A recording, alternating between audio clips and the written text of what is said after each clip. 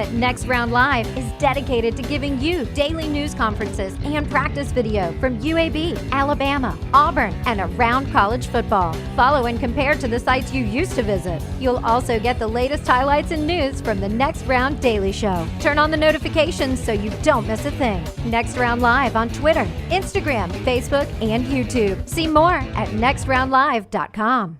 Hang out with the Next Round on the go. Whether you're driving to work, running errands, sitting on the beach, or you just need a break from the real world, we can keep you company. Check out the Next Round, Mystery Fifth Hour, and our other shows on your favorite podcast app. We'll meet you there.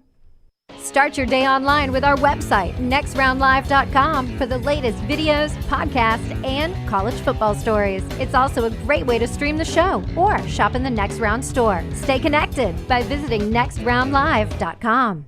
By now, you guys know how I feel about my fashion. However, did you know that I care about your fashion choices? Cargo shorts are out, flip-flops are only appropriate on the boat, and please throw away that stained t-shirt from college. You may be thinking, EG, that's all I own. What do I do? Here's what you do. Go to nextround.store and fill your cart with a wardrobe that is approved by me. Stock up on logo t-shirts, hoodies for football season, and hats for every day of the week. Trust me on this one and head over to nextround.store to get stocked up for this season. Just because you've quit going to the gym, it doesn't mean that you have to quit gym altogether. Dunaway, that is. With our Next Round podcasts open 24/7, 365, you can access gym anytime you'd like. While you may have done away with your treadmill routine, our version of Dunaway is standing by ready to get you back to your absolute best. Find all that lovely Jimmy D-led content on Spotify, Apple Podcasts, Google Podcasts, and in the podcast section of nextroundlive.com. This message is sponsored by Jimmy Crypto Inc. and Jimmy Crypto for President. Take TNR on the go with a podcast built for your satisfaction. Miss Hour 1? Find it in podcast form. Miss Hour 2? Stream it now. Miss Hour 3? Download it for later. Miss Hour 4? Well, just know it's never coming back. Listen to TNR wherever you find podcasts. Start your day online with our website, nextroundlive.com, for the latest videos, podcasts, and college football stories. It's also a great way to stream the show or shop in the Next Round store. Stay connected by visiting nextroundlive.com. From the creators of The Next Round comes two new sites, covercrimson.com and thebarnauburn.com. Two team sites with the same excitement and information-driven content that you get every day on The Next Round. Live daily shows, recorded shows, free of charge, plus premium content with insider information starting at just $1. And it's the perfect gift for the Alabama or Auburn fan in your family. Covercrimson.com or thebarnauburn.com. Sign up today. Hang out with the Next Round on the go. Whether you're driving to work, running errands, sitting on the beach, or you just need a break from the real world, we can keep you company.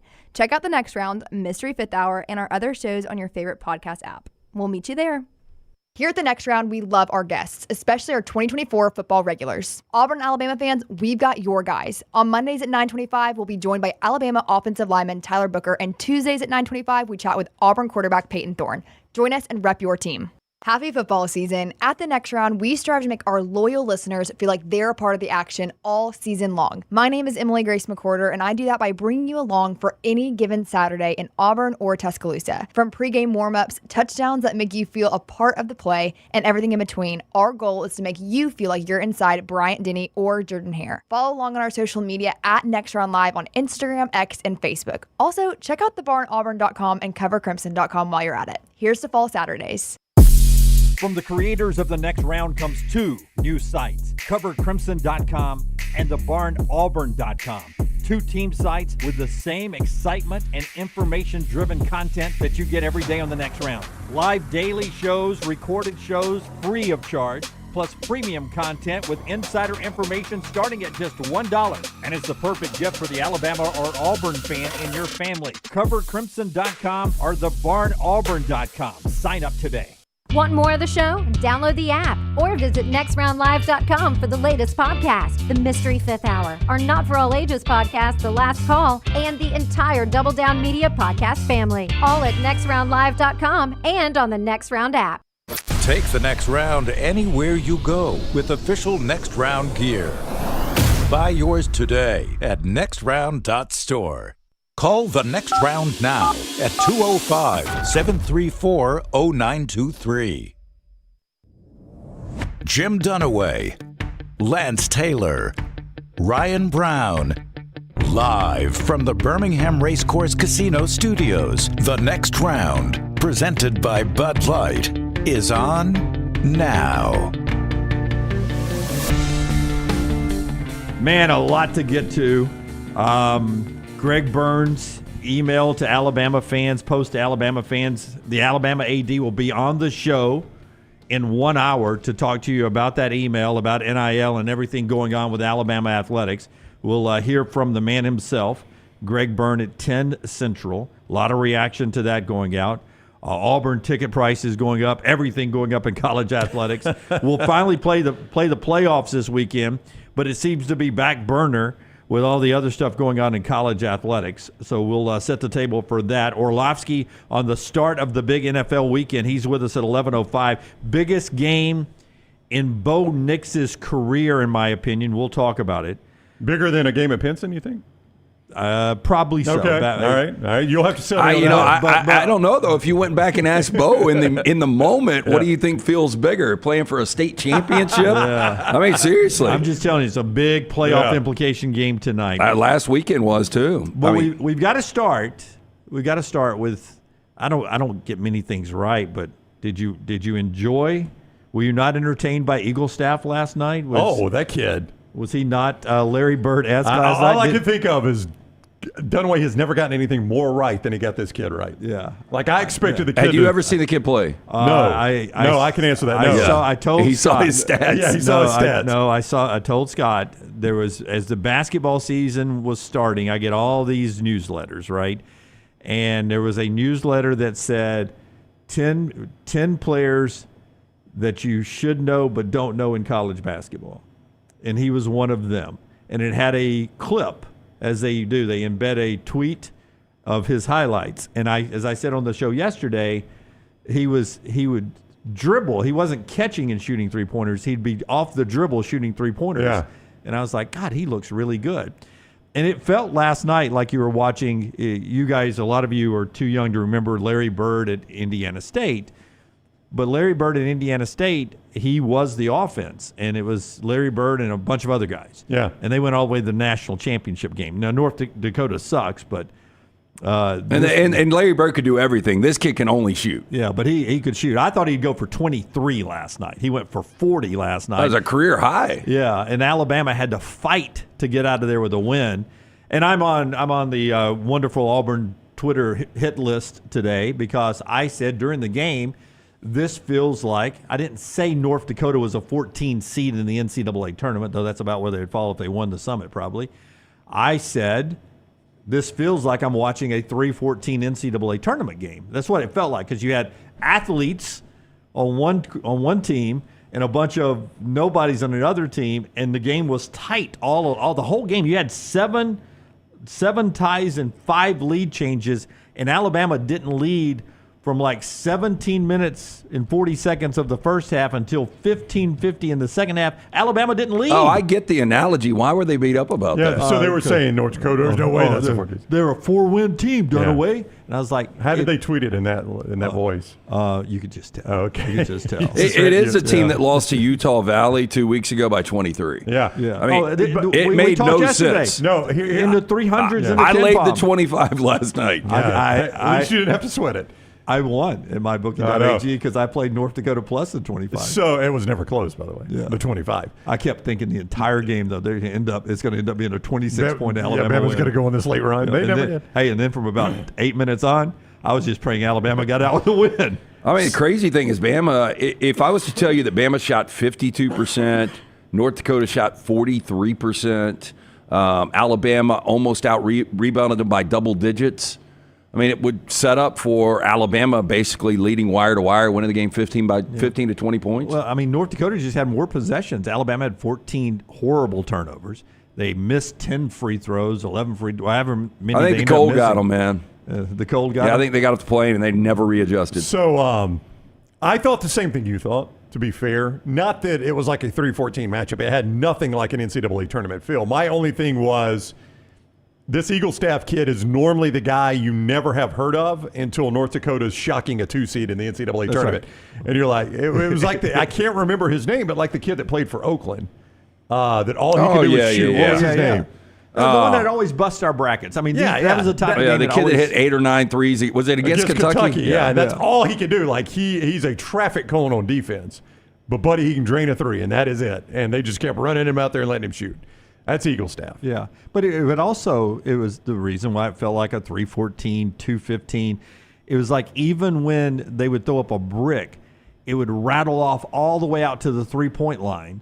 And then that little skinny point guard or defensive guru guy who only shot the ball 3 times and hit 2 threes, he'd catch it, and then he would shoot like a push shot, and it would go nothing but the bottom of the sack. And I'm like, this is unbelievable. Yeah, and then they had the one guy who, I've got some receding hair on the old shorelines here. They had that one poor guy. Yeah. That just had it shaved down. Did you see that guy? Yeah. Like, he had his whole hair shaved, and he had like this landing strip that came down to here. Yeah. I was like, what are you doing, man? I mean, that guy looked like he'd be playing. The Eagle staff kid did make him some money last night. Oh, no doubt. They joked about it in the CBS studio afterwards and I was only half joking. By the way, I don't think we'll ever see that crew again. I don't know who they were. I'd never heard either one of them. I'm sorry to say, but the sideline reporter. That was Chris Farley in the Gap sketch. I mean, she was not good. I mean, every time she would do a hit, I was like, I sort of judge people on their broadcasting skills. That's what I used to do on TV. And, I mean, my God, EG would be a gold medalist. She'd be playing down to that crew last night. Yeah, you think EG wants to move to North Dakota? Negative. I'm sure that girl's a local. They're like, we got to have a sideline because there's going to need to be an interview. That's probably what they did. They rolled into a local bar the night before. Hey, we need sideline reporter. We need play-by-play. And we need an analyst. She did say to Grant Nelson, welcome back to North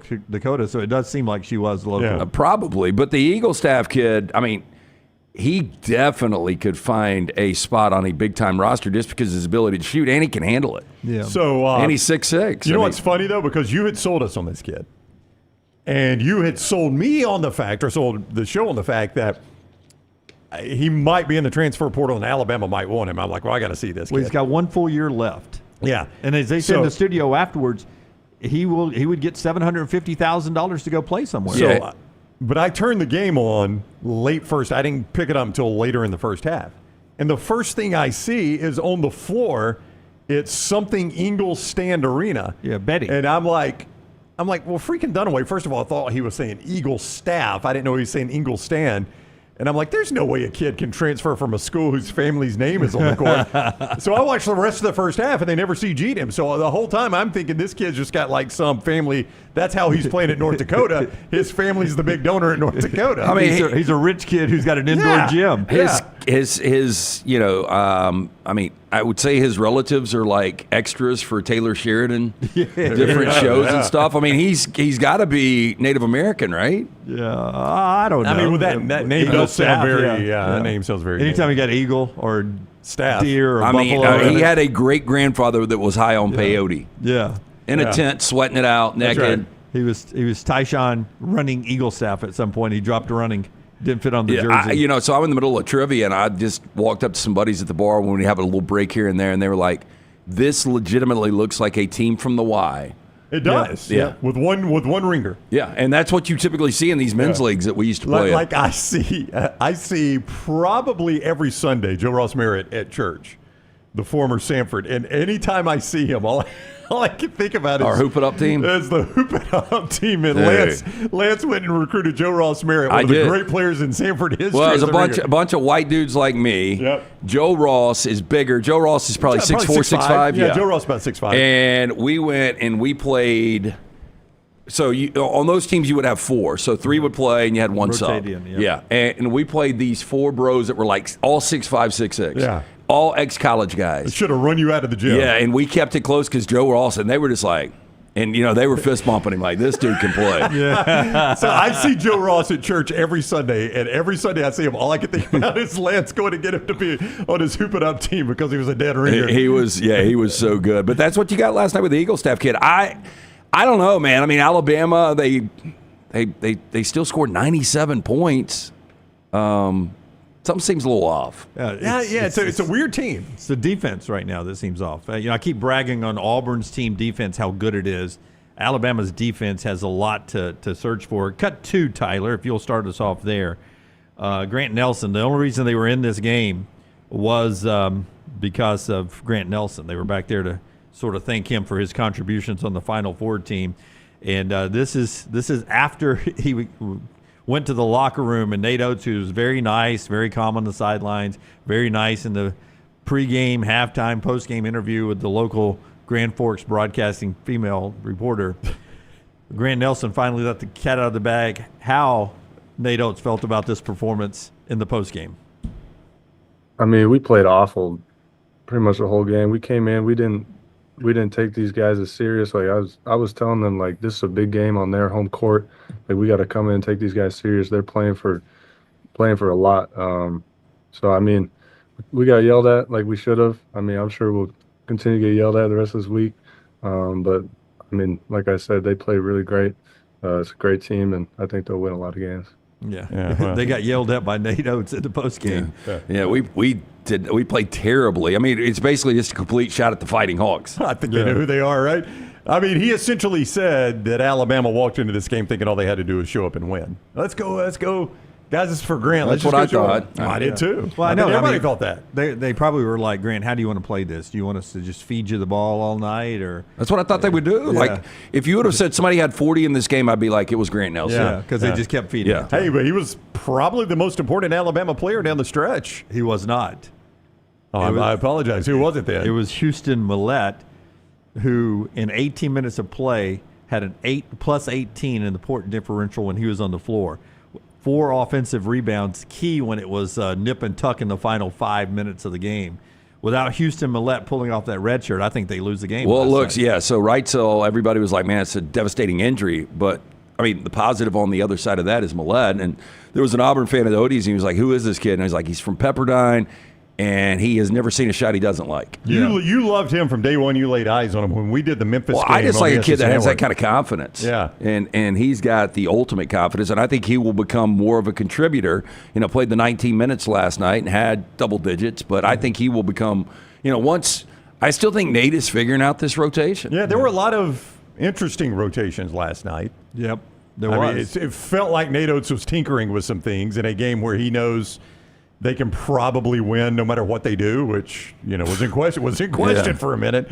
But Philon is such a dynamic player when he's on the floor, and I know he can't play 40 minutes. But Richard Hendricks said it. Was it yesterday? Like, this guy's got to be one of the starters when you asked him the starting five. Yep. I mean, it's hard to keep Philon on the bench. There's no doubt. To me, but there are games he doesn't seem like he took over the Creighton game at one point. And there are just times where he doesn't take over games because I don't think he's in the flow of the game enough.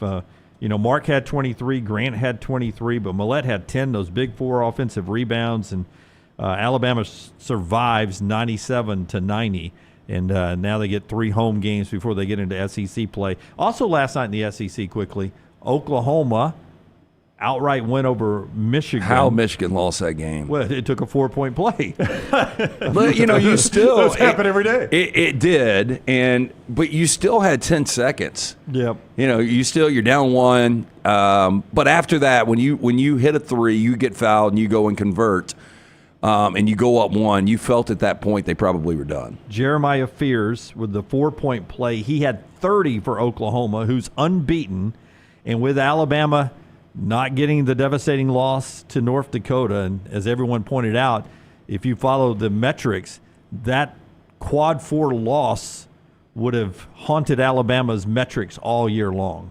Would have haunted them all year. Well, they would have made the tournament, but it would have kept them from. It would have been this weird thing that's hanging out there. It would have kept them out of the top 10 of the Ken Palm all year.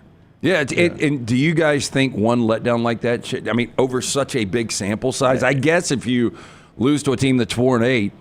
Yeah. But unless North Dakota got on a roll, it would have hurt them all year long. But Alabama survived that. Oklahoma pulls the win over Michigan, making the SEC now 53-4 in December. 53-4, and I think for the rest of the month it's going to be just games the SEC should win, and then we're into conference play. You would have said that last night. Well, everybody's in double digits as far as games played, and there's only one team with more than 2 losses.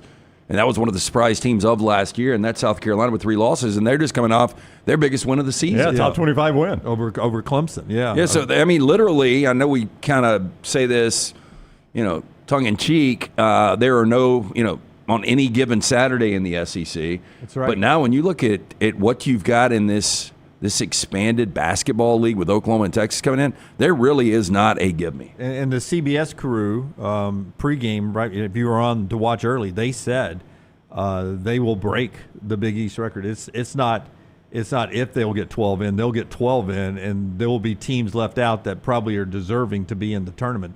That's how deep the league runs. And they pointed out once you get into SEC play and you're this high in the metrics, it just keeps feeding off itself. Well, and I don't think, at this point, there might be a team out there that we really aren't talking about. Last year, I think at this point, South Carolina was one of those teams. Yep, it was. It may be Oklahoma now, who's 11-0. Yeah, 11-0. How good is Vanderbilt? I don't know. They're 10-1. Yep. Crazy basketball start, and we'll talk more about the basketball ahead and everything else on the show, but we flip it to college football after we tell you about a couple of our great sponsors. One of them is our friends at Johnston RV Center, johnstonrvcenter.com. You guys are going to be up around with That's those right. guys. Big Christmas party for Johnston RV Center. Lance and I, we're judging karaoke. Yeah, 90s country. 90s country karaoke, which is, by the way, right up my alley. I will say, 90s country. if there is a country kind of window, it was 90s country, but Nick Johnston said, do you and Brown want to sing? And I was like, I'm going to pass. By the way, Big Earl again this past weekend. Yeah, you've already made your stage. Yeah, so I'm kind of done with that. But if you want to sing something, we just need to know. It'd be George Strait if I'm going to do 90s country. I thought you would do a little Travis Tritt, member of a country club. I'm going to be somebody. Or here's a quarter. Call somebody who cares. Oh, somebody's doing that one. Yeah. I've already, you want me to subtly tell you the list? Yeah. Or I could do... Prop me up next to the jukebox. You don't know any of the lyrics. When I die. Johnston RV Center, ready for the upcoming show season in February. They need to move out those some 2024 models to make room for the 25s. Like the Shasta 16RE, only $149 a month with approved credit. It is lightweight enough to be towed by just about any truck or SUV. Or something bigger like the Avenger 29 QBS. Sleeps up to $279 a month with approved credit. Lifetime warranty from RV Warranty Forever on anything new or qualifying pre-owned. I-65 exit 304 in Coleman, 334 indicator, johnstonrvcenter.com. They asked me, Hank, why do you smoke? Here we go. 0 for 3. Country grammar, mo money, mo problems. I got 5 on it. Waterfalls, wrong list. No. Should have been a cowboy. Yeah. Indian Outlaw, Down on the Farm, Gone Country, Pickup Man, Sold, Chattahoochee, Here's a Quarter, Rodeo, Too Much Fun, The Dance, Christmas in Dixie. The Dance. The Dance makes me cry. Sold's going to be tough now. That song moves fast. And what I have found when doing karaoke is it always feels like the song moves faster than you think it does. It does. And Sold is a fast song. Yeah, I don't know if I was supposed to release the playlist. Well, a little late on that. All right. Also, our show being brought to you by our friends at Inverness Country Club. Tell us about Inverness. Hey, the gift of membership this holiday season, less than a week away from Christmas now. And if you are in a bind, you're trying to figure out what that present is, call Aaron today. Just inquire, because this is going to be a win-win for the entire family. For husband, wife, kids, everyone involved. They've got memberships that fit everyone from the social to the golf. If maybe relocated to retired, Inverness is a great place to network. The best days happen in Inverness. Child care is also a big plus. You and your wife want a day of golf or tennis. Guess what? You can drop the kid, go have yourself a day on the court or course. Dinner with friends, knowing your kid is safe on site is a big plus. Call Aaron today, 205-991-8608. That's 205-991-8608 or online, iccalabama.com. I'm tired of pretending I don't love you anymore. That's really good. Travis That's really Tritt. good. That's a great song right there. I love that He had song. some hits. He could sing. Yeah. The biggest basketball news, though, yesterday involved Auburn, one of the best teams in the country, and Johni Broome. Word comes out after the MRI. Broome doesn't need shoulder surgery, which is key there, so no surgery. There's no timetable on his return, but he's going to enter rehab protocol immediately. They're going to reevaluate him daily. That's all positive news after the dislocation of the shoulder. And some people, it can pop in, pop out, and you just keep playing, no problem. So don't rule him out of the 3:30 matchup, top 20 matchup with Purdue this Saturday at Legacy Arena. In fact, Lee Zimba, former great Auburn offensive lineman, sent this out on social media. Taylor gave this to us pre-show. Lee Zimba last night bumped into the boys, and if you'll see over on the far right, that is Johni Broome. No sling arm on kid's shoulder. Do I see that? The injured shoulder, alleged injured shoulder, is on the right shoulder of there. Well, it's not injured anymore if he's slingless and playing. 2 more games before they hit conference play, and this weekend, obviously, Purdue and then Monmouth. You wish it was flipped around. You know, a lot of people paid a lot of money for these tickets, and obviously Auburn fans want to see Broome. Yeah, I think he plays. I think he plays. You think he plays? I think he plays. All right. Yeah. Boy, I mean, look, he's at Chuck E. Cheese or wherever they're at. But I would ask you this, like for the fans, you want him to play.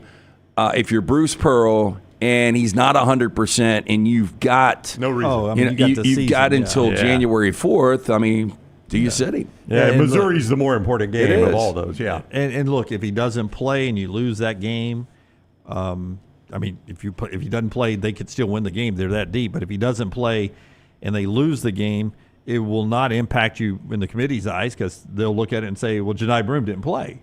Or, you know what I'm saying? Yeah. Back to them winning, I think I would list this game Saturday right now with a healthy Broome, Auburn 7.5. Without Broome, 3.5. Yeah. So I still think Auburn would be favored in the game. I think Auburn would win the game. Yep. Probably, yeah. Without Broome. They're that deep. You still have Cardwell if he's able to stay out of foul trouble, and Chaney Johnson, who did a great job coming in to be on the inside. And this Purdue team doesn't have the same inside presence they had last year. So, fun game, 3:30 Legacy Arena. But that's great news for Johni Broome there. And we'll continue. UAB got a win last night in basketball. We'll continue to watch the pre-conference play around the country. To football we go, and we'll talk about Mbakwe and the reaction from Kalen DeBoer and what's ahead for Alabama in this bowl game after we remind you that the show is being brought to you by great folks like our friends at CPAP Plus. Tell us about CPAP Plus. CPAP Plus, best in the business, the O'Neill brothers, CPAP users themselves, so they know exactly what you're looking for when you walk through the door.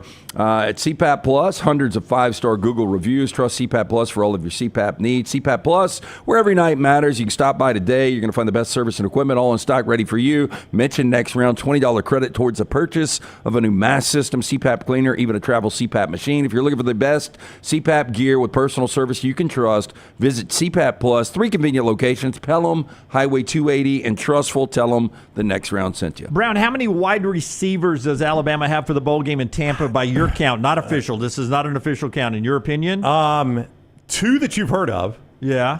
I think if I counted this right, based on everybody in the portal and everybody that is hurt, I think Alabama might play this game with 4 receivers. 4 scholarship I receivers. think that is the number if I counted properly and didn't miss something that I should not have missed. Who wants to play wide receiver in the future, allegedly? Jaylen Mbakwe, who's back at Tuscaloosa. Kalen DeBoer on the possibility of Mbakwe playing wide receiver in the bowl game for the Crimson Tide. Yeah, we certainly are short there at wide receiver with injuries and some guys that entered the portal. So, yeah, I mean, it's always been that way where we've been open to what he can bring to the table. I think as a freshman coming in, you're really trying to focus on doing one thing well. But you know, this is certainly a time where we can look into that and, figure that out. Yeah, let's see what he looks like in practice. Maybe he gets out there to play, but that's just the head coach. Let's go ask the offensive coordinator. Yeah, what would the head coach do? Yeah, I mean, come on, Nick Sheridan. Can you see Jaylen Mbakwe wearing the crimson and white at the wide receiver position? Could you call those plays? Well, I think it's a little early to really have kind of a crystal clear vision of what that would look like, other than we know that he's a talented kid, he loves this place, and we're glad that he's here, and so what that looks like in the future, ultimately the players decide what their roles look like and by what they do in practice and in the off season and those types of things. But yeah, we're excited about the potential of him, having an opportunity to get the ball in his hands. Like I said, he's somebody that's returned kicks for us already. That's not something new to him as far as that goes. And so, yeah, time will tell. But, yeah, we're excited that he's here. Nick Sheridan, by the way, if he's ever on the witness stand, at some point the person who's questioning him will have to ask the judge permission to treat him as hostile. You think he's hostile?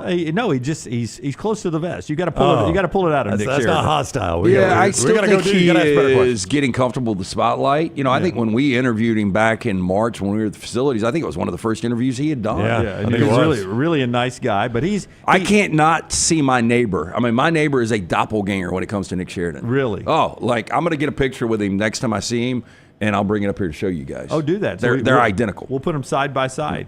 Is most of the Sheridan stuff we get, is it left facing like that? Left facing. Yeah. I tell you what, save that picture, save that screenshot right there at some point, and then you get your neighbor to face that direction. That'll help in the. He's a Central Florida fan, so it's going to be hard to get a Bama cap on him, but he might. No, I don't know. Yeah. This is the guy that came over for the Chiefs-Rams game.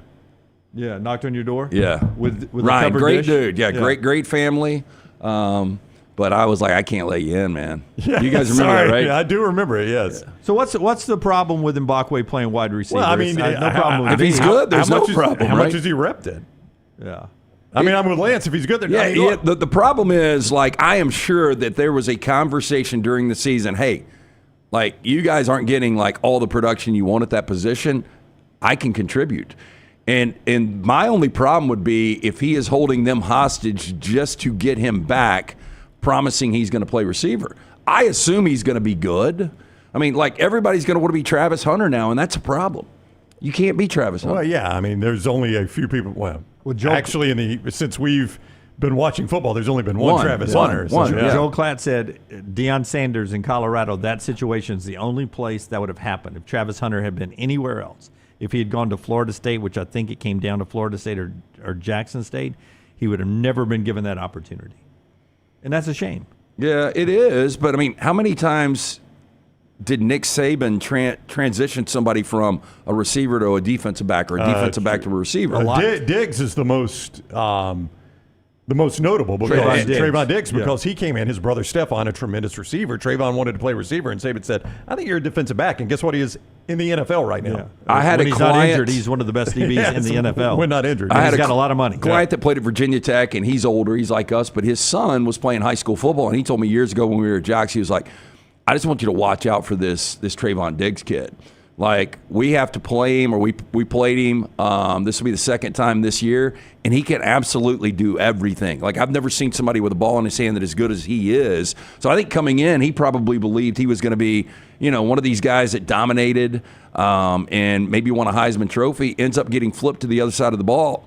And do you think every night before he goes to bed he thanks Nick Saban? Yeah, with the money he's made. In that $1 million bed he's sleeping in? But so we say it's unfair, but like, I mean, how good could Travis Hunter be if he was just on one side of the ball and just completely focused? He would have won the Biletnikoff or the Thorpe. Probably. I say that. He didn't win the Thorpe, and I don't know what else he could have done as a defensive back. Yeah. Right? They barely threw at him when they did. He got a bunch of interceptions. And do you guys remember Klatt saying one of the favorite things he does is he walks around and he talks to offensive coordinators and scouts, and everybody is like, he will play both ways in the NFL. My thing with Mbakwe is, number one, what kind of rhythm or any chemistry could he possibly have with Milroe or Ty Simpson or whoever would be playing quarterback in that game? Compared to the two guys you can't name that'll be at receiver other than the... Well, Williams and Bernard did, right? Other than Williams and Bernard, probably just as good as those two guys. Probably. I mean, I would say most of the receivers that... I mean, Cole Adams will be in there, right? No, he's hurt. Yeah. He's hurt. Jalen Hill's hurt. I mean, everybody's hurt. Yeah. Or in the portal. Portal, yeah. Henderson and Prentice and I mean, everybody is either hurt or in the portal. Kendrick Law, they're all gone. So, I mean, you're right. Milroe's going to be throwing to a lot of these guys for the first time this week in practice. So what's the difference in Mbakwe? As long as he knows how to run a route and knows the playbook, I mean, I don't know that he's any different than any of these other guys you're going to have to play. What if the audible at the line from Milroe when he looks out to Mbakwe is... Yeah. I haven't checked the line recently for this Alabama-Michigan game. I'll look right now. I got my bookie up. Donovan Edwards is not playing for Michigan. Mason Graham is not playing for. There's a lot not playing for Michigan. I got suckered into playing that Cal team that I love with a backup quarterback. Man, backup quarterbacks in some of these bowl games. Yeah, tricky. Brutal. It's 10.5. Alabama's still 10.5. It's been as high as 11. I won at mybookie.ag with the under last night. Played the under. So somebody's mic's on back there.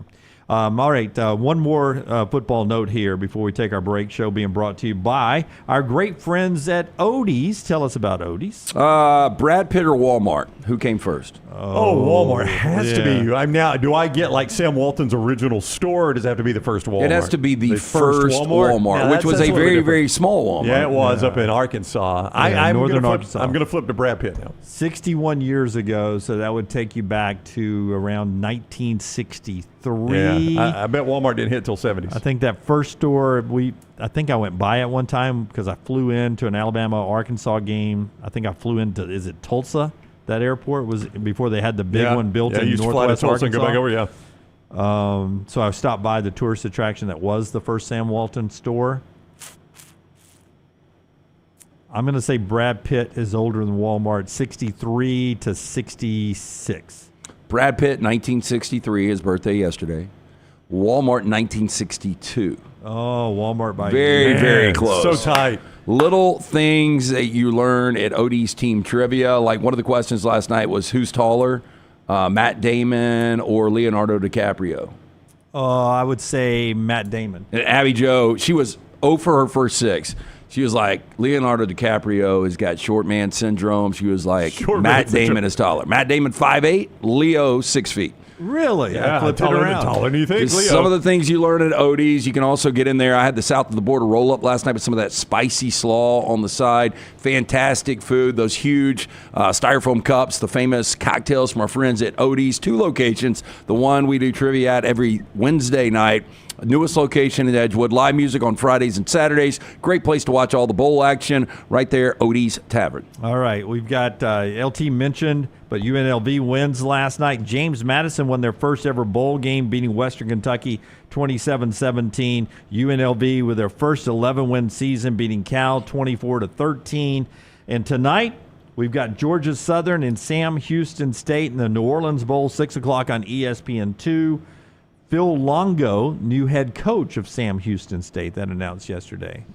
Am I right about that? Guys had a weird career arc. That Phil Longo Really has. It's been a bizarre career for him. But now he's the head coach of that CUSA team. So a little more college football tonight in the bowl schedule. When we come back, we'll set the table for a massive night for Bo Nix. We'll talk more college football and the worst mascot decision ever.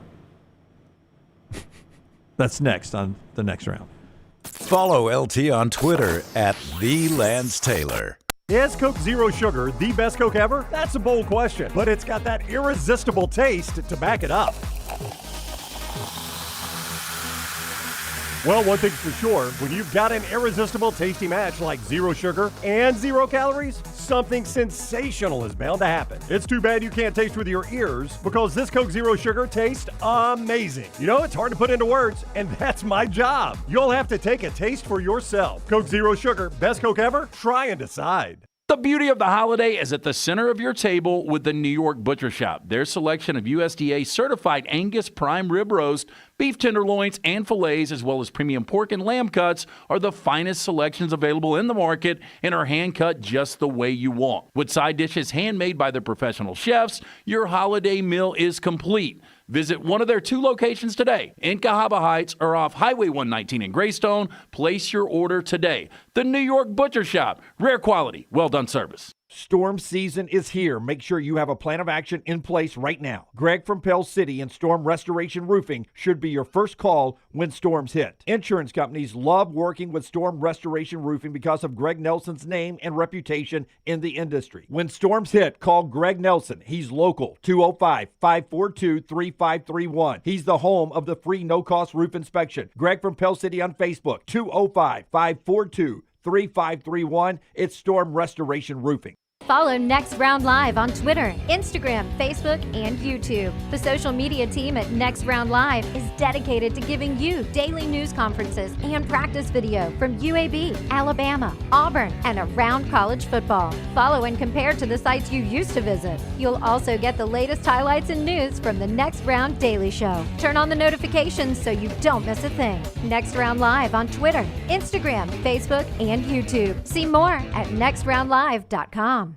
Hey, there's nothing worse than waking up to a plumbing problem. Don't get caught in a flooded house. Call the guys at Hemp Hill Services. Adam, Chad, and the team at Hemp Hill are the only ones I trust to fix it and fix it right the first time. Hemp Hill Services does it right and always at a fair price. For all of your plumbing, cooling, and heating needs, trust the name that Birmingham has trusted since 1954. That is Hemp Hill Services. Call now, 205-229-2090. That's 205-229-2090. This hour of The Next Round is presented by the Birmingham Racecourse Casino, now featuring 7 days of giveaways with your chance to win a share of up to $125,000. The more you visit the Birmingham Racecourse Casino, the more chances you have to win. Hey, this is Matt Roth, the franchisee of Walk On Sports Bistro in Birmingham. With the kickoff of football season, come visit us at one of our 3 locations, Stadium Trace, Greystone, or Trussville. Come enjoy our scratch kitchen menu while watching one of our 80 TVs. Whether you're looking for a pre- or post-game celebration, game day, or date night, we've got you covered. It's all about the win at Walk On Sports Bistro. Walk On, where everybody needs a little playing time. At Academy Sports and Outdoors, we believe the best holiday fun happens out there, on the driveway with a new basketball hoop, out back around the fire pit, or up in the deer stand. No matter your fun, we've got it. The right stuff at the right price. Academy, have fun out there. It's the O'Reilly Auto Parts World of Wills, January 31st through February 2nd at the BJCC. See custom classic cars, hot rods, trucks, and motorcycles. And new this year, check out the exotic car exhibit. Plus, do not miss the BMX bike stunt team performing outrageous live stunts each day. And kids, meet your favorite costume characters and race Hot Wheels on the free Hot Wheels drag track. Don't miss the Super Show with one-of-a-kind vehicles from across the country. Get your discount tickets today at O'Reilly Auto Parts stores. Get details at worldofwheels.net.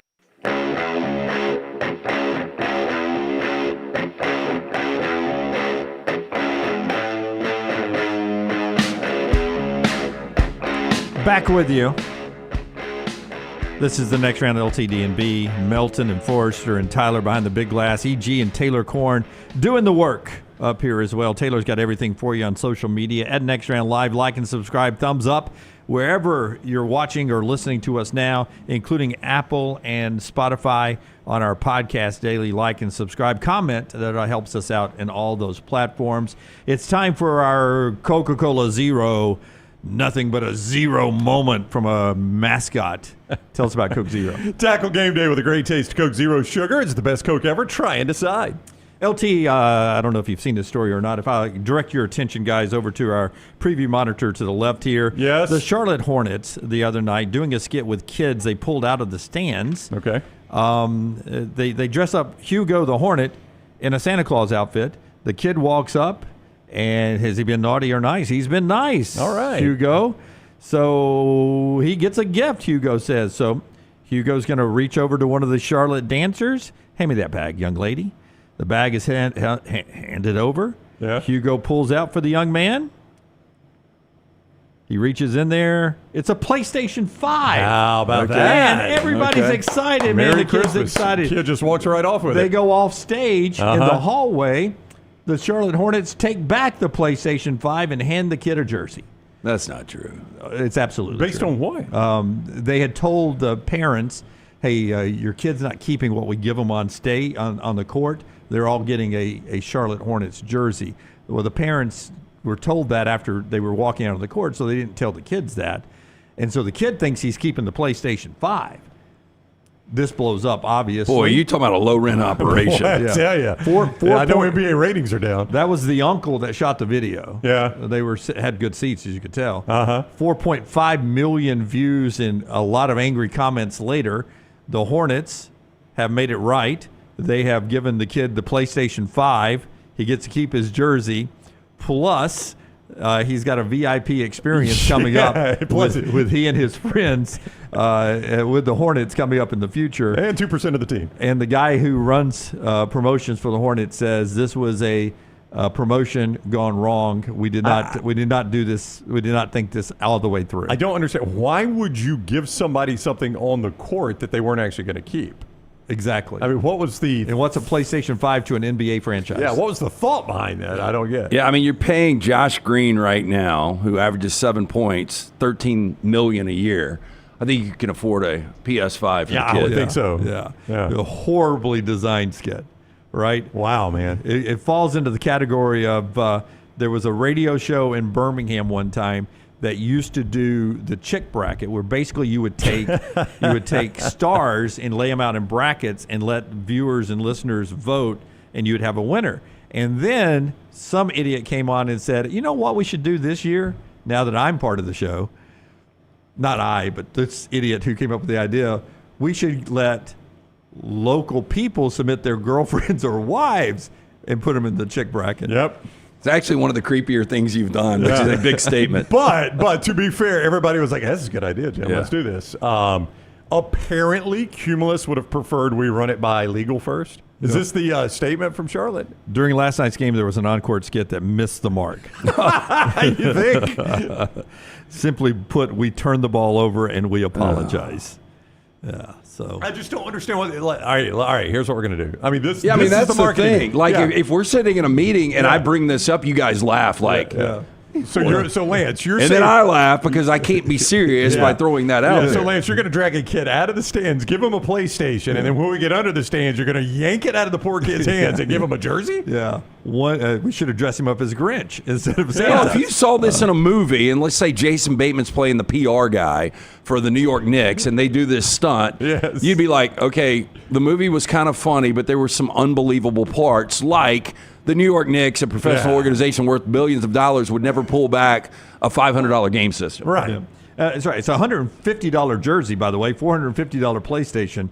It's not really that much difference. That's guys. crazy, Whatever. man. All right. Go ahead. Melton's got a comment back here in the back row. Have y'all seen Semi-Pro with Will Ferrell when they're promising corn dogs? Yes. And we ain't even got corn dogs. We don't have corn dogs. And Will Ferrell the whole time is arguing with the referee. It's like, you cannot let this score get over 100 or whatever. We do not have the corn dogs. We do not have corn dogs. Was it the dude that hit the full court shot? Exactly. And did they burn the check or something? I haven't seen it forever. And the crowd starts to revolt. We want corn dogs. Give us our corn dogs, Jack. This is what this reminds me of. Yeah. Like Auburn gives away gooey fries. I've never seen any gooey fries. I don't know where you have to go to get the gooey fries, but the crowd goes crazy for them when people miss 2 free throws. All right. Show being brought to you before we jump back into college football by a couple of great folks. Before LT tells us about Hemphill and Lance's Lock, let me remind you, our friends at Urology Centers of Alabama, there to help you stay on top of your health, guys. UCA. 205-930-0920, 930-0920. Prostate health, kidney stones, everything in between, vasectomies. They'll take care of you from your 20s to 30s, 30s to 40s, 50s, 60s. They've got you covered. 205-930-0920. Go online, 16 locations, one near you, urologycentersalabama.com. Yeah, 205-229-2090. Trust the name. Birmingham has trusted since 1954 for all of your plumbing, heating, and cooling needs. Any of these come up in your home or business, they are ready to serve you. Call Adam, Chad, Andrew, the guys there. Tell them the next round sent you. Hard to stop a train, hemphillservices.com. And don't forget, as you continue your Christmas shopping, to swing by Academy Sports and Outdoors, now open in Birmingham. Grand opening still going on at that 4610 U.S. Highway 280 location. All the brands you love and trust: Nike, Stanley, Brooks, Carhartt, Blackstone Yeti, Titleist, Shimano, and more. Academy Sports and Outdoors. And while we're talking about missing the mark a little bit, Greg Byrne had an email yesterday talking about fighting back in the NIL world. Now, this comes in a day that Auburn's AD sends out an email raising ticket prices, basically for Auburn to help with the NIL. Does he say that? Did Cohen say that? In the Scott, you've seen the Cohen statement. Let's see the Cohen statement up here. It's a long statement. If you can help me, Forrester, you see that every seat is a memory. It's Auburn being Auburn. In November, we're treated the Jordan-Hare Stadium, Texas A&M. They're filling it up there. I don't know if he mentions NIL anywhere in there or not. When you assume you see price increases anywhere, you assume it's NIL or coaching salary related, right? Because right now it's about to be on the school to start providing some of this extra money for the players in this competitive. There is a section of it. As we look ahead with great anticipation of the 2025 season that includes hosting the Deep South's oldest rivalry and the Iron Bowl, it is imperative that ticket prices in several seating zones be adjusted due to a new era of NIL. Yeah. Okay, well, there you go. So that's the same thing packaged a little differently than what Greg Byrne was saying. Just yesterday. a different way to word it. And I bet if we looked around, throughout all of the programs in college football, there's got to be a semblance of this. Yeah. Now, Greg used, people are coming with $1 million offers for our athletes, and we need to fight back. And I don't know what upset fans so much. I guess it was the fight back part? No. I think what upset fans, and we'll talk to Greg in about 15 minutes. I think fans just feel like I'm already paying, ticket prices higher than they've ever been. Those aren't going down. Auburn just showed you that, right? They're only going to go up. I'm paying to park. I'm paying to tailgate. I'm paying to my place on the quad. I'm paying Tide Pride. I'm paying all those things, and now I'm getting asked for more so we can be competitive. And I'm not saying Greg is wrong about this. I'm just saying if you look at it from a fan's point of view. When does it stop? And used to, all I had to do was pay these things for us to be competitive. Now you're telling me you're going to pay these things, and I need more for us to be competitive. Yeah, and I also think for some Alabama fans, it might be a perception thing. I had an Auburn fan. The first I saw it was yesterday afternoon. An Auburn fan sent it to me, and he's like, wow, what does this mean? And was like, man, a lot of different people are doing this all over the place. I know Clay, our friend Clay Travis, took this one and kind of ran with it. And he did have some interesting points when it comes to the scope of everything going on.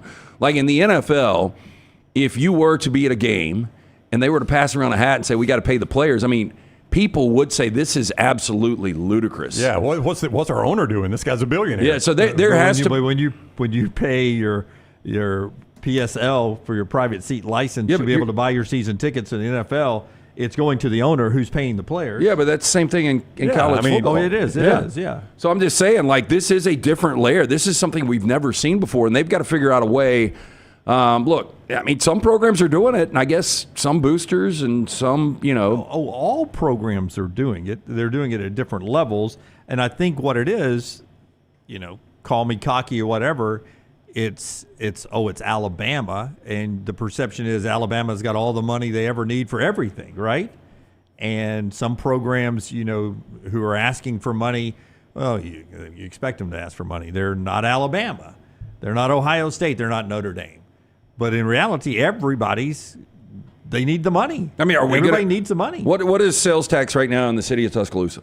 I have no idea. A couple percent? I don't know. I don't know the price of milk either. If it's going to be one of those embarrassing things. If it's 8%, could they go up to 10% and say, "Hey, look, it's part of the United"? We build seriously. How much does convention centers and arenas and stuff where you get taxed on that, dude? Yeah, I just gave you the story yesterday where the state of Louisiana had a settlement against Jewel, and of the $10 million, they carved out $225,000 to give directly to LSU's NIL. I've got the Tuscaloosa tax rate at 3%. So if they go up to 10%, people are going to be real. Well, you'd have tea in the harbor. You'd have tea in the Black Warrior. Yeah, 3% is pretty good. Yeah. Well, that's 3% city sales tax. We could raise that.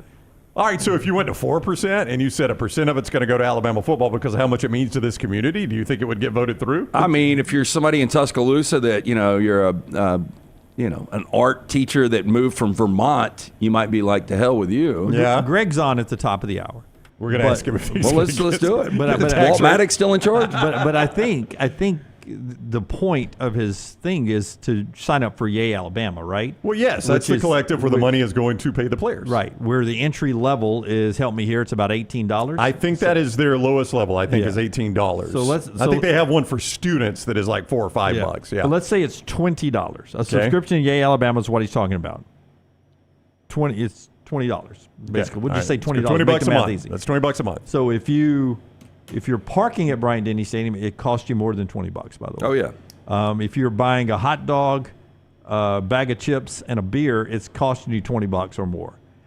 What he is asking at Yea Alabama is the same thing at On to Victory at Auburn or anywhere else. If you're an Alabama fan, all of you, whether you come to games or not, but let's just say you're not the 100,000 to go to games that are not already buying the tickets, not already doing that. You're just an Alabama fan sitting at home.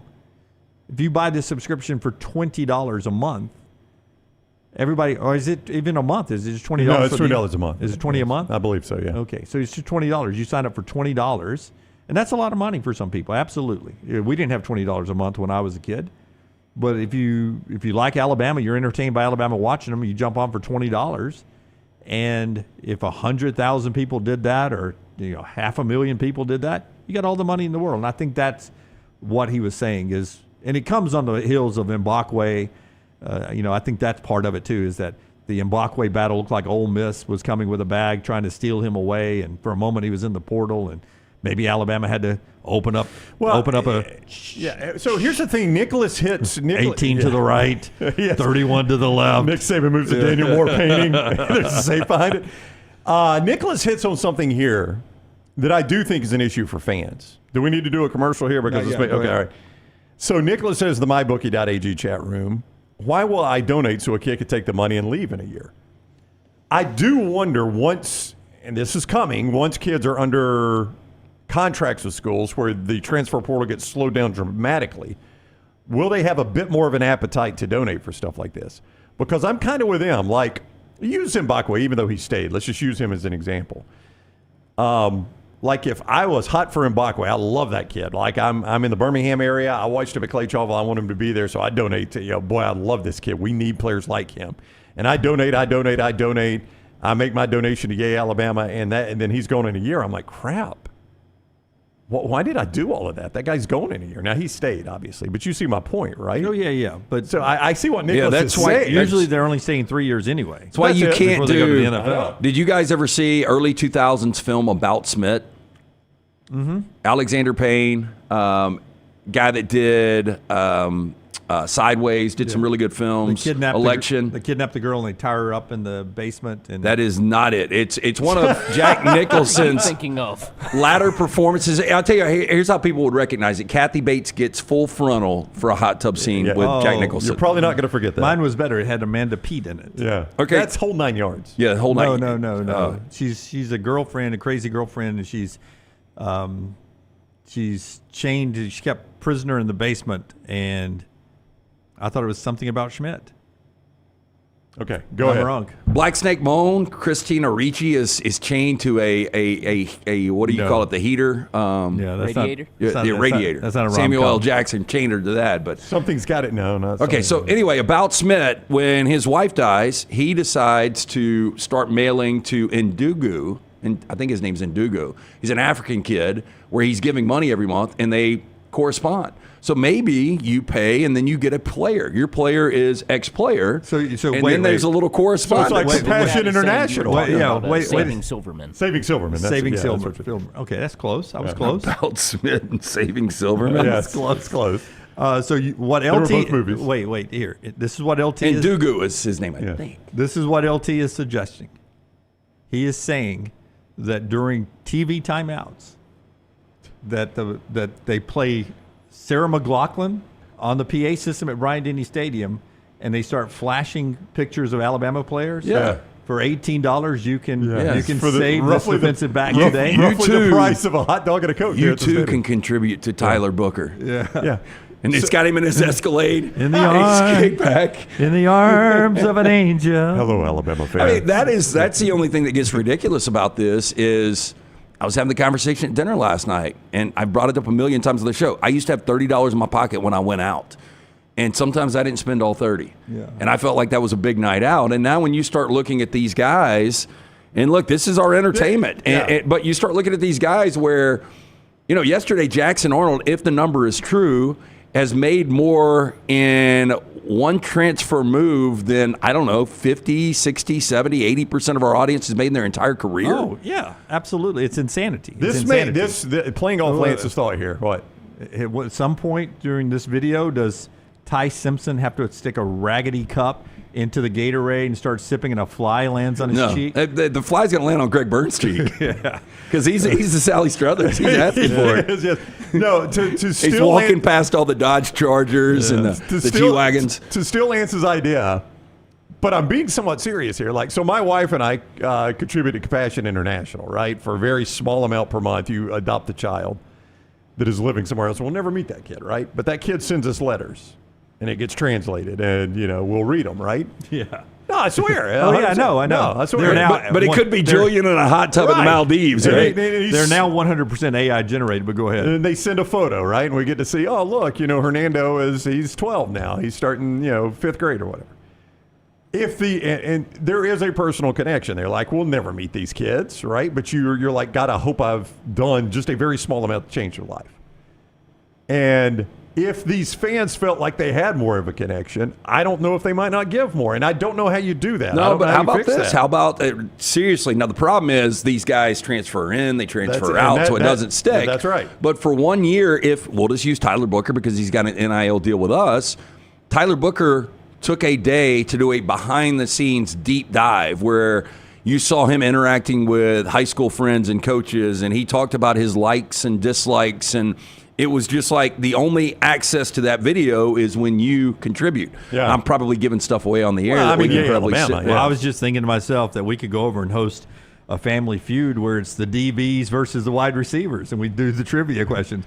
But we'd have a wide receiver walk out. Hey, look, I thought the prize money was going to be $75,000 per. We need to take it to $85,000. Well, we gave you a jersey. Give me that PlayStation back. Show being brought to you by great folks like our friends at Inverness Country Club. LT, tell us about Inverness again. Yeah. Hey, look, gift of membership this holiday season. Call Aaron and the fine folks up there. Tell them the next round sent you. 205-991-8608. You can take a tour this week of this unbelievable club. They've got memberships that fit everyone. Perfect gift this holiday season. It's going to be a win-win for the entire family, from the social membership to the golf membership, newly expanded driving range, pickleball, tennis. You're going to absolutely love it. Childcare also a big plus. Maybe you work from home. What about working from the club while they watch your kid? Best days happen in Inverness. For more information, iccalabama.com. And also our friends with DanielMooreArt.com, DanielMooreArt.com. If you want to remember the glory days of Alabama football throughout the years, Daniel A. Moore has been painting them. You can look at all the artwork at DanielMooreArt.com, including the latest, The Legend, a tribute to Coach Nick Saban in his 6 national championship seasons. Still time to get that 2025 calendar for the holidays. Coupon code TNR. TNR gets you 20% off that. All that at DanielMooreArt.com. DanielMooreArt.com. All right, we'll talk college football playoffs later in the show and everything else, including portal news and a big get for Oklahoma. As we head to break here, a reminder, we're broadcasting every day here from the Birmingham Racecourse Casino Studios, brought to you by our friends at Bud Light. Easy to drink, easy to enjoy. A little overtime today. Mike Johnson, Alabama great, joins us at 12:15 Central. We're back in a moment with Alabama AD Greg Byrne. Follow Brownie on Twitter and Instagram at Ryan Brown Live. Hey, let me tell you about our friends at Urology Centers of Alabama. Compassionate and comprehensive urological care with 35 physicians, 17 locations across Alabama. Their patient-centered approach to all of your urological needs. Remember, they've got that new men's health center. It is beautiful, helping men with a wide range of sensitive male issues in a comfortable environment. You can always go online, visit urologycentersalabama.com, schedule an appointment with one of their many urologists today.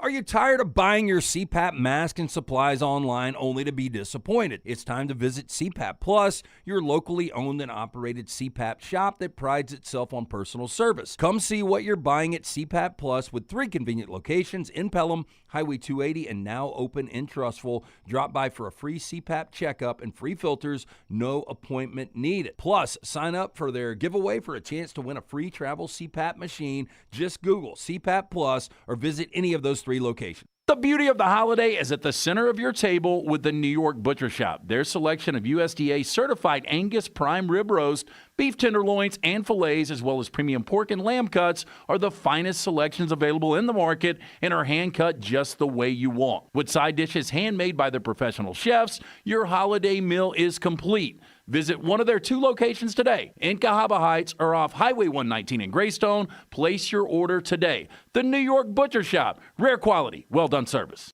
By now, you guys know how I feel about my fashion. However, did you know that I care about your fashion choices? Cargo shorts are out, flip-flops are only appropriate on the boat, and please throw away that stained t-shirt from college. You may be thinking, EG, that's all I own. What do I do? Here's what you do. Go to nextround.store and fill your cart with a wardrobe that is approved by me.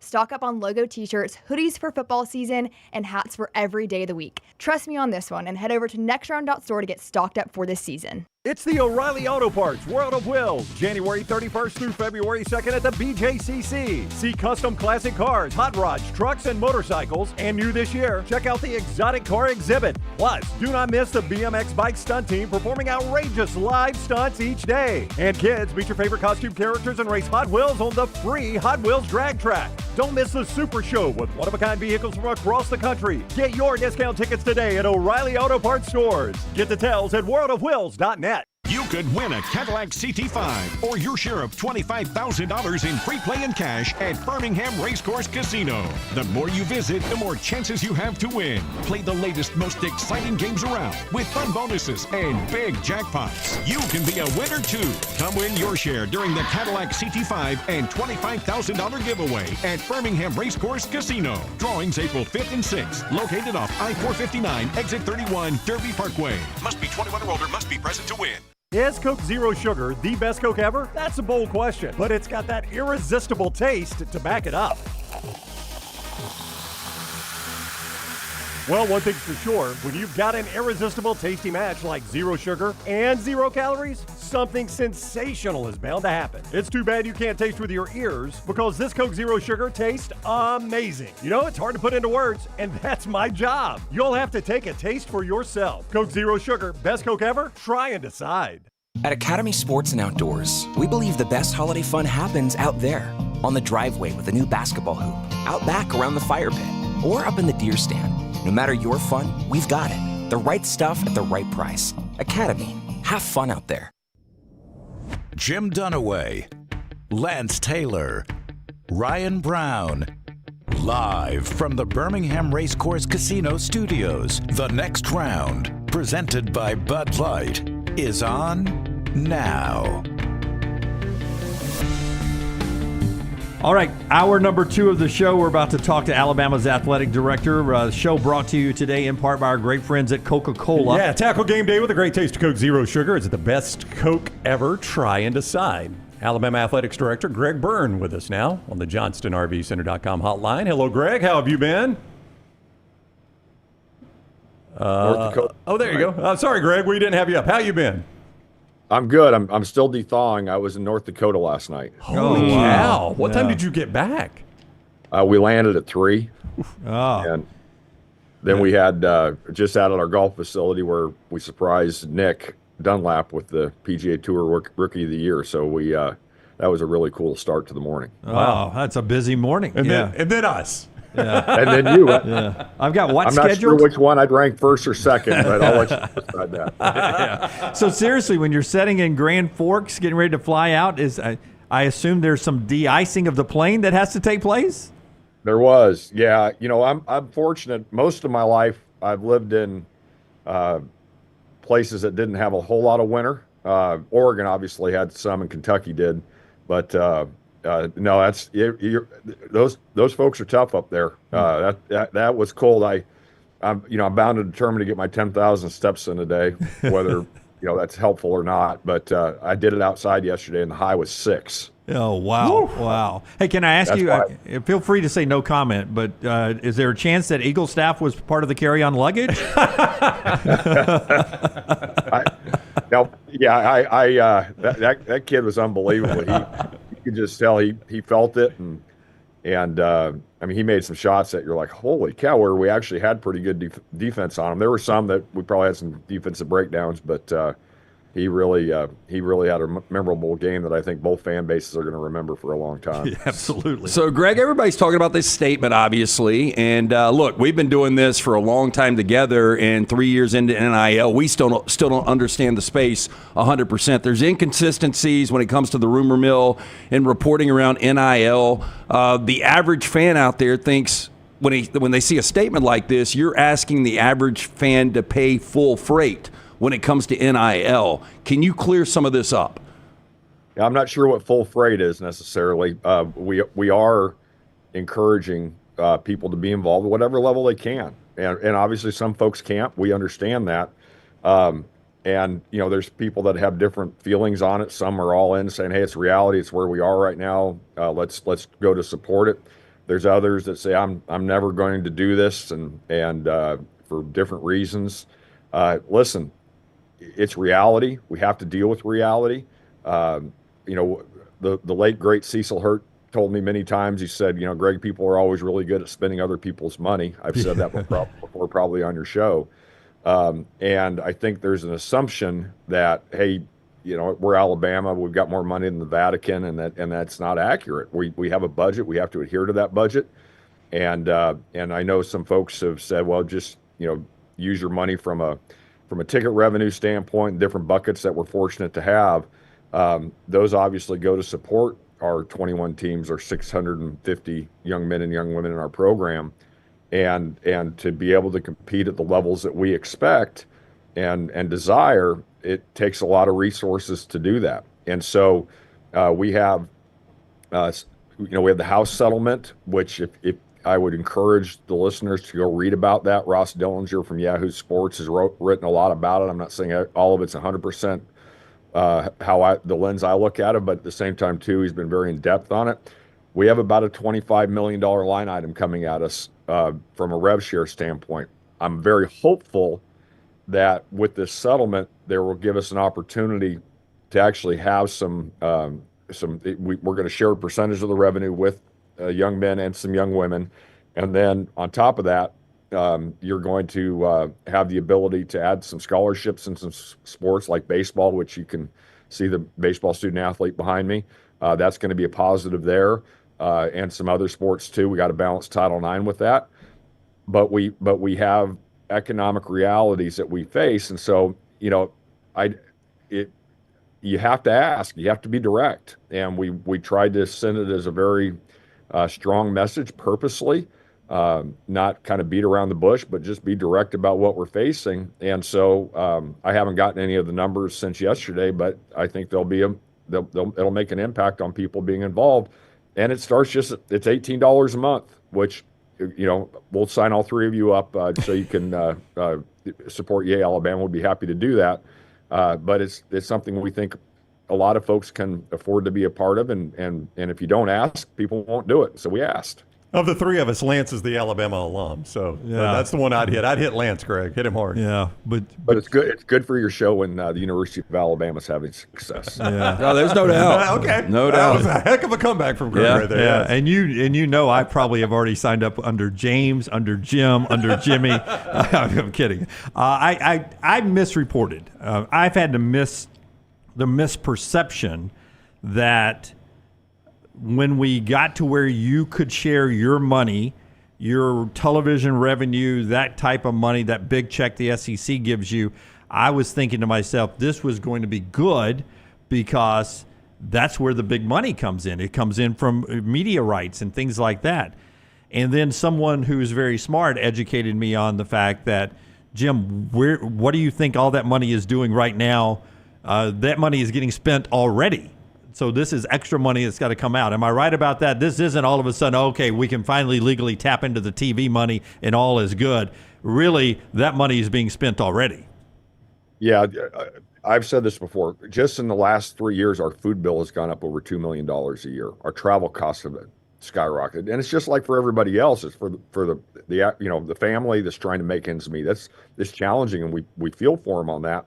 And so we have been looking at opportunities for efficiencies. We've actually had some jobs that we haven't replaced to get our head count down when we can. I've challenged every department area within our department that if a job opens up, somebody leaves, we need to ask ourselves, do we really need this position? And so we've actually had some efficiencies there that we've created. We put some travel policies in place. We've done some different things from a food standpoint. We're trying to push, from a medical standpoint, make sure we're as efficient as we can. Jeff Allen and his team do an incredible job. It's really expensive to serve the young men and young women in our program at the level we do. I'm not going to say the name of the person because I don't want to be disparaging to the organization, but we just week before last, I'm down in our training room, And I see one of our current NFL players in there. And I said, what are you doing here? You're not like hurt out for the year. I saw you playing a week ago. And he said, no, the treatment's better here. Yeah. That costs money. And so things are shifting in how we, from a recruiting standpoint. Obviously NIL has changed some of what the priorities are. And at the same time too, I feel an ethical responsibility as the AD to make sure that we are servicing and supporting the young men and young women whose families entrust us to come to the University of Alabama. And I'm really proud of the fact of how we do that, because we have young men and young women who transfer in here from very prominent programs that we compete against and say, man, I get treated so well here at Alabama compared to where I was coming from. And we've had young men and young women transfer out of here who have gone to other programs and they say, man, I didn't realize how good I had it at Alabama. And so, every once in a while, you want to try to be politically sensitive and all the different things, so to speak. But every once in a while, you just got to be direct and honest. And obviously, with what we do, other fan bases will take advantage of that and create their own narrative. But as long as you tell them the truth and you're direct, I think it's healthy to at least have people understand. And we purposely put the line in there. We have been very competitive from an NIL standpoint. We have. We just signed the number 2 recruiting class in football this year, right? And during the early signing period, we have obviously Nate has recruited at a very high level. Christy Curry has been having success with our women's basketball program. And at the same time, too, to do that, you can't say, well, we've got it figured out. We got to continue to evolve with what that looks like. And with Yea Alabama, the goal and the structure of it was to put legitimate NIL structure in place to where that can be a long-standing, supportive part of what we do. And it's growing, and we're trying to grow with it and give good content, good opportunities. I'm wearing a Yea Alabama hoodie today, and trying to have it be multiple buckets in what takes place. So that's what we're trying to do. And I have found, no offense to all my friends in the media, but when I send a tweet out, it gets to be my direct message word for word, and it does seem to spread pretty quickly depending on what the subject is. Alabama AD Greg Byrne with us on the JohnstonRVCenter.com hotline. Anytime we talk about this, Greg, one reaction we get is, well, Alabama always promotes how much these NFL kids are making, men are making that played at Alabama. Get them to donate. What would be your response to that? My response to that is we've obviously had some of our former players' supports. A lot of it has not been public. At the same time, too, and I mean this sincerely, I've been around this my entire life, right? When a young man, especially mostly, but occasionally a young woman, has significant earning power from professional ranks when they're in their 20s, what I'm telling them is put it away. Have one car, have one watch, help mom and dad however, in a very reasonable way. But you got to put the money away because your earning window is very short. And so what I want it to be, I had, it was public, I could talk about it. When I was at Arizona, we got Steve Kerr to give $1 million to the University of Arizona. He did it when he was in his 50s. He did it after he played in the league for 14 years. And he did it after he signed a long-term, $4 or $5 million a year coaching contract with the Warriors. Then he's in his 50s, and he's in a lot better long-term position than just what takes place in your 20s. So I talk to the kids about it. Okay, I want people to know that, but at the same time too, I try to be very balanced and say the most important thing you can do right now is put it away and save, and because this is going to have to last you the rest of your life potentially. Make sure you're making good decisions, and we're going to be respectful of that.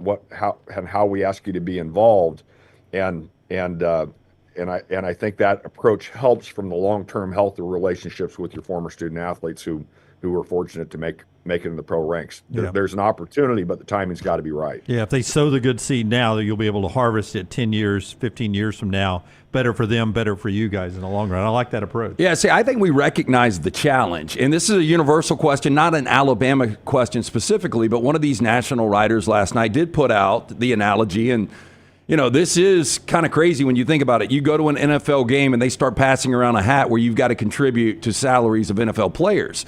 My question to you is, where does this end? do you see a solution? If you were like the commissioner of college football and they were like, hey, we're just going to go with what Greg Byrne says, what is the best solution for NIL? I think the best solution is getting help at the federal level because of what this means from our Olympic movement. Listen, Coach Saban and I were up in D.C. last year, and in a bipartisan roundtable of senators, I said, we are not going to stop investing in football.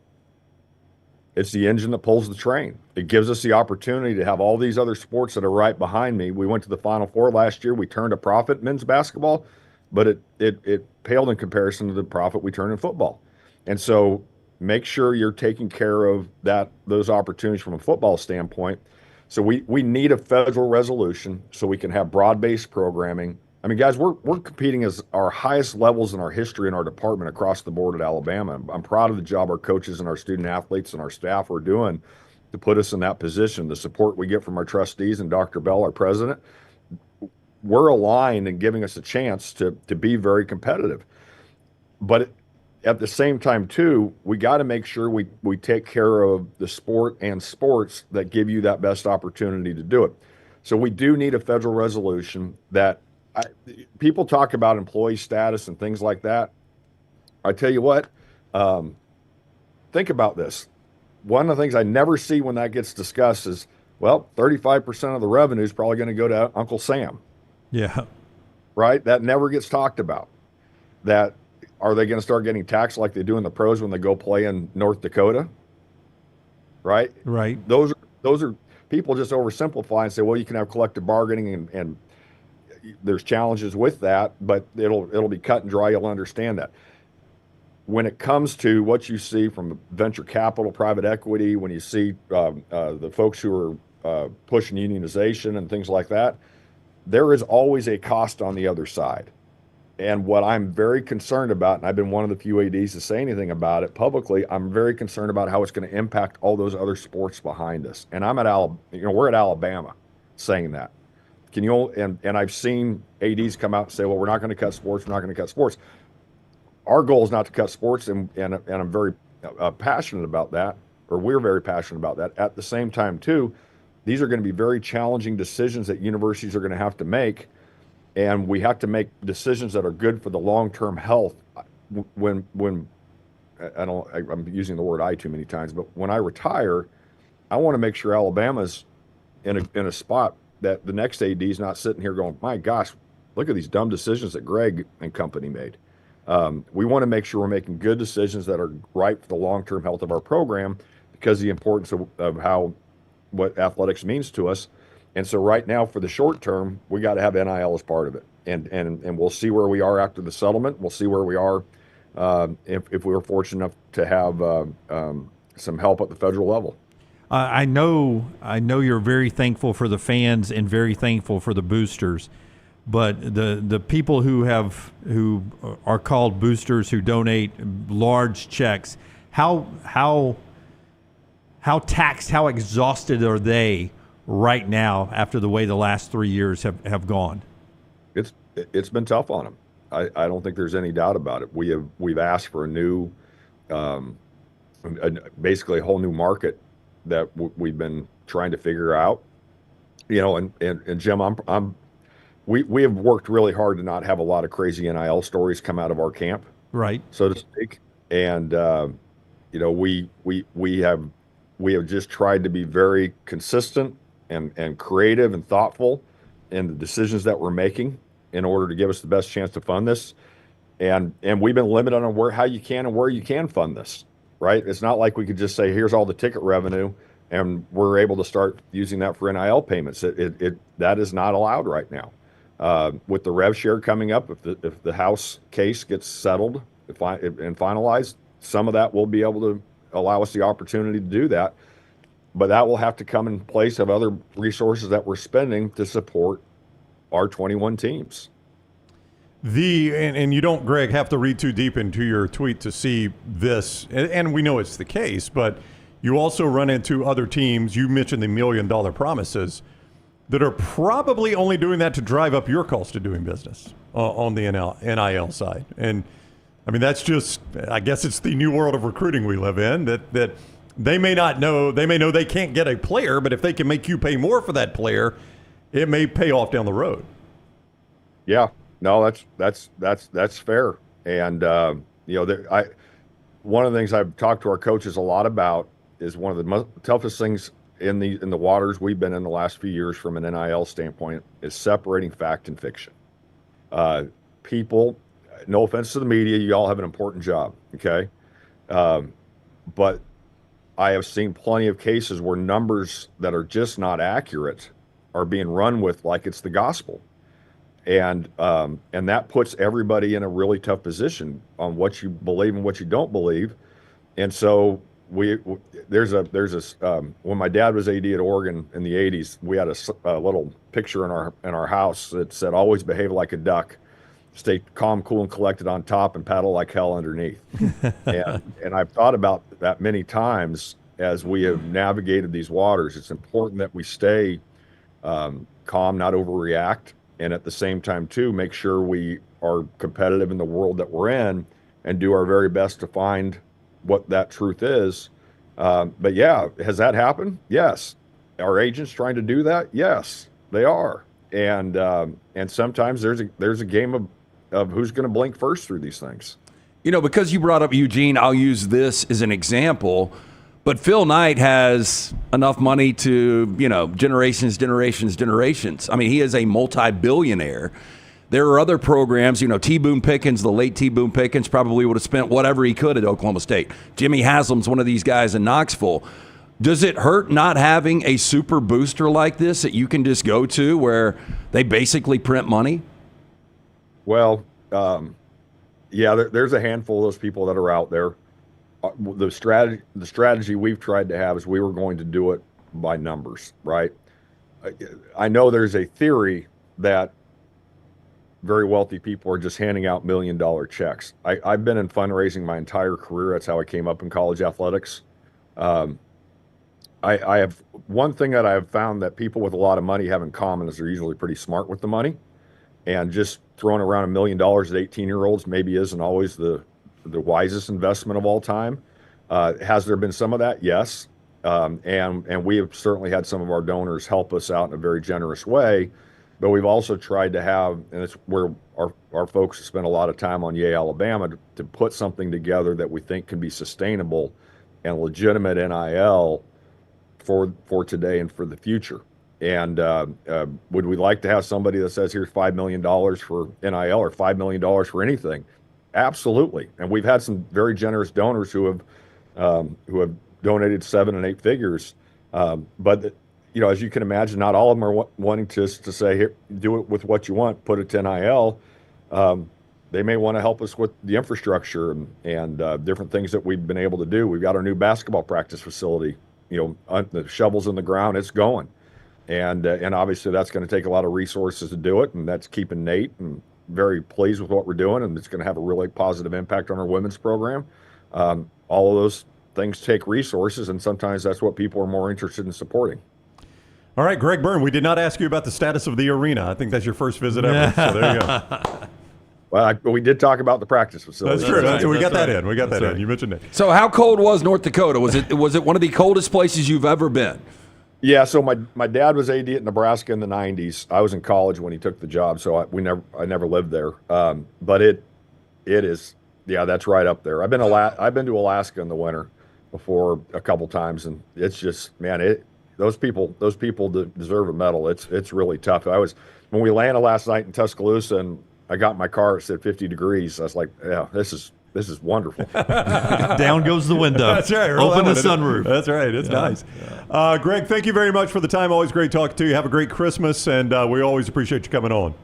Yeah, Merry Christmas. Happy holidays, everybody. Roll Tide. All right. Thank you, Greg. Take care. That is Alabama Athletics Director Greg Byrne with us on the JohnstonRVCenter.com hotline. Yeah, and it should be noted, and we'll talk more about it after you hear from a couple of our great sponsors, which pays our bills, by the way. That's why they're here. We're thankful for them. Our own personal NIL. Yeah, our own personal NIL.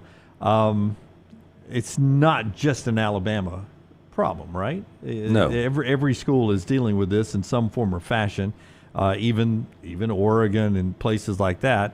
But it is good to have a Phil Knight that if you do want a quarterback and it's down to about, okay, man, $1 million probably. If we got $1 million more dollars, we probably could end this thing right now. It makes a difference. Rodney Scott Barbecue, and then we'll talk more about it. Rodney Scott's Barbecue, great place to order for this holiday season. You could stop in for lunch or dinner. You got family and friends in town. 2 locations, Trustful, Homewood, downtown. Support local this holiday season. Rodney Scott's Barbecue, locally owned and operated. You can order one of those spatchcock turkeys, pit cooked, smoked over the hot coals for hours. Pre-order RodneyScottsBBQ.com. Not only the great spatchcock turkeys, homemade southern sides and desserts. They serve James Beard award-winning barbecue. Again, this holiday season, gift cards as well. You can buy them for stocking stuffers. RodneyScottsBBQ.com. And our friends at Way to Wellness, your journey to healthy living. Great time to jump on now as you start a new year, start a new journey.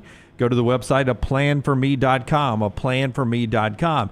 You may say, Jim, I'm really not into meal replacements. They've got meal replacements there. Maybe you're looking for the quick, very popular injection therapies. They've got those at Way to Wellness as well. And they've got it right there with a board-certified professional, Leslie and her team there, doctors. It's all one-stop shop for you. Aplanforme.com, aplanforme.com. A number of our viewers and listeners using the injection therapy right now, which is a great way to lose weight and get a little healthier in 2025. You can get all the details, see if that's for you at aplanforme.com. No contracts, no sign-up fees, and the first consultation is free. Way to Wellness, your journey to healthy living. Brownie, your thoughts? LT, your thoughts on what we're talking about? Lance is right. Alabama doesn't have that obvious Jimmy Haslam, Phil Knight.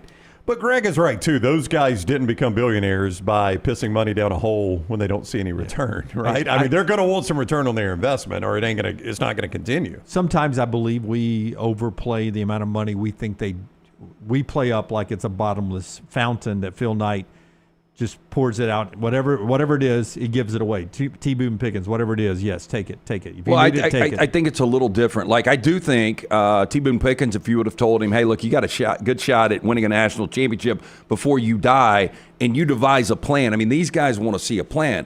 It's almost like you've got a small business, you need the loan from the bank, you better have all of your T's crossed, your I's dotted. You've got to have that plan in place. So I think if you took it to their financial advisors, it's not like Phil Knight himself is going to be the guy that you're dealing with.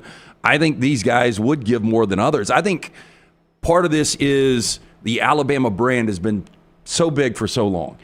And now in year one of Nick Saban being gone, they're on the outside of a 12-team playoff. Yeah. So it looks like they're leaking a little bit. And I think other fan bases are like, damn, not only that, but look at this. Their AD's having to send out this statement. And again, there's other statements that are being sent out, but this is the one everybody gravitates to. Because it's Alabama. Because it's Alabama, and I still think back to the Alabama fatigue that you had for years and years and years with Saban. Most people either love Alabama or hate Alabama, and there's a lot more hate out there. And so when Alabama is kind of limping down the stretch here, it's an easy time to jump on. But this is going on in almost every other program. I guess another problem is, like, if Ohio State really generated $20 to $30 million last year, I don't remember any public, I don't remember Ohio State and Ross Bjork going out and saying, hey, we need this. So I guess Alabama fans, other fan bases are like, they could do it. How come you guys have got to be vocal about it? Yeah, I don't know. Maybe it happened in Ohio and we just didn't see it because it didn't make national news. Maybe they worded it a different way. It is a pretty boring topic, so it wouldn't jump on my radar if another school was asking for it, to be honest with you. Well, and I think the timing of this, too, and Greg may have sent that tweet out on December 18th of 2024 at whatever time he did that, noon, whenever Greg sent that out, no matter what. But when you've just had a former 5-star enter the transfer portal, and there are rumors that he is going to one of your competitive schools in the Southeastern Conference, and then magically he comes back out of the portal, and then you send that statement out, and in that statement you allude to the fact that there are promises of $1 million offers that we've got to combat. I think people start adding things up, and they're like, we're at war right now. If we're Alabama fans, we're at war, and this is, one of our leaders is asking us, for more bullets, right? And the timing of that, I think, kind of made that all look like that. Whether that was Greg's intended timing or not, when you just see it with a guy like Jaylen Mbakwe, and then that statement comes out, it makes it look like it is in reaction to that one event, when it's probably in reaction to 50 events that are together, and it just came after that one event. Well, I look, and monetarily, I mean, where our economy is right now, and hopefully in the next couple of months, we're going to bounce back. But I do think there's a lot of people that are just cutting across the board. I talked to somebody yesterday, and they're like, me and my wife just didn't get each other anything this year. We just don't really have the extra money to spend right now. And if you're one of these guys that you're grinding for $75,000 a year and you've got to save for college and your retirement, you want to retire one day, and the damn Social Security keeps going up. I think it's 66 years and 10 months now. And who knows if we'll be there when we hit that age, right? Yeah. And so I just think a lot of people are frustrated. Like, you're busting your ass every day. You're trying to make money, and you're trying to figure out a way to properly spend it. And it would be hard to go to your wife and be like, hey, we cut Christmas this year, but Mbakwe That's right. needs $400,000. Coming back, baby. Yeah. I mean, it's just a tough conversation for normal folks, I'll call it. September 20th, 2023, Ohio State AD Gene Smith, at the time he was the AD, testifying in front of Congress. We need guardrails. Spending is out of control. Recruits are demanding payments when they visit campus. Parents are demanding payments when they visit campus. Inconsistencies throughout the sport. We need help. That's from Gene Smith, the athletic director at Ohio State. Same thing. Yeah. I mean, but you heard Greg say it right there. They are not replacing, some jobs. I mean, Alabama's cutting jobs, right? I mean, people are leaving. Greg said it himself, which we already knew this, obviously. It just doesn't make news because it's not the names you've heard of. These are, people in certain positions, but their contract comes up or they leave their job and then they say, let's just hold right here and spread out the duties and not replace the job. I don't want to go. Which one's the worst, DEFCON 1 or 5? 1. 1 is the worst. 5 is where you're at complete peace. Okay, I don't want to go DEFCON 1 on you. But the real big bubble, that if it busts, it all comes crashing down? Other than the democracy. You're talking about U.S. economy or college football? College football. The college football bubble that burst? TV rights. I mean, if ESPN, I can't imagine why they would say this. But ESPN, ABC struggles day to day. You see the layoffs. Yeah, but their profit-making properties are college football and the NFL. Yeah, and I think we'll see this. We talked about the ratings yesterday. I would think the bubble would burst quickly in the NBA. Yeah, but I'm just saying that is the saving thing right now for college athletics is that every negotiation, the TV money goes up. The TV money goes up. The TV money goes up. If that ever drops, bust, they don't have the money. The broadcast partners collapse. Well, they're helped by the fact. I mean, it's just weird how law of unintended consequences, how things happen that change things. You can watch so much on demand right now. Live TV hurts. Like you guys, y'all both watch. Yellowstone, which you don't watch it on CBS. I don't watch anymore. Yeah, on CBS. But, how many people actually watch that on CBS? How many just go to Paramount and watch it when they want to, right? Yeah, Landman is on Paramount on over the air or on my streaming service, but I go onto the app and watch it on But the one thing demand. Almost everybody watches live is live sporting events. That's the one thing you don't DVR and watch later. I mean, that's really the only thing that I know people watch, or at least people in my circle. Which is, so if ABC and NBC and CBS and Fox are going to survive, they've got to invest in live sports. That's the only thing people are watching live. Yeah, you don't do weather anymore. It used to be weather was the saving grace. Oh, like the Weather Channel? Weather Channel or local TV. It's got to be severe weather now. That's right. And even a lot of that, I think we've done a great job of educating people that they feel like they can look at the radar on their phone and say, this isn't going to hit me. Yeah, that's going to miss my street. Yeah, but and then, breaking news would have you maybe turn on a television. Like when the assassination attempt of President Trump. Yeah. I think a lot of people turned on their TV just to see the coverage of the election, back in November, things like that. Yeah. But there are very few things that make you go and turn on a TV now that you don't just get on your phone, except for watching live television. Where are you guys right now? This is probably a bigger question for the other side, but on NIL, I remember the first time we really discussed it as a company was in June of 21. We had a lunch at a local hotel with somebody that's involved in, collectives and a university. And, at that point, we all kind of accepted this is where we're going. I had no idea it would get to this point. I thought it would be As we started this, I thought every one of our commercials in the commercial break would be an Alabama or an Auburn player hawking something, saying, "Hey, I'm Tyler Booker for Tuscaloosa, Toyota, Nissan, Dodge, Ford, Chrysler." And, well, they got a lot of lines. Then the next commercial would be, "Hey, I'm Peyton Thorne for Blue Cross Blue Shield." Yeah. And I thought that'd be every commercial, and that's the only way you could have name, image, and likeness if you were promoting your name, image, and likeness for a company to pay you to do that. But I should have known that it would turn into, "Hey, we're going to pay you this amount of money, and just to come to Tennessee, or just to come to Alabama, or just to come to Auburn." I just didn't realize the numbers, and maybe this is me being naive, because you think about, how long has the coaching occupation been around?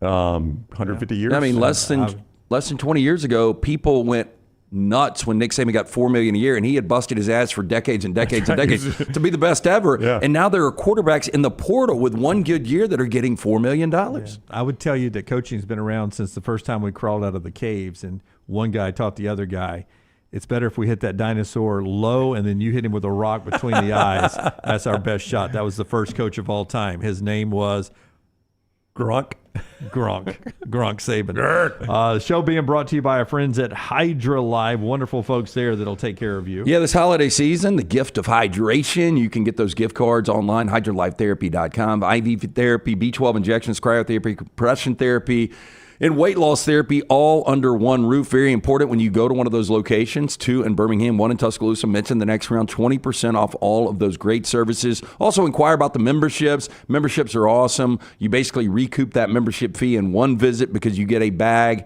each and every month, absolutely free. HydroLifeTherapy.com, or they can actually send a nurse to your home or business. Walk-ins are welcome. Make sure you tell them the next round sent you. And our friends at Storm Restoration Roofing, Greg from Pell City, will take care of you. He'll get on that roof for a free, no-cost roof evaluation, 205-542-3531. Just look him up there or go to Facebook, Greg from Pell City, A+ rated with the Better Business Bureau, locally owned. Free inspection is what he gives you. Free inspection of that roof. Find out what you need. Maybe it's nothing. He tells so many of our viewers, "Man, you're good for 4 more years. Nothing wrong with your roof." And then he hopes you call him back later on. 205-542-3531 or Greg from Pell City on Facebook.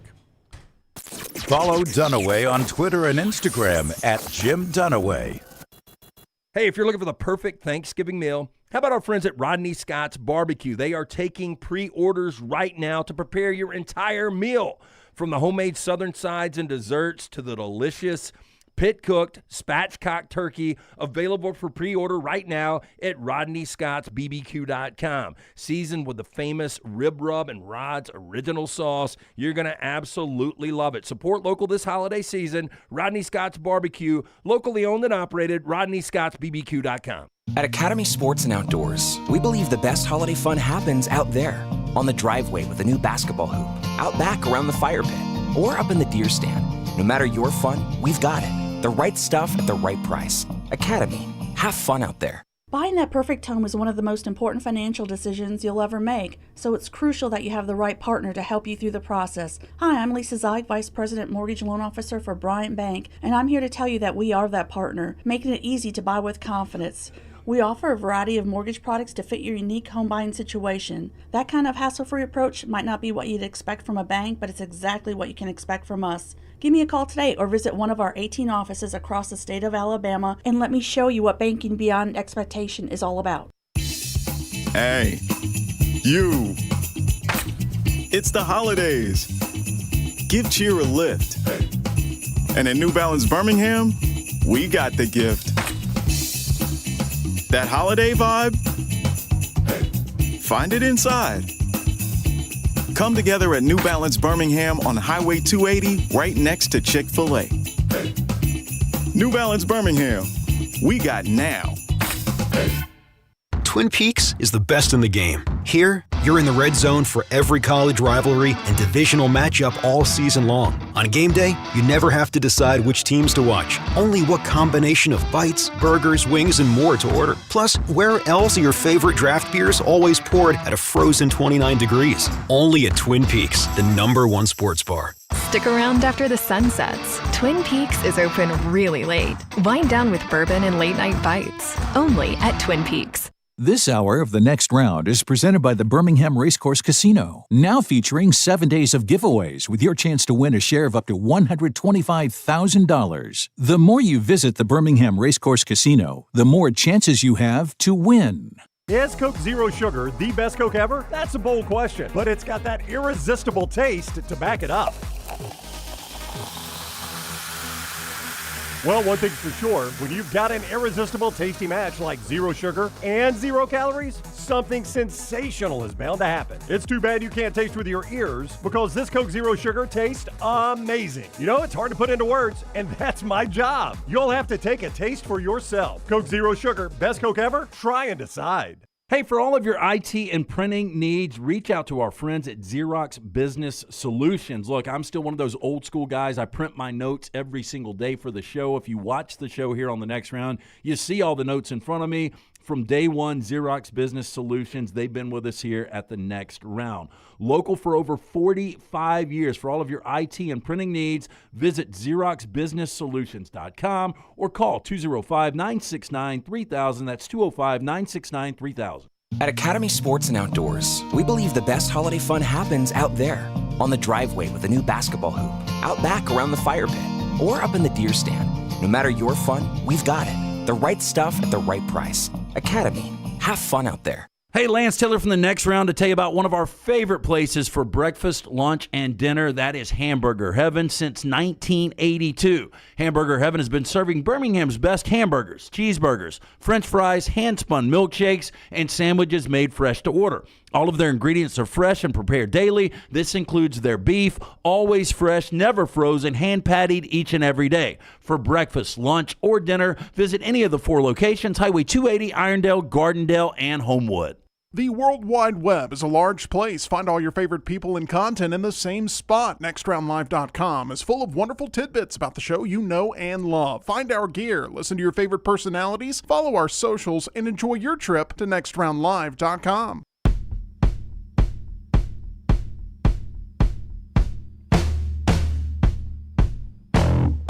Hey, back with you on The Next Round. LT's got our 4 downs in just a second. Actually, Tyler's got it today. Tyler's got our 4 downs in just a second. It's brought to you in part today, our show, by our friends at the Golfist. Man, I'm watching the cold weather in North Dakota last night, and I thought to myself, I need to go by the Golfist. I don't like to be cold. Well, it's always 70 degrees there, Jim. That's the good news. Always 70 degrees. There's never any wind, never rains there at the Golfist. And you can enjoy Birmingham's best indoor golf simulators at the Golfist. Right now open. Highway 31 in Vestavia, coming soon to Highway 280. And also in Trussville. It is a great gift idea, perfect for the golfer on your list. With gift certificates that are digital, and they can be scheduled to arrive in the mail on Christmas Day, and the email on Christmas Day. So you go check your email for another gift. You can have great office parties there, outings, couple showers, just the gang getting together and enjoy some indoor simulators. Hundreds of courses you recognize that you've seen on television, you've always wanted to play. You can play them inside at the Golfist. To book a bay, bring your own clubs, bring your own food, bring your own drink. Find out more. Go to thegolfist.com. Get out of the office. Go to the Golfist, thegolfist.com. And our friends at Woodhouse Day Spa, LT. Yeah, great place to pick up the stocking stuffer this holiday season. You can actually head into the Woodhouse Day Spa. They're located at the Summit Shopping Centers. Or you can just go online, birmingham.woodhousespas.com. You can choose from a menu of over 70 options. And right now, the Series 6 for $5. You buy 5 of those great products, they're going to give you a 6th absolutely free from our friends at the Woodhouse Day Spa. Voted America's best day spa since 2009. Get in, see Stewart and the fine folks. Again, located at the Summit Shopping Center. Tell them The Next Round sent you. To order online, they can actually send it to you. Go to birmingham.woodhousespas.com. Okay, in the portal news, former Alabama wide receiver 5-star guy, or was he a high 4? Caleb Odom. I think it was a 5, wasn't he? Or a high 4. He was a highly rated recruit, receiver. Didn't really make it onto the field a lot this year, not a lot of big catches. Caleb Odom from Alabama to Ole Miss. He's going to end up being with Lane Kiffin. Guy that showed a lot of promise. His height, obviously made him a bit of a mismatch, but just could never get it going with that Alabama offense for whatever reason. Alabama defensive lineman Damon Payne is expected to sign with Michigan. Got a little confusing yesterday. It was out of the portal. Less than 18 hours later, he's going to Michigan, according to all reports. And then his agent, Brownie, had to come out and say, not signed anything yet. You guys can say he signed with Michigan, but nothing has been signed. Still appears Michigan is the favorite there. And Alabama picked up Utah cornerback Cam Calhoun from the Utah Utes, different corner there, coming from what used to be the Pac-12, now the Big 12, to play at Alabama. Auburn gets LSU linebacker Xavier Atkins from LSU. 7 games, 1 solo tackle, but he was only a freshman, so he has some promise in the future there. But the big get, before we do Tyler's 4 downs, was John Mateer, rated as the number 1 quarterback in the portal, who officially goes to Oklahoma to reunite with the OC Ben Arbuckle. Reported $1.5 million offer. He's reuniting there. But that is now a done deal. That was expected all along. You love Mateer, LT. You love him, I assume, because 29 touchdowns passing, 15 touchdowns running. Yeah, man, he's a let's say Carson Wentz early in his career. I'm not saying he's as good as that, but I mean, he's just a really, really tough, kind of a Josh Allen. You know, Josh Allen's like Superman now, so it's kind of hard comparisons. Yeah, he's just a very, very light version of those guys, but he plays tough.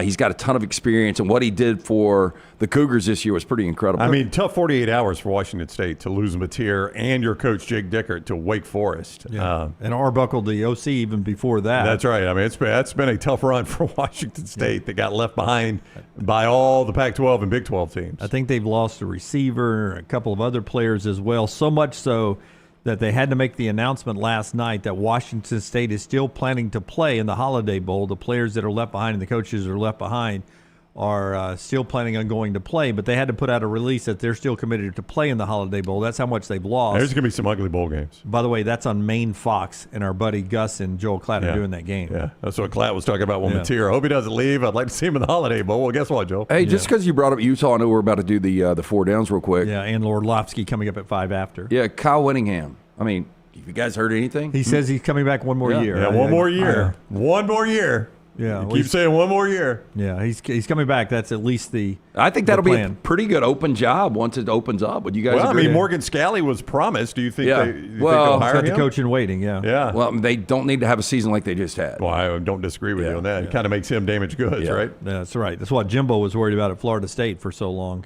with Bobby Bowden at the end. Ended up it was Jimbo that after he won a national championship started to turn it downward a bit.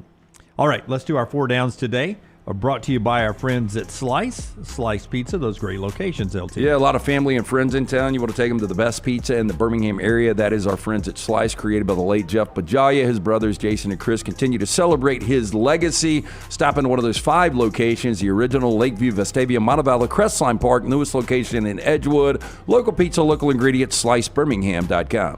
First down. What's one food or dessert you have to have over the Christmas holidays? I would say the eggnog milkshake from Hamburger Heaven. My man Pete Flack, Jack asks about it all the time. Like, when will they have the eggnog milkshake? When do they have it? I got to go get it this year. I'll tell you this. I never had eggnog before in my life until I got the eggnog shake years and years ago. Then I started to drink eggnog, and I'm a big fan. Really? Yeah, it's available now. Okay. Maggie loves it. She's an eggnog person. And have you had the shake? She puts a spicy rum in hers. I think most people put a bourbon. Yeah, you can do bourbon or rum. I do bourbon. Yeah, she puts a spicy rum in hers. I've never drank eggnog. I should give it a shot. For me, there's 2. Maggie makes peanut butter balls during the Christmas season. Yeah.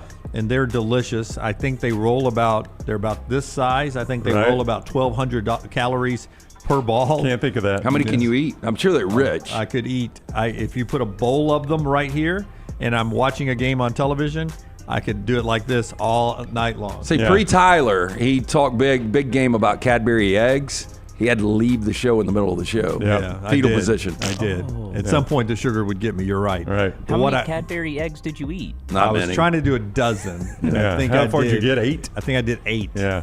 Yeah, and I had to do a dozen in 30 minutes, and I think I did 8.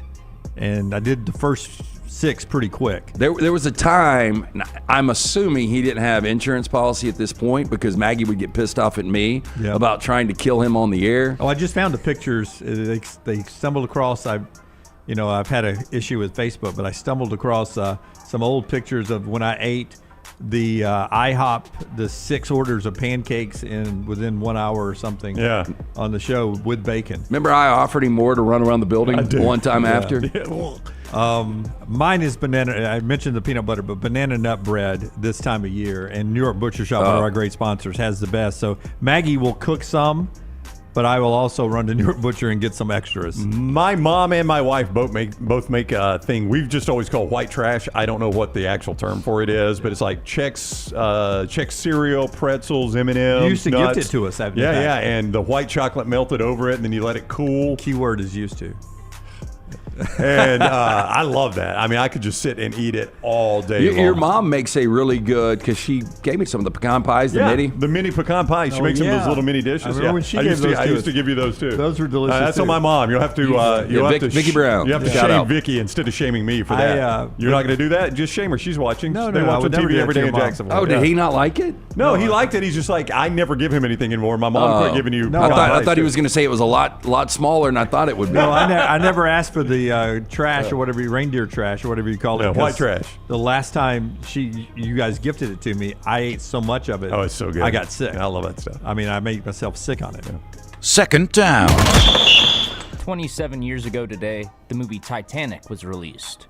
What's the most overrated movie? Oh, there's a bunch. In First of my all, opinion, it is Titanic. Titanic's right there. I agree. I thought Titanic, for what it was, I mean, going into it, the ship's going to sink. That's right. They're going to have some kind of love story. Yeah. I remember. I thought it was actually good. I remember walking. I think we went to see it after church one Sunday afternoon, and I remember walking in with Maggie. I'm like, why? The ship sinks at the end. What are we doing here? What are we doing? And I think it was an NFL Sunday. And then it got to the car. Like, what are we doing here? Got to the car. And then Rose got pounded out in a car. And everyone's like, "This is one of my favorite movies of all time." Yeah. And then by the end, I was like, I showed it to the kids a couple years ago, and they were like, glad the ship sunk. Like, this was so boring. I was rooting for the iceberg. I know I'm in the minority. The Dark Knight, I liked it, but it was overrated. Well, the original? Is that the original Batman?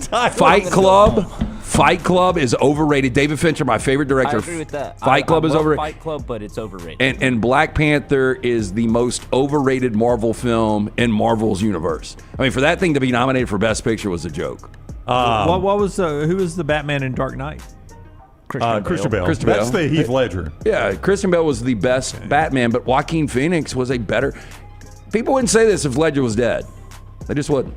Joaquin Phoenix is a better Joker than Heath Ledger? Yep. Okay. I mean, they both have one good performance as Joker. We didn't. Yeah, I didn't watch the second one. Heath Ledger would take it up in sequels, but we saw what Joaquin did. He did take it in the sequel, didn't he? Yeah, that was. Mine is Pulp Fiction. Pulp Fiction, watched 30 minutes, was done. Just where was that movie going? I never finish it, Brown. I see bits and pieces of it, and I've never finished I watched it again a couple weeks ago. I've probably seen it 15, 20 times. Yeah, good grief. Pulp Fiction. And now, Lincoln, I don't know if Lincoln is considered a masterpiece or not. Pulp Fiction is. Lincoln, I mean, I've said it so many times on this show. I was hoping John Wilkes Booth would miss Lincoln and hit me. That was an awful movie. I'm going to have to watch Lincoln just because you think it is so bad. It's just so boring. I mean, it's just all he does is walk around and talk. I'm like, my God, can we do something else? I didn't get to hear your critique on Silence of the Lambs. Good, not great. It was okay. So what didn't you like about it, though? I don't know. I just kind of thought it was. I thought it was intentionally confusing. Yeah, here's what we're going to do. Let's make a movie that confuses the hell out of everybody. I mean, that's what Christopher Nolan does as a practice. I was about to ask. Yeah, no. I love Inception. That's weird. Yeah, and I'm too dumb to be able to figure out what's going on in Inception, but I thought Silence of the Lambs pretty easy follow. Yeah, I really like it. Third down. Jake Gyllenhaal turns 43 today. What's the best Jake Gyllenhaal performance? I thought he was great in Presumed Innocent, the Apple show that just dropped like 6 months ago. I think he's nominated for Best Actor in a made-for-TV event or whatever, Golden Globe. What was where he's creeping around based on a true story with the camera? Nightcrawler? Nightcrawler. He was great. He played that almost too well. That was off of a 70s TV show. Is that correct? I don't know about that. He's just a guy who sells footage of wrecks and crimes to local news stations. You're thinking of the Anna Kendrick dating game show that just came out. There was a show called Night Stalker or something. Darren McGavin, way back in the day. Way back in the day. For me, it's Love and Drugs. So he was really good in that. Well, I tell you Is what, that a real Jake Gyllenhaal movie? I don't know a lot of them. Was he in Barbie? He was in Barbie too? Not going to be popular, but he was good in Brokeback Mountain.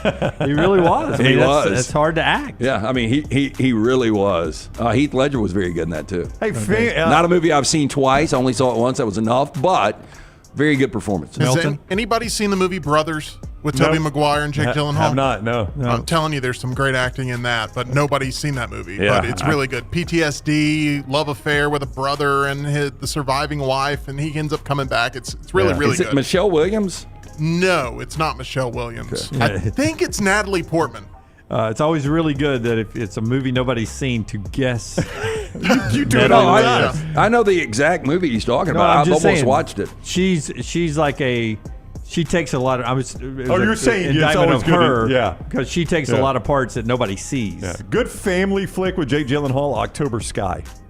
Yes. I've heard that's good. Yeah, it's a good flick. Chris Cooper plays the hard-ass dad, which that is his perfect role. Tom Chris Cruise Cooper. is in a wreck and That's Vanilla Sky. That's Vanilla Sky. Okay. October Sky is where a kid tries to build a rocket so he doesn't have to work in the coal mines. That's right. And so you do whatever you can to get out of this town, Johnny. You do not stay here and work in these coal mines. And he talks to his dad on a two-way radio? That is frequency. Okay.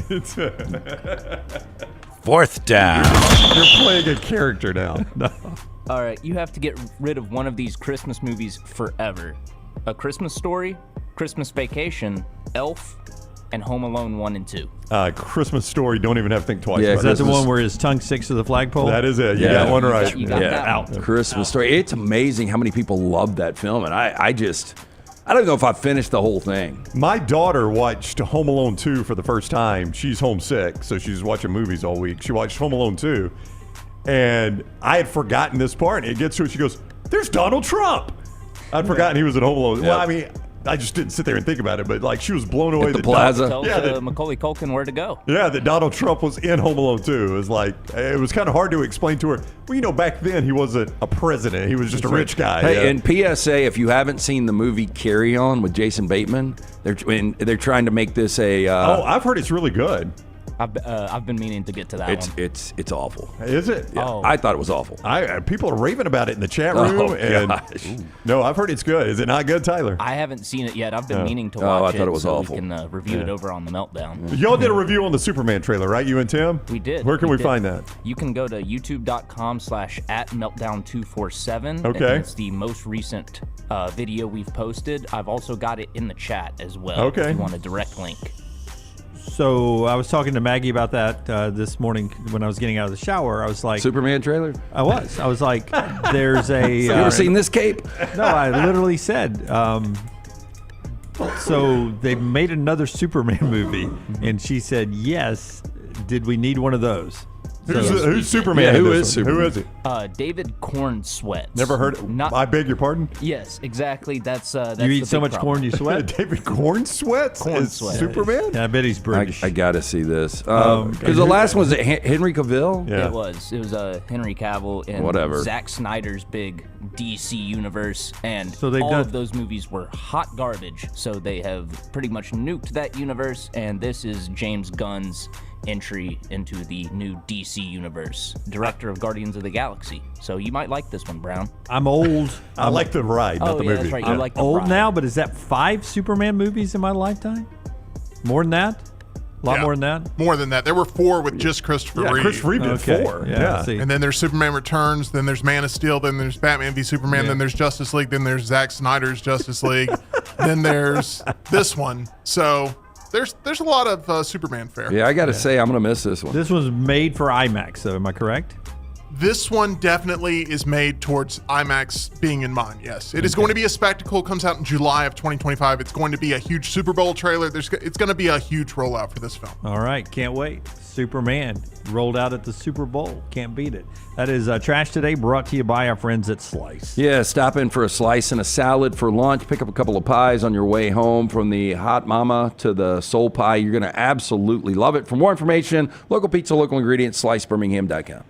Also, in the news yesterday, if you just want to think about things you've missed, Caleb Downs, former Alabama safety, now at Ohio State, wrapped up the All-American season, unanimous All-American, Caleb Downs. Apparently he is pretty good, no matter where he's playing football. Yep. Watch him this weekend. Forecast before LT tells us about our friends at Gray's Tree Service for the weekend. 65% chance of snow and rain now during the Indiana-Notre Dame game. So we got a 65% chance of a wintry mix. That's going to be the snow game. That could be snow, yeah. That'll be the one of the four. But it will be cold for even the 12 o'clock Penn State game, where it'll be 13-mile-per-hour winds gusting into the 20-mile-per-hour, 25-mile-per-hour wind range for SMU Penn State. 27 is the high temperature during that game. And then perfect weather in Austin. And then Tennessee, Ohio State, snow the day before the game, never getting out of the 20s. Wind will be around 10. It'll feel in the teens during that contest. I saw Clay Travis saying, though, the difference in the highs in Knoxville and Columbus is like 5 degrees that day. So it's not even really going to play an impact on it. Probably windier in Knoxville. Tell us about our friends at Gray's Tree Service. Hey, look, if you need to get some of these trees extracted from the yard, they are the experts, family owned and operated for over 25 years, right here in Birmingham. Experts in high-risk tree removals. You can call the guys today. Tell them the next round sent you. I had 4 pines extracted months ago. Brown had the guys out about a month ago to his house, 205-281-6100. You can scan that QR code that Scott has put on the screen, or just visit graystree.com. And our friends at Champy's World Famous Fried Chicken. It's now 11 o'clock. The doors are opening on Highway 119 in Alabaster. You go rolling in and order some chicken. It is brined overnight and cooked to order. Comes out piping hot. Wonderful southern sides. The Mississippi Delta recipe tamales, the hand-cut chicken fingers, and much more. Go tell Sterling, Merry Christmas, and he'll put his hands on that big bowl of jelly and say, ha, ha, ha, welcome into Champy's. Champy's Chicken, Highway 119 in Alabaster. Now at 205-734-0923. Hey, let me tell you about our friends at Urology Centers of Alabama. Compassionate and comprehensive urological care with 35 physicians, 17 locations across Alabama. Their patient-centered approach to all of your urological needs. Remember, they've got that new men's health center. It is beautiful, helping men with a wide range of sensitive male issues in a comfortable environment. You can always go online, visit urologycentersalabama.com, schedule an appointment with one of their many urologists today. Hey, there's nothing worse than waking up to a plumbing problem. Don't get caught in a flooded house. Call the guys at Hemp Hill Services. Adam, Chad, and the team at Hemp Hill are the only ones I trust to fix it, and fix it right the first time. Hemp Hill Services does it right, and always at a fair price. For all of your plumbing, cooling, and heating needs, trust the name that Birmingham has trusted since 1954. That is Hemp Hill Services. Call now, 205-229-2090. That's 205-229-2090. Hey, this is Matt Roth, the franchisee of Walk On Sports Bistro in Birmingham. With the kickoff of football season, come visit us at one of our 3 locations, Stadium Trace, Greystone, or Trussville. Come enjoy our scratch kitchen menu while watching one of our 80 TVs. Whether you're looking for a pre- or post-game celebration, game day, or date night, we've got you covered. It's all about the win at Walk On Sports Bistro. Walk On, where everybody needs a little playing time. Storm season is here. Make sure you have a plan of action in place right now. Greg from Pell City and Storm Restoration Roofing should be your first call when storms hit. Insurance companies love working with Storm Restoration Roofing because of Greg Nelson's name and reputation in the industry. When storms hit, call Greg Nelson. He's local, 205-542-3531. He's the home of the free no-cost roof inspection. Greg from Pell City on Facebook, 205-542-3531. It's Storm Restoration Roofing. Is Coke Zero Sugar the best Coke ever? That's a bold question, but it's got that irresistible taste to back it up.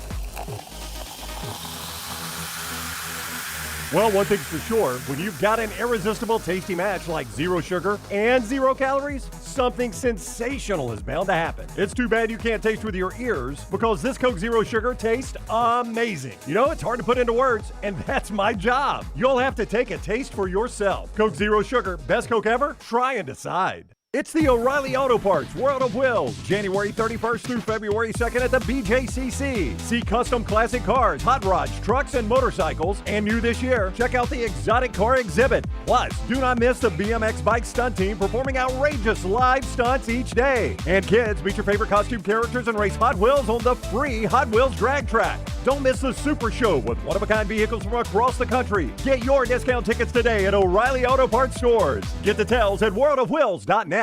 At Academy Sports and Outdoors, we believe the best holiday fun happens out there.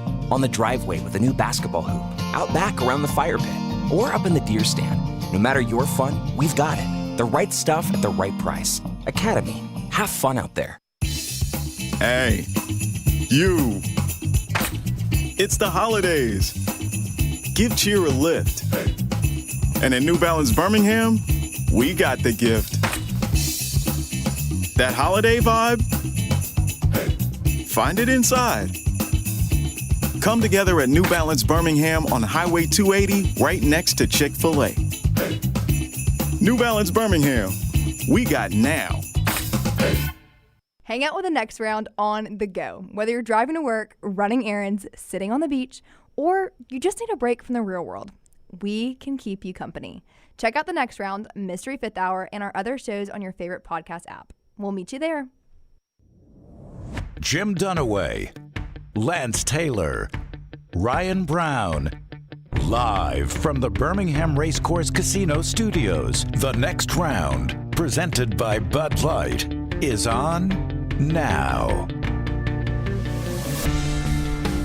No surgery for Johni Broome. He's being reevaluated daily. The Auburn star could even play against Purdue on Saturday. We'll see. 3:30 for that game in Birmingham Legacy Arena for that contest. Taylor Corn will be there covering it for us on our platform at Next Round Live. Make sure you're watching and following us on all the platforms. Also, Alabama wins last night, 97-90 over North Dakota. We talked to Alabama AD Greg Byrne earlier. Get that wherever you get our podcast. That's brought to you by our friends at Michelson Laser Vision. Do you or a family member need to make those benefit selections at work now? Do you know your FSA or flex spending can be used to help you see clearly without the hassle of glasses or contacts? Yes, LASIK at Michelson Laser Vision might be a good choice for you. It was for me. I went in 21 years ago, got the procedure done. I had the 2200 vision, was legally blind without the aid of contacts. Now 2015 vision, better than 2020. Call, ask for 205-969-8100. Make sure you ask for Amy. Tell her the next round sent you. They're going to hook you up with a hassle-free consultation. Dr. Mark Michelson, Dr. Jen Michelson, best in the business. For more information, michelsonlaservision.com. Tonight we got Georgia Southern and Sam Houston State in the New Orleans Bowl, 6 o'clock on ESPN2 as the bowl season continues. Brownie. Zach Calzada to Kentucky, according to On3. Boy, if I am a Kentucky fan. I mean, this guy has shown he cannot play at A&M. He cannot play at Auburn. Why do I think he can play at Kentucky? I wonder. Because he had one good year at Incarnate Word. Am I still in the running for Malik Murphy, or do we think Malik Murphy moved on from us? Where did I see? Where did I see he visited yesterday? Malik Murphy visited somewhere, and I was like, well, that is much better than Kentucky. Was it Ole Miss? Because they're still looking for that quarterback? I'd have to go back and look. Okay. There's so many of them. Was it Vanderbilt? Yeah. No. Pavia. Pavia got his year. Yeah, right Pavia's now. coming back. Right now, the antitrust thing will continue on. Coke Zero, Brownie, I wonder, is this the best Coke ever? You could tackle game day with a great taste of Coke Zero Sugar. Is it the best Coke ever? Try and decide. You tried and decided. It is. All right. Dan Orlovsky is with us now. ESPN, NFL Insider. What is up, Dan? How are you today? Doing good. How are you guys? Doing great. Thanks a lot. As you well know, your Mike Vrabel interview with Pat McAfee made news. You know that by now. I want to ask you this. Is he that hot of a commodity among NFL teams? Like, is Vrabel the guy, like, he could have a lot of NFL jobs if he wanted them? Very much so. Again, I just hear things. I'm not a reporter, but I don't hear things from just random people, walking on the streets. And so I've heard Vrabel attached to basically every job opening, and so, you hear from people. I hear he's number one on this team's list or this list or this team's list, or he would go here if he could. So again, you hear a lot of different things from people that are at least are in some capacity attached to football. And so, yeah, I do believe that people look at what he accomplished in Tennessee and kind of where he's come from. And he's very much so a desired guy. Absolutely. Why do you think he is such a hot commodity and his former coach, Bill Belichick, was basically iced out when it came to getting another job? Yeah, I think a little bit is age. I think a little bit is reputation and kind of what you're known for. And Bill Belichick, at least the perception is that he wanted X amount of power or whatnot. And I don't know if that's true or not. Again, that's just stuff that you hear. You don't hear that necessarily narrative attached to Coach Vrabel. And so I do think that there's the youth age of it, the youth element of it is something that is a part of that conversation as well. Vrabel's probably 25 years younger than Coach Belichick. I think that's part of it as well. Which is a bigger problem for Jets fans. The Athletic report that Brick and Jack Johnson looked at Madden ratings and told their dad, don't get Jerry Jeudy, or that Aaron Rodgers is uncommittal right now about the future. Which should concern me more? The former, the fact that if that report is true and it had anything to do with anything is ridiculous. I mean, that's how you become a laughing stock. And I know Diana Rossini. I can't imagine, and I think she was the one who wrote that article. She's one of 3 reporters, yes. Yeah, I can't imagine that's something that she just writes, that doesn't have some vetting to it. So if that's the case, you talk about a lack of cultural identity, you talk about a lack of foundation, even if it was said in jest or in joking, that's why they are where they are. Dan Orlovsky is with us tonight. Chargers and Broncos play. Massive game for both teams in terms of the playoffs. Dunaway described it as Bo Nix's the biggest start in Bo Nix's career. I think it's the biggest start in Bo Nix's career, not just in high school, college, and now the pros. I think it's a huge game. Yeah, just massive for Bo Nix and the Broncos, and it's massive for both teams. Yeah, I would agree with that. I think Denver's basically in the playoffs. It's not 100%. I think if they win, they're in. I think that mathematically becomes a lock. They're 97% right now. So it's an enormous game in that regard for Bo Nix, 100%. He's going against the quarterback in Justin Herbert that everyone thinks and knows is a superstar. So just think of the accomplishment that would be for Denver, for Sean Payton, for Bo Nix, for them to get into playoffs this year. They got $90 million in dead cap. That would be an unbelievable accomplishment, because I go back to, in March, I remember tweeting out, man, Bo Nix just seems like the perfect fit for Sean Payton. And everyone was like, you're an idiot. And then they draft him and everyone's like, well, why would they do that? That's so stupid. And now you look at it and go, maybe Sean Payton knows what he's doing. So it would be an incredible accomplishment, massive game. If Atlanta wins out, the Bucs lose a game, Atlanta's in based on head-to-head, sweeping the Bucs this season. Raheem Morris has decided to go with Michael Penix Jr. I don't know how you feel on this. Kirk Cousins, he's been awful the last 5 games. He's getting paid a lot of money. I thought they would go to Penix a couple of weeks ago. Do you think it was more money? We got to stick with the veteran. Do you think it's the right decision? And how do you think Penix will ultimately play? Yeah, so I called their Monday night game 4 days ago. So I've got some pretty good insight in having the communications with them. I would start with this. They did not want to do this with Michael Penix. Raheem Morris, their head coach, who I think is really good, his whole philosophy was, I really want the young player to wait. I want to develop him. I don't want him to deal with the pressure. I want to follow a little bit like the Green Bay and Kansas City model with Mahomes and Jordan Love, of just, you get to sit. That's number one. I think number 2, the play by Kirk Cousins looks like he's a veteran quarterback who no longer has confidence in himself, whether it's the physical confidence or the what I'm looking at confidence. It's indisputable that the play kind of says that, whether people admit it or not. And I think the third thing is, at some point, there's 52 other people in your locker room. There's a bunch of other people in your building, and those people are grinding their rear ends off to get into the playoffs. And you got to ask a player like Grady Jarrett, 10 years into his career, keep playing hard, or Caden Ellis, who's 7 years in, keep playing hard, when they're probably watching practice and going, you guys see what I see? he's just not playing good. And we got to get the young kid a chance because he just probably gives us a better chance to win. Some point, the locker room speaks. What's your expectation on Penix? I think he'll play well. I think number one, they'll be able to push the ball downfield a lot more. This was I guess one of the most shocking parts of this is like this was a really good situation for a quarterback to go into. This is a top 5, top 7 offensive line. Drake London's awesome. Darnell Mooney's awesome. Kyle Pitts has been underwhelming, but he's physically still talented. They got a run game that's top 5 in the NFL. Like, this is a really good place to go play quarterback at. So I think because of that situation, coupled with the talent that Michael Penix does have, and let's be honest, he sat for 3.5, 4 months. He hasn't been thrown. Now there's pressure on. I don't want to say that, but I expect him to play well. If you're Andy Reid, how do you handle Patrick Mahomes down the stretch here with that high ankle sprain? I know he's participating in practice, but how do you play it? Listen, if Patrick and the doctors say, hey, it's a high ankle sprain, so the whole theory, like, it could get worse. Yeah, but like, he can get hurt any game.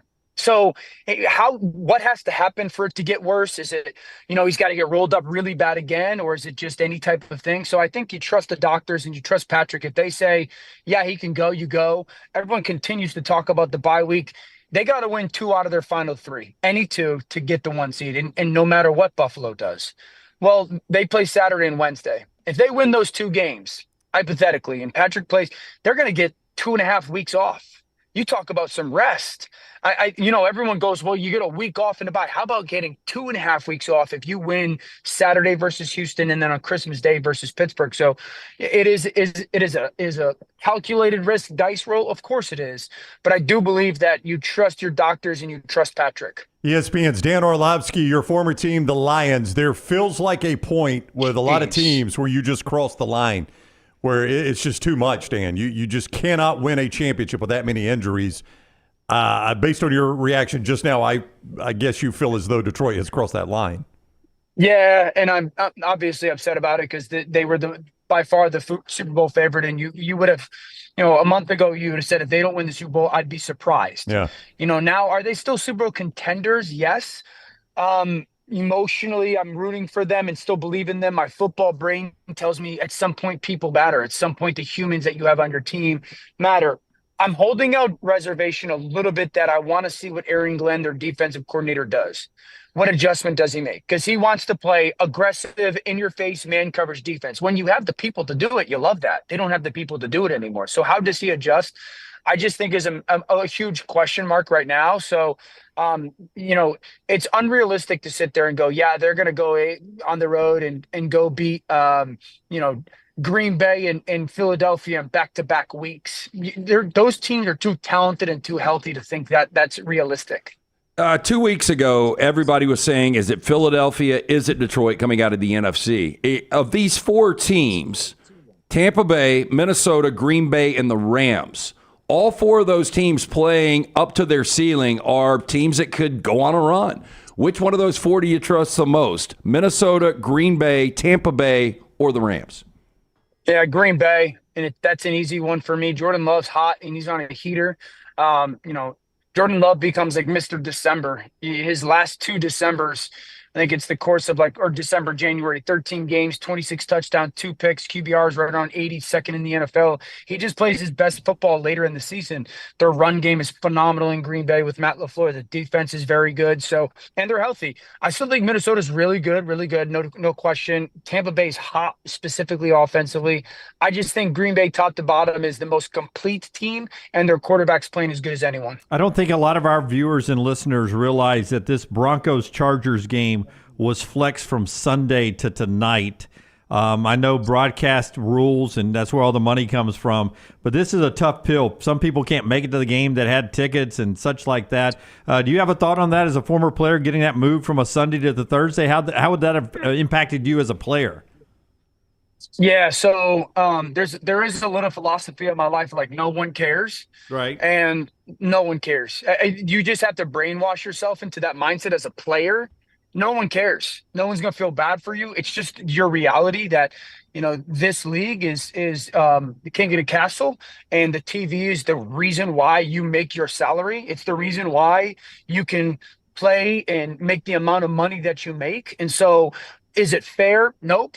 Do you like it? Nope. Nobody cares. And so it's really the team and the people that are capable of getting themselves into that mindset and not using it as a crutch or an excuse and moving past it and being like, okay, what's the task at hand? That's the team that's going to play well tonight and the best tonight. And I think both teams are set up to successfully do that because of the leadership that they have. You don't love it. If you win the game, you love it. Let me take that back, because then you're like, we got a mini bye. If you lose the game, you go, oh man, this sucks because we had a short week, and that's one of the reasons why we lost. There were some single seasons in college football history, a Tim Tebow, a Cam Newton, a Joe Burrow in 2019, where you were like, damn, that might be the best season of quarterback play I've ever seen. I'm trying to think of one in the NFL. Josh Allen right now, he makes it look too easy because he's in the middle of a play and he's talking to the officials about horse collar or too many men on the field. I mean, it's almost like he's showing off. Have you ever seen in all of your years see a quarterback have this good of a year? Yeah, I think so. Josh has had an unbelievable year. I mean, I remember, Patrick's 55 touchdown year where it was just, oh my gosh, this is absolutely ridiculous what this guy's doing. He was defying stuff. I mean, Lamar's had some unbelievable seasons, the MVPs, obviously. I remember Tom's 2007 season when, he was absolutely unconscious. Rodgers' 2020 season was ridiculous. So I've watched some quarterbacks have some seasons that were absolutely spectacular. Josh is this one's totally right up there with it. I think the thing that makes it maybe a little bit different is Josh is so big and golden retriever that you're like, this goofball's doing all this stuff in a good way, Golden retriever I like that. All right, he is Dan Orlovsky. See him all weekend on ESPN talking about the NFL. We are off next week, so we'll catch up with Dan soon. But in the meantime, Dan, hope you and your family have a Merry Christmas and enjoy the games. Same to you guys. Enjoy. All right, buddy. Merry Thank you. Take care. Dan with us. By the way, that game tonight, Bo Nix's biggest start in his lifetime. Not true. Yeah, I didn't know they were so close to clinching. So I didn't know it was close to 97% to clinching. Yeah. No, I would last year, if he beats Washington, he wins a Heisman Trophy probably. Probably so, yeah. And they go to a college football playoff. That was the one that was comparing it to, yeah. Chargers 2.5-point home favorites in that game over Denver, and it's got massive, Bo Nix or not, massive playoff implications. The reason, as Jim said, Amazon chose to flex it out of Sunday to tonight because of the implications it has in that division. But that does suck, though. Really, in the wild card out, though. I mean, it's okay to flex them from a Sunday day to Sunday night. Well, just like the Dolphins got flexed from Sunday night in Cleveland to late Sunday afternoon in Cleveland in a couple of Sundays. Yeah, that's not that big a deal. Like example, I'm going to New York this weekend to watch the Rams. Wonder if the Rams and Jets would have got flexed to Thursday night. You made those plans early last week or 2 weeks ago. 2 weeks ago. And that's when this happened, was about 2 weeks ago. So there's somebody that is flying into the Sunday stories game? everywhere. I can't make it now. And this time of year, there was, I mean, I don't want to be over dramatic here, but there was probably a dad taking his son to a Chargers game on Sunday. That story's out there, yes. And they can't do it on Thursday, for whatever reason. Dad's got to work late or kid's got a school program or something. Yep. That's what sucks about it. And I get TV drives the bus. Without TV, these games don't even get played. So you got to understand that they're going to be in business doing it. Chargers -2.5, mybookie.ag. Code next round if you want to play that game right now. Code next round, 50% sign-on bonus up to $1,000. You make your initial deposit, they give you a 50% bonus up to $1,000. TNR Casino, if you still want that casino bonus. TNR Casino, that's a 300% bonus up to $2,000. So bet anything, anytime, anywhere. MyBookie.ag, code next round for the sportsbook, code TNR Casino for the casino. And our buddies at New York Butcher Shop, LT. Remember them during the holidays. They'll save you, man. Yeah, look, I went into the Highway 119 location yesterday to see our man Jim. talking to him about the holidays. Just great people. He's got an incredible staff, both locations, the original Cahaba Heights, the one I was at yesterday, 119 in Greystone. Finest selection of age-certified Angus prime beef tenderloins, prime rib roast, the Duroc pork chop that Brown loves to talk about, the crown roast, Applewood smoked spiral sliced hams, perfect for Christmas. You can pre-order right now. Don't forget about the great selection of fine wines. They also offer discounts on half a case, full case purchases. Great Christmas gift right there. Also great desserts such as the New York style cheesecake, the key lime pies, and that famous banana bread that Dunaway was talking about earlier. Stop in 2 locations, one-stop shop, rare quality, well-done service, New York Butcher Shop. So you say you had a bad day. Isn't that song? That you had a bad day. When you get kicked off American Idol? It was the guy from American Idol that did it, and then American Idol started using it. He did not do it.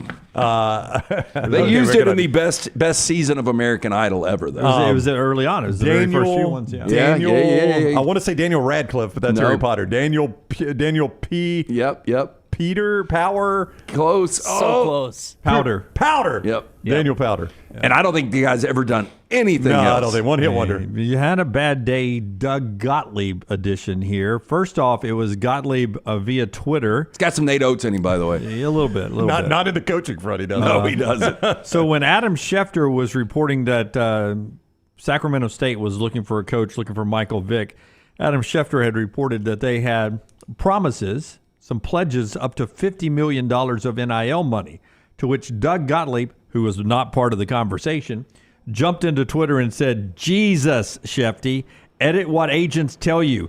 0.0% chance Sac State has $50 million in NIL. Gottlieb is correct on that, by the way. Yeah. Well, they do have some promises. They've got promises of $50 million for their program, but not NIL. Yeah, now they are close to the tech capital, right? Yeah. So, there might be some dude that's worth billions of dollars, but that seems ridiculous. No, it is a false report. I mean, Schefter was wrong about it. I'm not saying he was trying to mislead. Yeah, Schefter replied to that, getting us to the story of eventually to Doug Gottlieb here. Schefter replies to the Doug Gottlieb tweet where he simply says, basically, Jesus, Doug, how about coach your basketball team? And with a tweet of the standings here, it says, Jesus, Doug, a 7-game losing streak in last place in the Horizon League, less time on social media, more time in the gym. And he's got the standings there. Jeez. Boy, that is a kick in the balls. It really is. And Gottlieb was calling out Utah Tech or whoever they played. Long story here. Here's Doug Gottlieb last week, knowing that he has, I think it's Michigan Tech coming up on the schedule. Here's Gottlieb talking about what LT's talking about. I don't really like the idea of nobody you coming in here and I always thought, what do we learn playing a game where we win by 20? But there's a methodology to it, and I'm going to have to adjust moving forward. So nobody you. Last night he played nobody you, and they lost the game. They didn't win by 20. So everyone on social media with both feet jumping up and down on Doug Gottlieb last night, including this. It was actually a yesterday morning game. Sam Fetterman, who covers the media world, Doug Gottlieb just lost to a Division II team, and I'm pretty sure he has to do his 3-hour radio show in about an hour. That's unbelievable. Is he still doing? I know there were reports when he took the job he was going to continue to do. I don't know how you find him, but he still has one. Yeah, he does it Fox on Sports CBS. Radio. Oh, Is it CBS Sports Radio. Maybe it's Fox Sports Radio. Know. But Brown, you tell me it was a no-show for the radio show. Well, I'm not going to say no-show because there's a chance with that schedule he had already scheduled an off day. But I read he did not do the show that day. I would not have. I don't know how you could have a game and a show an hour later. I mean, I think he would have had to look at that schedule and say, they got somebody to plug up those wires in the locker room. We talked about people, and maybe Doug's has the ability to do this. I know I don't. I've got to do prep for a show. But, people that think you can do a job like coach at a high level and do a full-time radio show is insane. It's absurd. Do it well, yeah. Yeah, it's absurd that Green Bay even agreed to that. Yeah. I mean, they're idiots for agreeing to that. You're not going to do either one of them well. So I think it's an 8 or 9 game losing streak, and when you call them nobody you and you get beat by them, yeah, it's even worse. D2 school. Yeah, what does it help me to bring a team in here and win by 20? Well, yeah, and then you lose by 2. That's right. Yeah. That's right. That's not a good look on a morning on a brunch game at 11 a.m. I know. Not a good look for Doug Gottlieb. Boy, and people hate everyone. this guy too. They hate this guy. Everyone has noticed it. Didn't he want a job in our state for a while, Brenny? Can you tell us? So Gottlieb used to come on when we were on Jocks. Yep. And call us and want to come on. Well, I mean, that's a bit of an overstatement. We would ask Doug. I've got a Gottlieb story too that you probably know. So Gottlieb used to come on, and he found out. Charles was is on with us all the time. Charles Barkley, and Gottlieb reached out to me only because I'm the one that would text him about coming on. Right when Tony Barbie left Auburn. By the way, we were having Bruce Pearl on at that time too, right? Yeah. When Tony Barbie, Bruce Pearl was a weekly guest with us back then. When Tony Barbie left Auburn, Gottlieb texted me and said, "Don't you guys know Charles Barkley?" And I'm like, "Yeah, pretty well." And he's like, "I want the Auburn job. Do you think he would help me get it?" And I laughed out loud when I read the text. I'm like, "Dude, you are at the time a CBS analyst. Like, who hacked Doug's phone? You've never coached a game in your life." And at the time, Auburn's program sucked, but they're still an SEC program, right? Brown wrote back, to be head coach? I know. And then I think he was like, "Hey, can I come on your show and talk some basketball? I just want to be, have a name out there." And I was so like, is that not he asked to be on our show? That one time. Okay, but he had been on before. All right. So I was like, "Sure, Doug, come on." And I think he said it on the air at that point. I think he kind of like, "Hey, listen, I'm my future. I want to get into coaching. And I'd love the Auburn job. I would love to have the Auburn job. I think great things could happen there. He said that on the air. I'd love to have it too. Yeah, he was right, though. Great things could happen there. And on the other end of the line, there's Bruce Pearl that was like, "Hey, listen, I know my name's being mentioned for the Auburn job.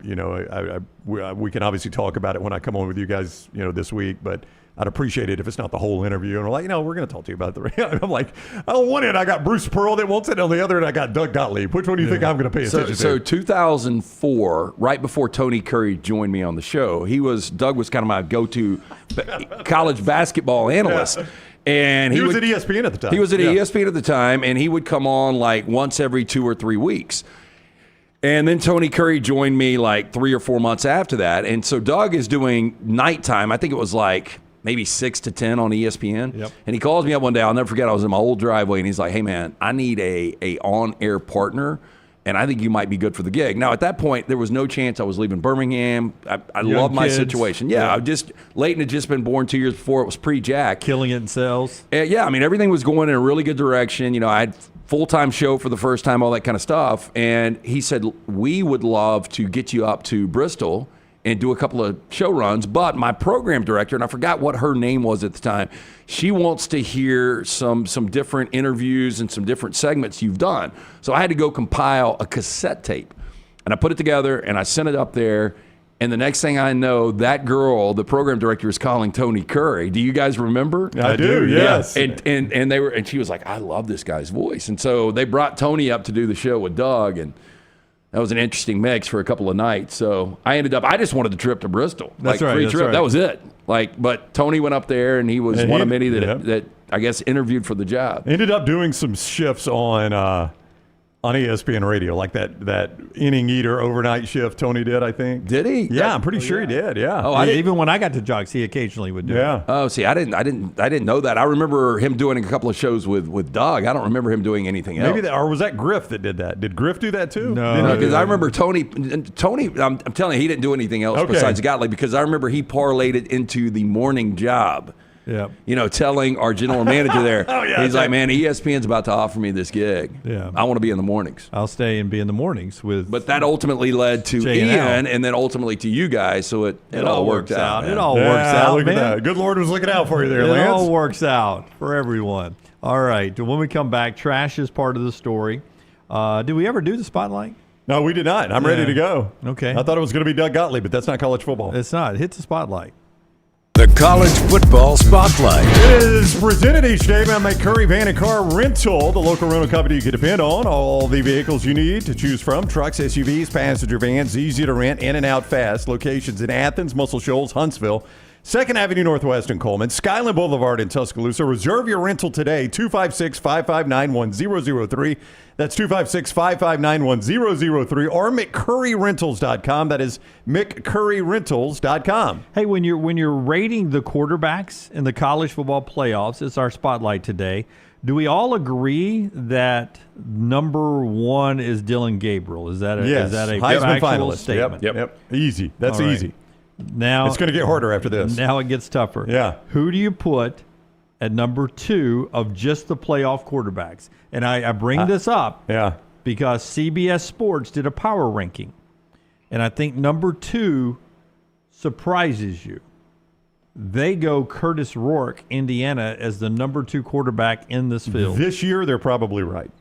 If I had to build around a team around a quarterback, I would choose Quinn Ewers before I would go Ewers Curtis too. Rourke. I mean, he's got experience on the stage. I mean, this is going to be a completely different stage for Rourke. He saw it a little bit on that big noon kickoff in Columbus against Ohio State, but this is night and day. Now he's playing prime time against Notre Dame in the elements. I would go Quinn Ewers number 2 as well. I mean, you would have to go to, and I love what Curtis Rourke has done, but you would have to get down the list. Like, I would put guys like Cade Klubnik in front of him. Okay, Tom Fornelli does the list. He goes Dylan Gabriel 1, Curtis Rourke 2. I'm not reading this upside down, by the way. Number 3, he goes Drew Aller. Number 4, he goes Riley Leonard. Number 5, he goes Sam Levitt. Number 6, he goes Kevin Jennings, SMU. I think he's got him too low, honestly. Yeah, number 7, he's got Will Howard. My Lord, did he forget that Cade Klubnik's playing? Cade Klubnik is number 8. Quinn Ewers is number 9. Yeah, that's silly. Maddox Madsen is 10. Nico Amalieva is 11. Gunnar Stockton is 12. Yeah, Nico should be 11. Gunnar should be 12 right now. I mean, look, Nico has played 4 road games this year. Now, the most recent was Vanderbilt. If you pull that away, in 3 other road games, how many total touchdown passes do you think he's got? I'm going to guess 0. I'm going to say 1. He's got 1. Yeah. And this is a road game. Actually, I think it was at Georgia, wasn't it? I think it was at Georgia. I don't think it was Georgia. Okay. Anyway, he's got 1 touchdown in the other 3 games altogether. And Klubnik, almost 4,000 total yards, 40 touchdowns, and only 5 interceptions. That is our Spotlight today, brought to you by our friends at McCurry. McCurryRentals.com. When you hit the road this Christmas season, you need those hard-to-find rentals. You get them at McCurryRentals.com. And by our friends at Hemp Hill. Hot, cold. 78 yesterday, 56 today. Hemp Hill keeps it all running. Yeah, 205-229-2090. Trust the name Birmingham's trust since 1954 for all of your plumbing, heating, and cooling issues. Hard to stop a train. For more information, HempHillServices.com. Follow The Next Round on Twitter, Instagram, and Facebook at Next Round Live. Looking for a great place for that boring meeting? Leave the office and go to the Golfus. What about corporate events like board meetings, sales meetings, customer appreciation events? How about the Golfus? Watch parties for football and basketball, parties for birthdays or couple showers. The Golfus is a great place for those. The Golfus has Birmingham's best golf simulators and man caves in Vestavia on Highway 31, opening soon in Trussville and on Highway 280. Bring whatever you want to eat or drink, even bring your own clubs. Get out of the office. Go to the Golfus. Book your spot now at thegolfus.com. Hey, Lance Taylor from The Next Round to tell you about one of our favorite places for breakfast, lunch, and dinner. That is Hamburger Heaven since 1982. Hamburger Heaven has been serving Birmingham's best hamburgers, cheeseburgers, French fries, hand-spun milkshakes, and sandwiches made fresh to order. All of their ingredients are fresh and prepared daily. This includes their beef, always fresh, never frozen, hand-pattied each and every day. For breakfast, lunch, or dinner, visit any of the 4 locations, Highway 280, Irondale, Gardendale, and Homewood. A legendary coach once said, "It's not the will to win that matters. It is the will to prepare to win." Hi, I'm Bobby Humphrey, Vice President of Business Development for Bryant Bank, and I can tell you that our Bryant bankers have the dedication and experience to put together a financial game plan that is right for you. At Bryant Bank, we specialize in community banking and offer personal and business loans, checking and savings account, mobile banking, and treasury management services. Stop by one of our 18 offices across the state of Alabama to find out what unbeatable service and legendary results are all about. Looking for a great place for that boring meeting? Leave the office and go to the Golfus. What about corporate events like board meetings, sales meetings, customer appreciation events? How about the Golfus? Watch parties for football and basketball, parties for birthdays or couple showers. The Golfus is a great place for those. The Golfus has Birmingham's best golf simulators and man caves in Vestavia on Highway 31, opening soon in Trussville and on Highway 280. Bring whatever you want to eat or drink, even bring your own clubs. Get out of the office. Go to the Golfus. Book your spot now at thegolfus.com. Hey, You. It's the holidays. Give cheer a lift. And at New Balance Birmingham, we got the gift. That holiday vibe? Find it inside. Come together at New Balance Birmingham on Highway 280, right next to Chick-fil-A. New Balance Birmingham, we got now. Things fall apart. There's even a book about it, but that doesn't mean you have to break the bank to fix them. Ryan Brown here for the next round. Our friends at Mortgage Right have a new renovation option that will make repairs and other home improvements easy. If you've recently purchased a home and find yourself short on cash, or you're looking to buy a fixer-upper, Mortgage Right's renovation loan program can help you spruce up your space. Repairs can be made to your roof, plumbing, flooring, and more with the help of top-notch mortgage professionals. So get your fix by visiting mortgageright.com/TNR. And MLS 2239, Equal Housing Lender. Looking for a great place for that boring meeting? Leave the office and go to the Golfus. What about corporate events like board meetings, sales meetings, customer appreciation events? How about the Golfus? Watch parties for football and basketball, parties for birthdays or couple showers. The Golfus is a great place for those. The Golfus has Birmingham's best golf simulators and man caves in Vestavia on Highway 31, opening soon in Trussville and on Highway 280. Bring whatever you want to eat or drink, even bring your own clubs. Get out of the office. Go to the Golfus. Book your spot now. Twin Peaks is the best in the game. Here, you're in the red zone for every college rivalry and divisional matchup all season long. I mean, where else are the scenic views as good as your view of the game? Only at Twin Peaks, the #1 sports bar.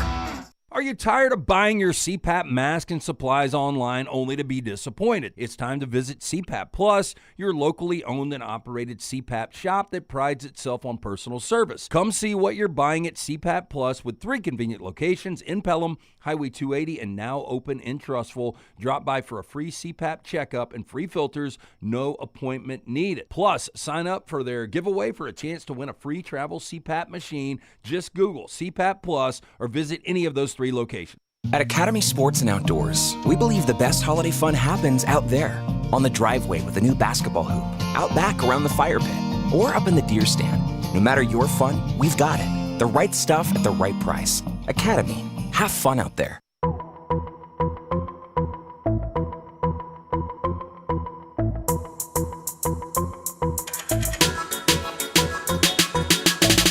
For those that are maybe wondering what I was talking about with Orlovsky about Jerry Jeudy's potential trade being shot down by Jets owner Woody Johnson's teenage sons, Brick and Jack. They convinced Woody because of the low rating for Jerry Jeudy on the Madden game that they love that he wasn't worth the trade. And so Woody Johnson nixed the trade, according to a report in The Athletic, of all the stuff going on behind the scenes in the Jets organization. They were actually talking about it on McAfee earlier. Do you believe on it? Other things that included Brick Johnson, Woody's son, giving a game ball in a locker room and a cursing rant to a receiver that the teenage owner's son comes into the locker room, gives a game ball ahead of Robert Saleh, and to the receiver, posts that video on his Instagram account, and that Woody Johnson himself takes the game ball away from Aaron Rodgers and gives it to a different player while Saleh was the coach. That's very Charlotte Hornets-like. Yeah, that's a report that's at The Athletic, done by 3 different reporters, including Diana Rossini. It's just hard to believe, man. Yeah. They had the former coach, I forget his name, Pagano, I think, former coach of the Colts on with McAfee. Chuck Pagano. And he was talking about he's heard horror stories of what has gone on recently inside the Jets building. So how do you take – look, I mean, I know there's only 32, and obviously somebody's going to take that job. But, like, if you're a Mike Vrabel and you're offered that job, if you are a hot commodity, how do you take that job? Yeah. I do think that's maybe the genesis of the story. Well, you're not knowing the quarterback situation either. Like, Aaron Rodgers the last couple of weeks, believe it or not, if you've been watching the Jets, which you probably haven't, he's played well. Like, this is one of those games this weekend where the Rams they've got to do everything they can to scrape by and get into the postseason. It's a dangerous game just based on the way Rodgers is playing. But if you're a Jets fan, do you want Rodgers back next year? If you're the potential coach and you're taking that job, do you want Rodgers as your guy, or are you looking to draft a quarterback? Inside Woody Johnson's Jets, quote, the most dysfunctional place imaginable, end quote. A quote from a source inside the Jets organization. And it goes on to detail. Boy, there's not a New York football things. fan that's happy because the Giants fans are pissed with the Mara family right now. Yep. Zach Rosenblatt, Diana Rossini, and Michael Silver write the story for The Athletic. Multiple sources, some on record, some off record, of all the stuff that has gone on there. You guys have been to games in New York. All their fans are miserable. I mean, even when they're good. Yeah. I've never been to a game in New York. Have you not? Nope. Yankees fans aren't happy now. Mets fans seem to be happy right now. I mean, maybe, Soto. yeah, because you got Juan Soto, but once we roll into late May, June, when they're all going their to be pitchers are 13 hurt. games out. Yeah. Tell us about World of Wills, and then we'll work our way to trash. Look, everybody's trying to be creative this holiday season. The event is coming up the last weekend of January, first weekend of February, January 31st through February 2nd. Great stocking stuffer. You can get details, worldofwheels.net. You can stop in, get discount tickets today at O'Reilly Auto Parts stores. It's going on at the BJCC. See custom classic cars, hot rods, trucks, motorcycles, and new this year, check out the exotic car exhibit. Plus, don't miss the BMX bike stunt team performing outrageous stunts live each day. And kids, meet your favorite costume characters and race Hot Wheels on the free Hot Wheels drag track. Don't miss the super show with a one-of-a-kind vehicles from across the country. Again, get tickets today. Details, worldofwheels.net, or stop into O'Reilly Auto Parts. You can't make this stuff up for Scott Forster's Chicago White Sox. First off, DraftKings win total next year, Forster. You've seen it. I see you nodding your head. 49.5 is the total. How many games they play in the major They play league? 162. How many did you win this year, Scott? Ooh, not many. Yeah, I think this is actually 8 more. I think you won 41, maybe. The White Sox. I think it's 122. Yeah, in the 40, losses. 41 and 121. 121. Yeah. 51 and a half games back. That's tough. It's hard to do. It's hard tough. to do. You're right. So that's would you tough. take the over 49.5? I would. I'd jump on that right now and take the over. I think you got to go over, even though the roster's worse. Yeah, you got to go over. You can't go under that number. Everything has to go wrong for it to go under that number. It is impossible, almost impossible to be any worse than they were last year. Yeah, I kind of got numb to how bad they were, but it was minus 306 on the run differential, the worst in Major League Baseball history. I don't remember if that was set the record, but I mean, it's got to be close. It's got to be close. Yeah. But the story that makes the most headlines is they changed the name of their field because the sponsor changed the name of its company. The rate. But it was guaranteed rate, right? It was Scott? guaranteed rate, but as the Chicago tabloids put it, nothing's guaranteed with the White Sox anymore.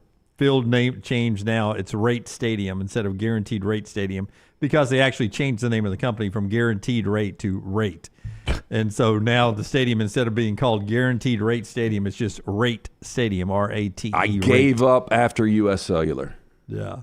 That was the last one you paid attention to. Yeah, like Kaminsky, we grew up with that before the naming rights, and then you get so many different naming rights. Yeah, and I can still go. Is it still Minute Maid in Houston, or is it?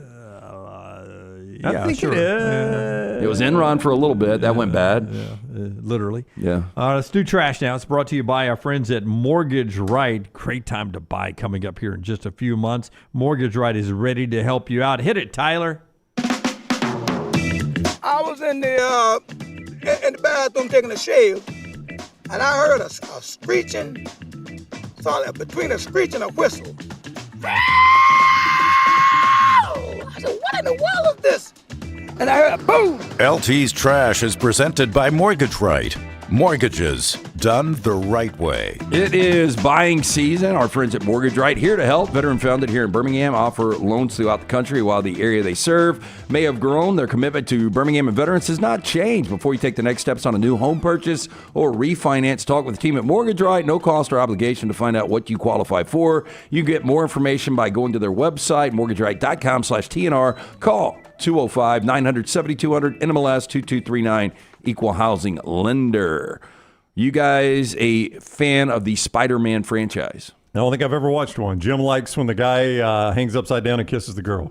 Is the girl upside down or the guy upside Which down? one's upside down? Oh, I mean, the guy is The going one to be... that's got spider Yeah. powers. Which one's upside down? Which one do you think, Jim? That was Kirsten Dunst and Tobey Maguire. This is part of this franchise. Tom Holland, best Spider-Man, by the way. You agree? I think he's the best all-around Spider-Man. Yeah. Like Tobey Maguire's the best Peter Parker. I thought Andrew Garfield was the best Spider-Man, and Tom Holland's a good blend. The one with Zendaya is my favorite Spider-Man. Which one is that? Yeah, that's the Tom Holland. Yeah, that's the best one. So this Manhattan triplex is looking for a new owner, I should say. Murray Hill Penthouse, featured in director Sam Raimi's early 2000 Spider-Man trilogy, has hit the market with a $1.95 million price tag. For where this is and the way it looks, that doesn't seem like out of whack for New York City. No, not at all. So the unit played part of Spider-Man's nemesis, the Green Goblin's lair, in all 3 films, starring Willem Dafoe, who you see right there, very strange-looking dude. Now, it last sold in 2022 for $1.75 million, slightly less than the $1.9 million ask it listed for back in 2021. That's a very confusing stairwell. Could you zoom in on that part there, Tyler? Like, it looks like there's just like an open thing that you would just fall down to the first floor. It's a spiral. It goes around. See the top? It's going to wrap back to the left. There's a wall. Okay, I got you now. Yeah, and then it's going to come down. So located at the top 5 Tudor Place, also known as the Windsor Tower, Penthouse 5 features nearly 300 square foot private room terrace, great room, 18-foot ceilings, 15-foot casement windows, 1 bedroom, and 1.5 baths. I guess that is the problem. You only get 1 bedroom and 1.5 baths. That's a bachelor pad right there, is what you call it. Yeah, it really is. Yeah. It got a nice patio, though. It's got a 1920s era wood-burning fireplace. Yeah. And I get a doorman. So 24-hour doorman, 365 days a year. 95-year-old building, 2,000 square foot fitness center, live-in residence manager, and a number of its own movie cameos, from the Bourne movies to The Godfather. Wouldn't live there if you gave it to me, by the way. Seriously? Yep, hard pass. Why? Who wants to live in a city, and in a city that is New York? No, like not full time, but I would love, like, I just had the money to go for like 3 weeks. The weekend, or whatever, Yeah, it wouldn't be my primary residence. No, I need trees, I need a yard, I need some privacy. And less people. Just because of that, if I win the lottery, I'm buying that tomorrow. Because I don't want to go there? Just to rub it in Brown's face. Another edition of you don't want to lottery come winners watch the games? Gone broke. He's going to buy a $9.5 million bachelor pad. That property's already lost like $250K or something. Yeah, they were asking for 2, and now they're trying to get 1.7. Yeah, it's only 1.9. This would be a great game show.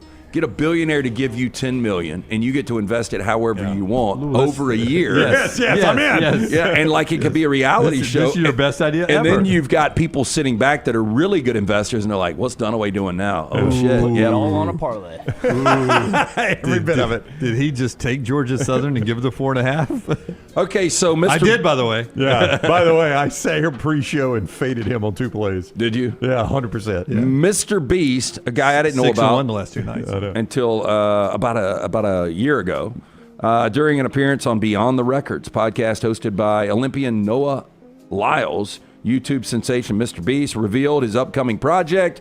He's going to rent out not 1, not 2, but all 3 of Egypt's Great Pyramids for 100 hours of exclusive exploration. Now known for his extravagant, boundary-pushing videos, Mr. Beast will have completely private access to the ancient site. How in the hell can you rent these things out? I mean, what do you think the rental price is on that? No. I don't know. They didn't let Travis Scott use it for a concert venue, and you got to think he would have a ton of people going there buying expensive tickets. That's right. Yeah. Concessions, T-shirts, into all those the country. That seems like a mess. And then also like streaming rights. But I don't think they wanted the whole crowd there. That would be your issue. Yeah. Now part of this project was facilitated through collaboration with the Egyptian government.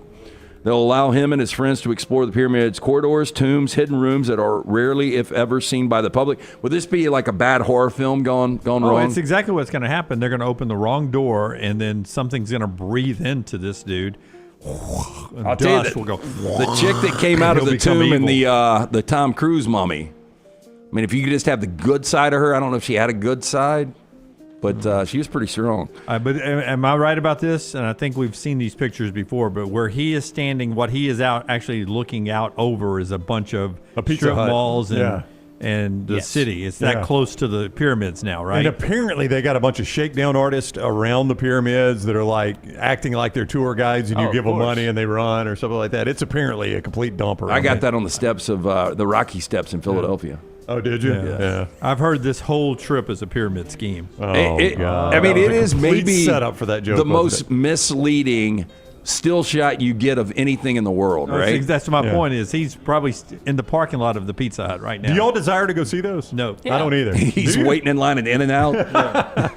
You desire to go see the pyramids? Yeah, I'd love to see them. I would like to see the pyramids. Yeah, I got saw no the one in interest. Memphis. I'm I fine with prefer it. to go to Rome and see the Colosseum. Yeah, I would. I'm with you on that. Maximus But and you know, everything the over thing about the there. pyramids, like, it almost seems impossible. This many years ago, we had humans building these things. That's right. Well, according to some, we didn't. Hey, just Google the pyramids in the city, the other angle of the Oh, pyramid. yeah. Everybody Yeah, knows. show It's, everybody. it's like a Pizza Hut. It's right next Yeah. door. So- hey, Lay My Believer says, did you at one point say you thought Mr. Beast was the Antichrist? No, there was a video on the way when we were going to Dallas for SEC Media Days. It got pulled up. It was one of those things I came across, and this guy was like, and he broke it down, and I was like, damn. Yeah, but he said that Mr. Beast is the Antichrist. Remember, he's going to come. Everybody's going to love him. Isn't that the way it works? Yeah. So there's what Jim's talking about. Yeah. You see how close it is to the city? It's like It says it's 13 kilometers from like downtown Cairo. Yeah, but the edge of the city is 100 yards away. It looks like. Yeah, and really, there's two great pyramids. That other one. Yeah, it's I never realized that other one was that small. No, it's a guest house. Yeah, and are those three other pyramids right next to the smallest one, Tyler? Those look like teepees. Oh yeah, there's the Great Pyramids on the Giza Plateau, and then there's some like secondary pyramids. Yeah, I wouldn't even call those. So pyramids. where does Mr. Beast? Where's he going to house? He gets to sleep there. It's 100 hours. Those the little guest house, or I is- assume they'll be doing like a sort of survival style challenge. I mean, he buried himself alive for a week. He, So he's went like to David solitary Blaine. confinement for one video. Hey, is that a golf course to the left? So they got a golf course right there by the pyramids? Well, they need a sprinkler system on that thing. No, right there.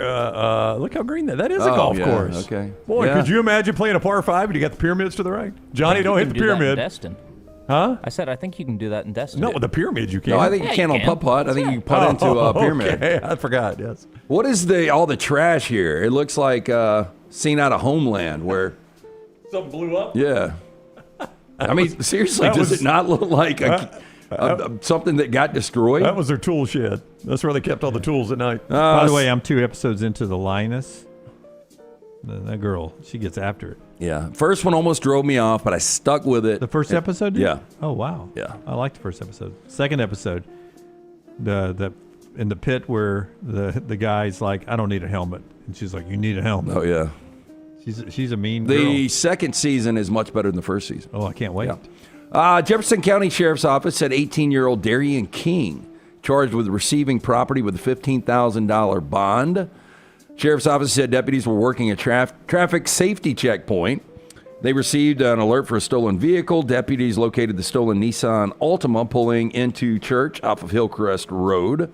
When deputies attempted to stop the vehicle, the sheriff's office said the passenger surrendered, but the driver then ran into the nearby wooded area. Moments later, the sheriff's office said deputies discovered that Santa, who was actually a retired deputy, Larry Williams, dressed in a Santa suit, was volunteering at a local church and had detained the suspect. Williams said he saw the suspect, later identified as King, attempting to sneak back towards the church and blend in with the crowd. The sheriff's office said the passenger in the stolen vehicle was released. According to Sheriff Mark Petway, is this Jefferson County here? This is Jefferson County here. Quote, we need all the help we can get. Thank you, Santa, for the assist. Santa. He does keep that naughty list, right? He does. He knew right where to look. Yeah, I guess it'll be nothing but a pile of coal for you this year, young man. It is much more difficult to be a criminal in today's world of surveillance. Yep. Image from Google Maps Street View showcasing a man bent over the trunk of his car, loading a bag into it, has helped Spanish National Police officers solve a murder case they've been investigating for over a year. Well, it is some incredibly bad timing. The image, inadvertently captured by Google Maps, Is that a camera body? truck, features a man placing a white sack into the trunk of a red Rover car in Tehuco, Spain. Now, the image has been linked in the case to a 33-year-old Cuban man identified only by his initials, JLPO. His body was found dismembered after he traveled to Spain in November of 2023. He was looking for his wife. He was reported missing by a relative shortly after traveling. Now, some of his remains were found in a cemetery about 6 miles away from the town. However, law enforcement revealed that parts of his body are still missing. Investigators believe that JLPO was killed due to his involvement in a love triangle. When he arrived in Spain, it's believed that he discovered his wife was having an affair with a 48-year-old who owns a bar nearby. That's when his wife allegedly planned the murder with the bar owner. And unfortunately for this guy, fortunately for us, Google Maps. That's, just incredibly bad timing for this guy. The truck driving by right at that one time. Right at the worst moment for him. Hong Kong. I mean, at that point, do you have to kill the guy driving by in the Google Maps? Yeah. I mean, it's kind of like the mob, right? When you see the mob commit a crime, you're just an innocent bystander. You take a wrong turn, pull down an alley, and something's going down. You're done. It 100% is the way Taylor Sheridan would write it for sure. Have to go after him then. All right, that is Trash, brought to you by our friends at Mortgage Right. If you're looking for a new home, our friends at Mortgage Right, here to help. Whether you're a first-time buyer, seasoned home buying veteran, their great service and low rates make the process easy. So remember, whether you have a big down payment or need 100% financing, Mortgage Right, one-stop shop for mortgages. Visit them online, mortgageright.com. Call 205-900-7200. Cannot believe we're on the eve of the playoffs. It just doesn't feel that way to me for some reason. I can't put a finger on it. It's because the focus is on Christmas. Maybe that's it. I don't know. But I'm excited about the games. It's just hard to believe it starts tomorrow. Champy'sChicken.com brought you this hour. Champy's Chicken, Highway 119 in Alabaster. Sterling and the crew there to serve up the best fried chicken ever. It is a destination lunch and dinner location. If you have friends in town or family in town for the Christmas season, take them to Champy's one day. They will say, that is some good eating right there. Sterling does it right down there. Mississippi Delta recipe tamales and so much more Southern cuisine. It is all right there at Champy'sChicken.com, Highway 119 in Alabaster. We appreciate them so much. Very thankful. Mike Johnson joins the show at 12:15 to talk Alabama football and a little bit up his thoughts on what will happen in the college football playoffs. And speaking of playoffs, for the first time ever, the Ivy League has said we are going to participate. Starting next year, the Ivy League champion will go to the FCS playoffs. They've always had their own championship, and they played their in-season games, and that's been it. The Ivy League, starting next year, will participate in the FCS playoffs. We talk about the 12-team playoff and everything ready to go with the games tomorrow night when we come back on the show. Remember, a little overtime today, so hang around with us after a quick timeout on a show that's being brought to you today by our friends at Odie's. Odie's Tavern, 2 locations. The one we were at last night, the original in Crestline, one in Edgewood. Stop in, see Will Haver and the great staff. Again, I got that south of the border roll-up last night with the spicy slaw, but great wings, burgers, fantastic chili as well. Ice-cold beer buckets, full of the Bud Light. Great place to watch college football playoffs all weekend long. Live music on Friday and Saturday. Stop in, see Will Haver and that great staff. Birmingham Institution, it's Odie's Tavern. Take the next round anywhere you go with official Next Round gear. Buy yours today at nextround.store.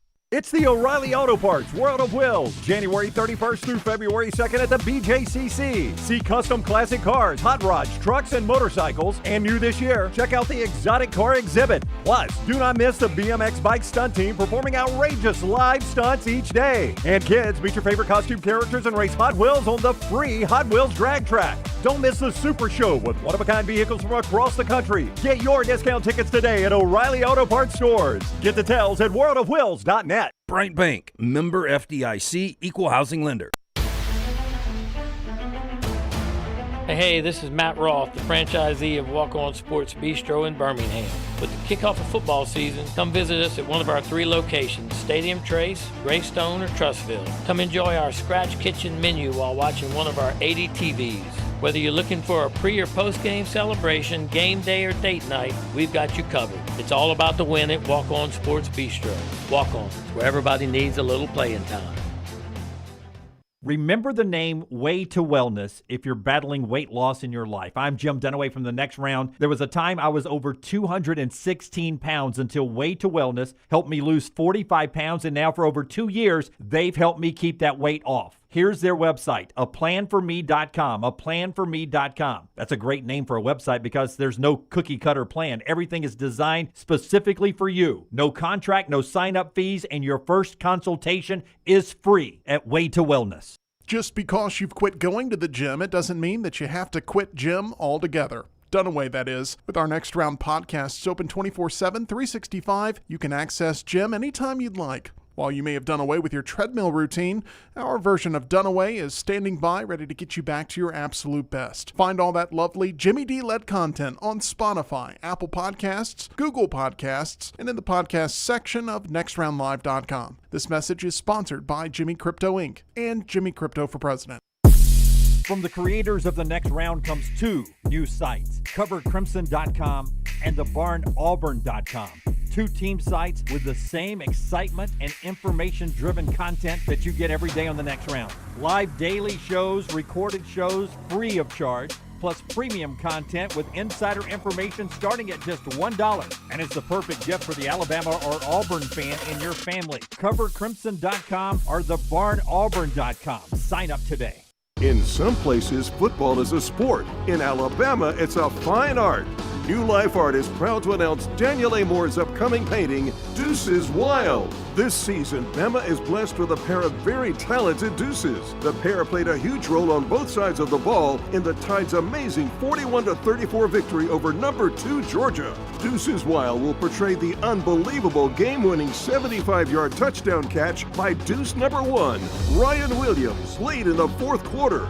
The Dogs' last chance drive was stopped by deuce number 2, Xavier Brown, as he made the game-saving interception in the end zone, which will be celebrated by a small artist's remark in the bottom margin of each print. Go to danielmooreart.com to see the artist's preliminary sketch and take advantage of special pre-publication pricing for Deuces Wild. Also available, The Legend, Daniel Moore's final tribute to Coach Nick Saban. Order now at danielmooreart.com.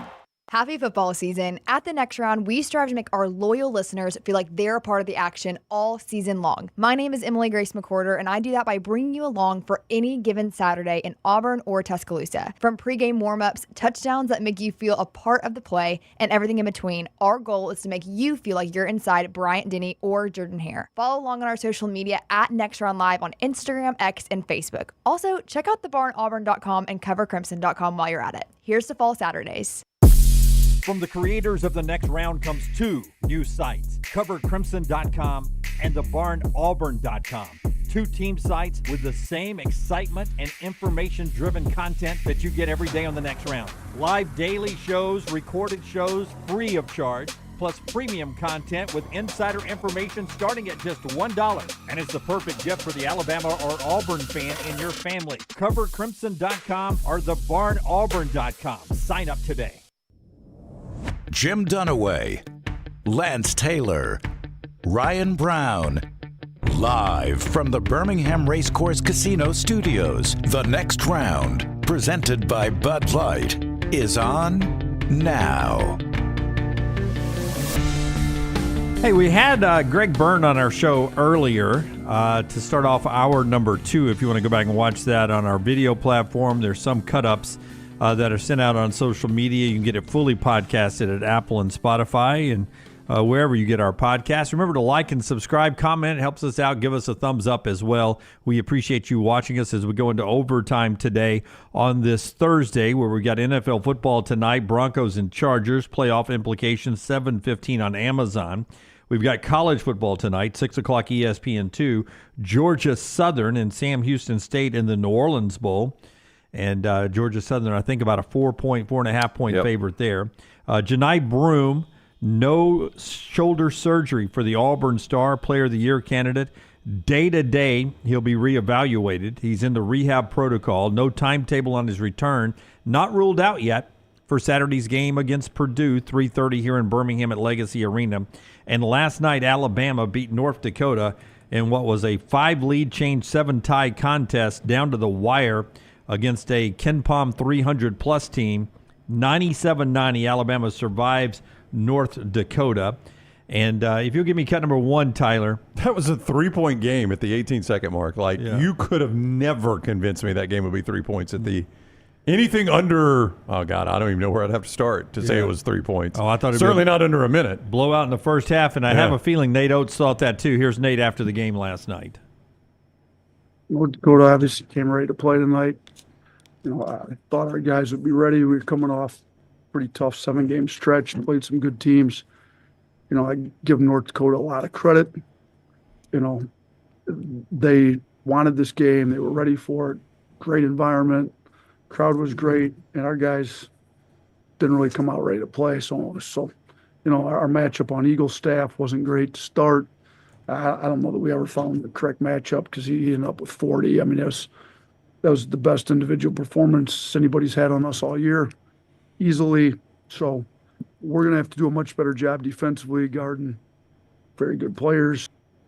Yeah, being compared a lot to Pistol Pete by some of the old fans last night. It was amazing basketball to watch. Well, that's really difficult to do, to go 40 in a college basketball game. I didn't see how many minutes did he play, all 40? He played about 35 or 36 of them. They tried to rest him a little bit before timeouts. And Nate Oates pointed this out in the postgame.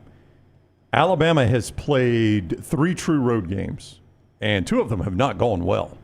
Now, obviously, and Purdue was a loss. Obviously, they won last night, so that they won, but still, he's not a happy coach with that. No. He was not happy with their Purdue performance. They did win at North Carolina. Those are the 3 true road games, and you just wonder, is this an issue moving forward? Because they're about to play road games a lot in the SEC, which are going to be really, really difficult road games. He's concerned about his defense again, I guarantee you. 97-90, that final. Dr. B bringing you that update. Tell us about Dr. B. Yeah, Dr. B, best in the business. If you're starting to thin out, get preemptive on this. Go see our friend Dr. Beckenstein. He is the absolute best in the business. I've talked about my experience with him for a couple of years now. My hair has more than doubled in thickness. All I'm doing is that non-invasive treatment. 3 times a week, 30 minutes each time on the couch. For more than 20 years, women and men have turned to Dr. B for a range of cosmetic and reconstructive procedures. He will use his experience, advanced training, genetic testing to help his patients fully understand the procedures they are considering. Call Dr. B today, 205-319-0316. That's 205-319-0316 or t3hair.net. And you can see America in an RV from Johnston RV Center, I-65, exit 304 in Coleman, 334 in Decatur. Right now at Johnston RV Center, they're getting ready for the show month. That is in February. What that means is they got to get rid of 2024s because they got a ton of 2025s coming in. And you can get great deals right now, including the Shasta 16RE, just $149 a month with approved credit. You want more space? How about the Avenger 29 QBS? Sleeps up to 10, just $279 a month with approved credit. JohnstonRVCenter.com. Yeah. All right. Mike Johnson is about to join us. The Alabama great is this hour brought to you by our friends at Champy's Chicken on Highway 119 in Alabaster. Let's talk to Mike, if we can, Brownie, about Alabama, the portal, and this 12-team college playoffs. I want to pick his brain about what we're about to see on Friday and Saturday. And the NFL. I want to start with that team on his chest that he played for. What? I don't. I'm a Buccaneers fan. I want him to keep sucking. Mike. I want him to keep playing Cousins. Yeah, Mike. Lance said they waited too long to make this change. What has been the reaction? Mike does sports radio every single morning right there in Atlanta. What has been the reaction to Falcons fans about going to Penix finally? Well, I think it had to happen, right? I mean, when you look at what the numbers are, nobody really escapes from 1 touchdown pass and 9 interception ratio that you've seen in the last 5 weeks. And look, I think a lot of fans that weren't in favor of Kirk Cousins signing here with the $180 million contract, 100 guaranteed, they're saying, I told you so. But the fact is, you started 6-3. He was the 2-time NFC Offensive Player of the Week. He broke the Falcons' passing record against those Tampa Bay Buccaneers just a few weeks ago. So, I think the city is excited because you still have the ability to throw your hat in that playoff ring. You have 2 very beatable opponents coming up in the Giants this weekend, the Panthers there in Week 18, and you got to play the Commanders in between, man. So I think excitement's the right word. It feels like it's just we're slowly turning the page to a new chapter. You like what Michael Penix brings. Everybody knows him from the national stage of that college football playoff a year ago. And excitement's just the word. The buzz around the city's been great the last couple of days. You feel bad for Kirk Cousins, right? Good dude, has done a lot of good things in his career. But nonetheless, man, it feels like it's probably time to turn the page, and everybody's excited to see what happens on Sunday. You know, Penix, 49 total touchdowns for Kalen DeBoer in Washington last year. And look, he was just, man, when he threw the football, I mean, some of his throws were incredible. He can make all the throws. What are people saying that have been around him in practice, camp? You know, how optimistic are the skill guys there for the Falcons that Michael Penix is going to be the real deal? Well, I think, honestly, that's one of the biggest parts of this entire thing. If you watch the game last week, you know, Kirk throws a double move to Drake London in the first quarter. And then after that, like, you can see the body language. Darnell Mooney, Ray McLeod, Kyle Pitts.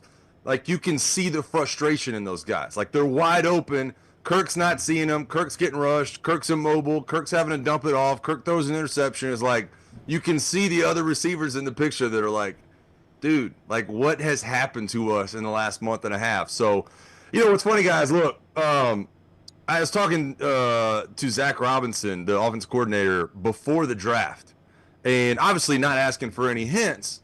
But Zach Robinson dropped on me and my buddy. He's like, hey, you know, we're like, okay, what's the deal? First round, edge rusher, corner, what are we looking at here? And it was like, you know, you should think about Washington. And we're like, okay, like, you know, Roma Dunze, like, you know, like all these other possibilities. Never thinking in a million years that it was going to be Michael Penix after you just signed Kirk Cousins. But the whispers after that about that workout that Zach Robinson and all, you know, that entire crew had out there with Michael Penix, the arm strength, the natural ability. I mean, guys, you look at the length of Michael Penix's arm. He can tie his shoes standing up, man. He's just a long-bodied dude who has that rubber band for an arm. And I think everybody involved with that team is pretty excited just to see what we've got here. Yeah, and if it's good this weekend, the boom will begin. It'll take me back to the days when Michael Vick used to fill the Georgia Dome. It was the best show every Sunday in the NFL. So flipping the script to where we are in college athletics, we had Greg Byrne on earlier, and he was talking about trying to rally the Alabama fan base to get into the NIL game a little bit more. The fans on the streets, the ones that fill the stands and watch on TV and listen on radio. As a guy who played in Tuscaloosa before the NIL era, to see some players hit the portal and come back like Mbakwe, some people hit the portal and leave like Bond last year. How do you feel about all this, watching it as a championship-winning alum?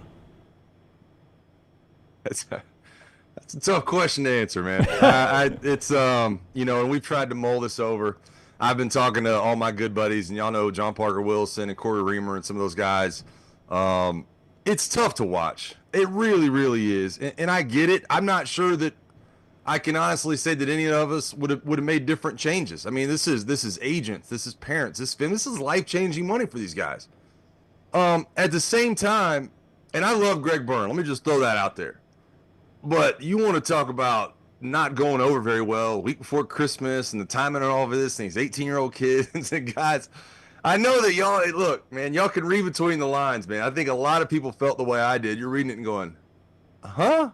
Like, that's, you want what? And it's tough. Obviously, I'm not his target audience when Greg Byrne puts out the message and he's like, hey, we need more NIL money. I hope he's not talking to me. I've given enough to that school as it is. You know what I mean? Like, me and my friends are like, all right, you know, don't worry about it. But it's tough to watch, and I think Alabama fans feel the same way. And I don't know what the end game is. I don't know where the legislation goes as far as the hearing coming up in April and the revenue sharing and who implements what rules. But it just seems like we're all staying in a circle staring at one another, waiting for somebody to make the first move on who's going to put some rules in place, right? And I don't know if the end goal is super leagues or whatever it is, or some kind of agreement between the Big Ten and the SEC, or maybe the stakeholders, maybe ESPN gets involved in this. But for a guy like myself, who, as old as I feel sometimes, guys, I'm 15 years removed from that 2009 national title run, it's just hard to watch. It's not the same product. You watch, I mean, we used to just love watching the passion of you know, Happy Valley and like all this. It just doesn't feel like the same passionate sport. And I know you guys see that. I know a lot of the viewers see that. It's frustrating. And I don't know, I guess the most frustrating part is I don't know what the end game is. I don't know when it stops. I don't know when it stops spiraling out of control. But I think we've seen so many quality coaches start to move on, look the other way. I mean, I've talked to people inside of numerous programs that say that they're talking to rival programs and just kind of chuckling with one another. Like, what do you even do? You know, what do you even do when these kids are getting these offers while they're on your team and heading somewhere else and then making a different decision 24 hours later? And guys, I heard today from a really reliable source that there is a team in the College Football Playoff that is actively paying its players to stay throughout the playoff so that they will have enough people to practice with, and they are in the playoff. Wow. Oh. It blows my mind that that's what we're dealing with, but these kids are being recruited other places. The transfer portal's wide open, and I don't know what the end game actually is. Mike Johnson is with us. You can follow him on social media at MPJohnson79, former Bama and Falcons offensive lineman, also part of the Cover Crimson team. CoverCrimson.com as a reminder, starting at the turn of the calendar, $25 to celebrate 2025 off your annual there at CoverCrimson.com, CoverCrimson.com on YouTube and right there online, the Cover Crimson YouTube channel and CoverCrimson.com online for all that great info. When you were in the league, how hard was Boston College hammering Matt Ryan for money and Bama hammering you and Julio for money and your teammates that you saw? How hard are the top-level guys that are getting a ton of money to play football getting hit by the colleges? Yeah, it happened, but it was few and far between. Really? And usually guys that were in my shoes, you had the Julio Joneses and the Marcel Dariuses of the world that were, record-breaking contracts, and they were, getting hit up. I remember, and I'd have to go back and see what year it was. I want to say maybe 2012, 2013, when D'Amico Ryans got a contract and endowed a scholarship in his name. Joe Pendry was in the works with that. He was working inside the football staff. I remember having conversations with Coach Pendry about things like that and endowing scholarships and, leaving a legacy and things like that. It wasn't money straight into guys' pockets. You know what I mean? Like I think that's the hard part to swallow is that, I was always the guy that was really straight-laced about everything. I know there was always whispers of payments behind the scenes, but I never got a dime from anybody. I can say that with a straight face. And so being hit up for money for players, nowadays is just a lot different. But I know what happened. Guys like Matt Ryan and things like that, you see endowments, you see, other things. I remember Ndamukong Suh, $5 million to help build the weight room at Nebraska and things like that. But those were always the upper echelon guys, not the the low level guys like myself, the backups, the spot players, the scout team, things like that in the NFL. So it happened, but not the way you might think, and definitely not the way it is happening nowadays. It's been a fascinating year, just how everything's played out, and we've got really 4 non-brands in this college football playoff. When you look at this bracket, obviously I think we all have a problem with the seeding. I mean, for Arizona State and Boise to get buys and to be sitting at home this week is a joke. They've had great seasons. How many of these teams, Mike, do you believe can win a national championship? Man, that's a really good question. I haven't heard it phrased that way. Let's go with 5 or 6. I think Oregon, I think Ohio State has the talent. Georgia's going to be favored along the way. Tennessee could probably break in there. It's half or less, right? I think the way you look at it. And really, I think it's exciting that these teams are getting the opportunity, but I think there's more barriers than there's ever been. I mean, I think I've told you guys the story before. There was a moment in December of 2009 when we beat Florida in the SEC title game in Atlanta. Right, this is kind of before, this right when the iPhone was kind of getting hot. Weren't really streaming and all this, on your phone. So we're landing in Tuscaloosa after we beat Florida, and right before we landed, we're all watching the TVs. Colt McCoy throws the ball out of bounds in the Big 12 championship, and they lose. If you guys remember, they had to go back and put 1 second on the clock. For that 15 minutes that we dropped below 30,000 feet to when we landed, we thought we were playing TCU in the national title. We thought we were facing off with who was it, Andy Dalton and whoever else was on that team. We thought we were playing TCU. And then we land and find out they put a second back on the clock, and Texas is able to kick the field goal and beat Nebraska and go to the national title game. What a crazy opportunity that would have been for TCU. I think they were in the Mountain West back then. Now there's okay, you beat your first round game, great. You beat your second round game, great. You have to go through all these quality opponents and really prove your mettle and prove your worth. So the Cinderella stories, I think in football, are going to be few and far between. It was different when you used to have the one-offs. Everybody remembers the Boise State, Oklahoma, right? 2004, 2005, whatever that was. You'd have to pull that off 3 times, right? I mean, I don't know that you're ever going to see a situation like that. So I think my number sits at 5 or 6. I'm going to be rooting for the underdogs. Guys, I'll be clear. I'm rooting for SMU. SMU got in over Alabama. Let's see if SMU can knock off Penn State on Saturday, and let's see if we can cause some havoc in this thing. How can, and you explain this to me because you and I have worked together before, and you know how small my brain is. How can I be Carson Beck in August, and I'm auto first-round guy no matter what, and likely first overall guy? And now I'm in December, I'm injured, but there is conversation that maybe I should stay in college for another year and build my stock back up. If NFL guys love me in August, why do they not love me in December still? You played in both the high-level college and the NFL. How can people not look at that and say, well, maybe it was the people around Carson Beck. Maybe it wasn't Carson Beck. Has Carson Beck stock really dropped that far, in your opinion, where he should come back to college? I think it has. And look, I think the one thing in Carson Beck's favor is the way the NFL is changing. And you look at really the options out there as far as quarterback, it's not as plentiful as it was a year ago when you had, 5 or 6 first-round guys. And the answer to your question, Jim, is I think when you look at like what Carson Beck was a year ago with Ladd McConkey, Brock Bowers, some of the offensive linemen they had around him, the run game, it felt like Carson Beck could do a little bit of everything. I'm diagnosing. I throw a one ball. I can throw the fade. I can do all these different things. And then the separation goes away. The protection goes away. The run game goes away.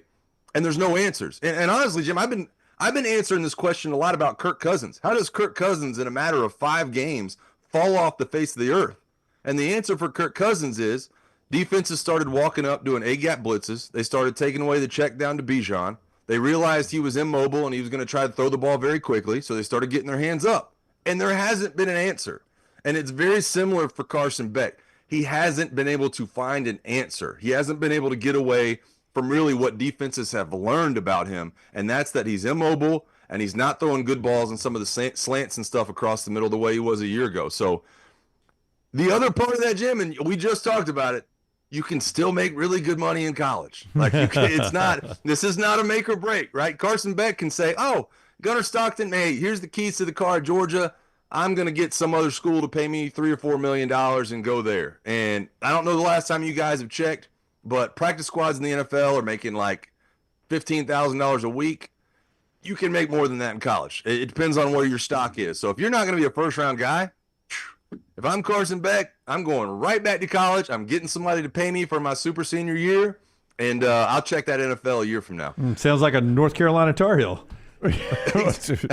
Hey, the options are endless. He could be a Tar Heel 1 month, and he could head out to one of the Big Ten schools the next month. Who knows? Gunnar Stockton coming in against Texas, it was a great moment for him. They rallied around him. I didn't think he played exceptionally well, given the circumstances against that really good Texas defense. Maybe he did. With that said, moving forward, time to prepare.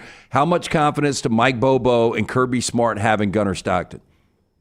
Guys, I actually spoke to one of my old teammates, DJ Shockley, about that just a few days ago. And DJ Shockley does the radio for Georgia. And actually, he told me he was sitting next to Gunnar Stockton in the locker room at halftime. And he said no less than 40 guys and at least 6 coaches walked by. And they were like, hey, man, we believe in you. Every single one of them said, we absolutely believe in what Gunnar Stockton is. And I'm with you. Look, he's put in a tough situation. I asked DJ Shockley, I said, you ever deal with anything like that? And he said, I actually got put in against Georgia Tech my junior year, and I almost got booed off the field. I played so bad. And he was like, I ended up having a good senior year, but he was like, it was really bad in 2004, my junior year against Georgia Tech. And he said, it's not easy. So,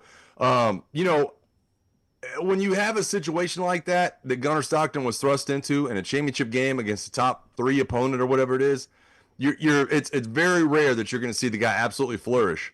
But you guys know as well as I do, man, he brings a different dynamic than Carson Beck does. He's the Arch Manning to the Quinn Ewers, right? He can move around. He can make plays with his legs. And we saw it multiple times. And I don't think Texas was really prepared for that. I don't think they were prepared for the mobile quarterback. In college football these days, you almost have to have that guy, right? So, I think he's going to be comfortable. I hear great things about him all the time from people over at Georgia about the guy he is, the preparation that he's already put in. And I think that if he can make a run, boy, it's going to be one for the record books, man. We'll be watching the Gunnar Stockton movie a few years from now. The morning shift on 92.9 The Game. That's Mike's show over there in Atlanta. You also see him on Cover Crimson, covercrimson.com. $25 off your annual to celebrate the start of 2025 at covercrimson.com. Also the Cover Crimson YouTube channel where you can see Mike's show. Mike, thank you for the time, buddy. Always good to talk to you. Have a great Christmas. Hey, Merry Christmas to you guys and roll tide. All right, buddy. Take care. Mike Johnson with us on the JohnstonRVCenter.com hotline. And the show being brought to you by our friends at Hydra Live LT. A great gift. They got gift cards for you. Yep, gift cards available right now, HydraLiveTherapy.com. You can book your appointment online. Walk-ins are welcome. If you can't make it, one of the great locations, too, in Birmingham, Homewood, Highway 119 in Greystone, also Tuscaloosa. They can actually send a nurse to your home or business. IV therapy, B12 injections, cryotherapy, compression therapy, now weight loss therapy, all under one roof. For more information, HydraLiveTherapy.com. McCurry Van and Car Rentals, and we're going to tell you where one quarterback is going in the transfer portal. He came up earlier, and he's got a landing spot. McCurry Van and Car Rental, though. That's your spot for all the trucks, SUVs, passenger vans. Hard to find. They make it easy to rent, in and out fast. Locations in Athens, Muscle Shoals, Huntsville, 2nd Avenue Northwest in Coleman, Skyland Boulevard in Tuscaloosa. Reserve your rental today, 256-559-1003, or McCurryRentals.com. That's McCurryRentals.com. Malik Murphy? There was Malik Murphy's visit to Kentucky, but then we saw earlier today that On3 is reporting that Zach Calzada is going to Kentucky. So you guys both immediately, well, what happened to Malik Murphy? He's not going to Kentucky. Oregon State for the Duke transfer. Jim with a furrowed brow. Ooh. Oregon State for the Duke transfer, according to Pete Thamel. Go somewhere and disappear. Go to Corvallis right now. He was going to go to Kentucky. I mean, that's where you also disappear as a quarterback. Yeah, at least I got a conference. Yeah, at least people watch you play. I mean, because we don't start the new Pac-12 for another whole year, right? I don't think so. Yeah. Right. I mean, I'm not saying it's a great selection. I'm just saying, well, you know, there were a lot of Auburn fans that were intrigued by Malik Murphy. I think this shows you, obviously, what his value was on the market. His choices look to be Kentucky and Oregon State. That's not who what do you think Oregon State would pay for a quarterback? $750? If that, I don't think they got that kind of money, Lance. I mean, they're not in a conference. I don't know where they. Well, now they're getting Pac-12 alimony, right? Yeah. Pacamony.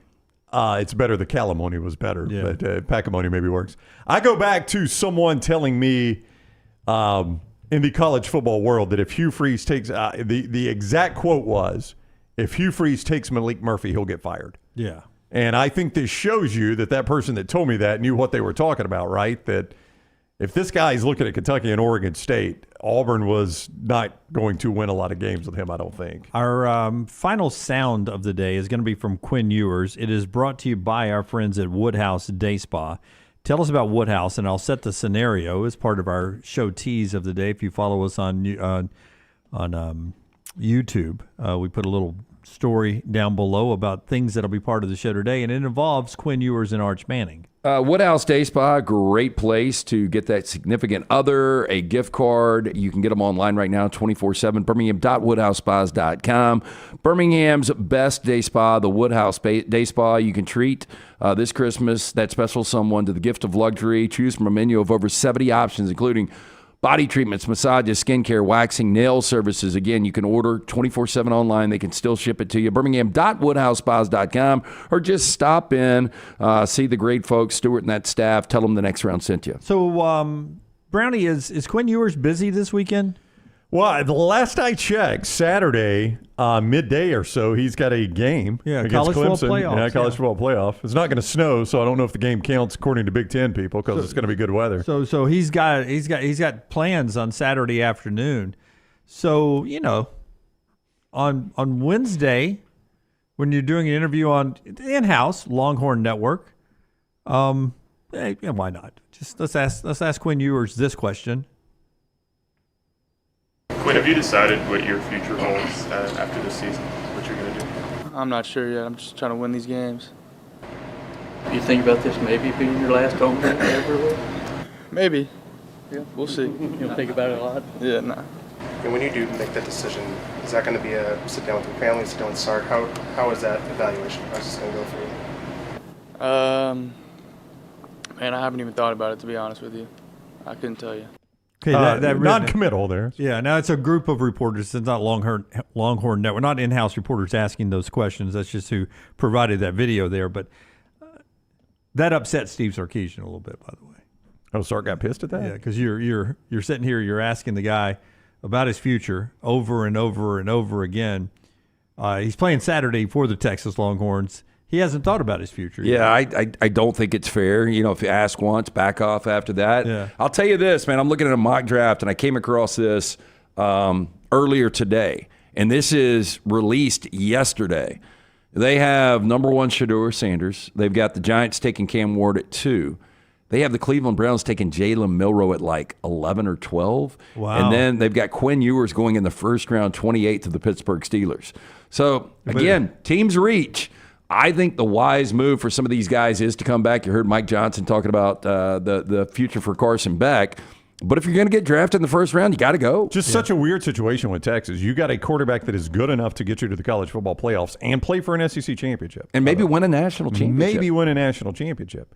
And this backup who, when you've seen him, I don't know. He hasn't exactly torn it up. Like, this is not a Tua Tagovailoa over Jalen Hurts. When you saw Tua was different, man. man. Yeah. Like if Arch was to get a start against an Ole Miss or an Alabama or Tennessee, and we got to start earlier this year, right? Yeah, but I think it was against UTSA or somebody. I mean, it was against nobody you, as Doug Gottlieb would call them, but they won the game. But that was another thing Sark was upset about. He went on into the system that we're now in. That what if Quinn Ewers? He wasn't saying this. Reporters were tying this into what Sark was saying, but what if Quinn Ewers said, I am coming back?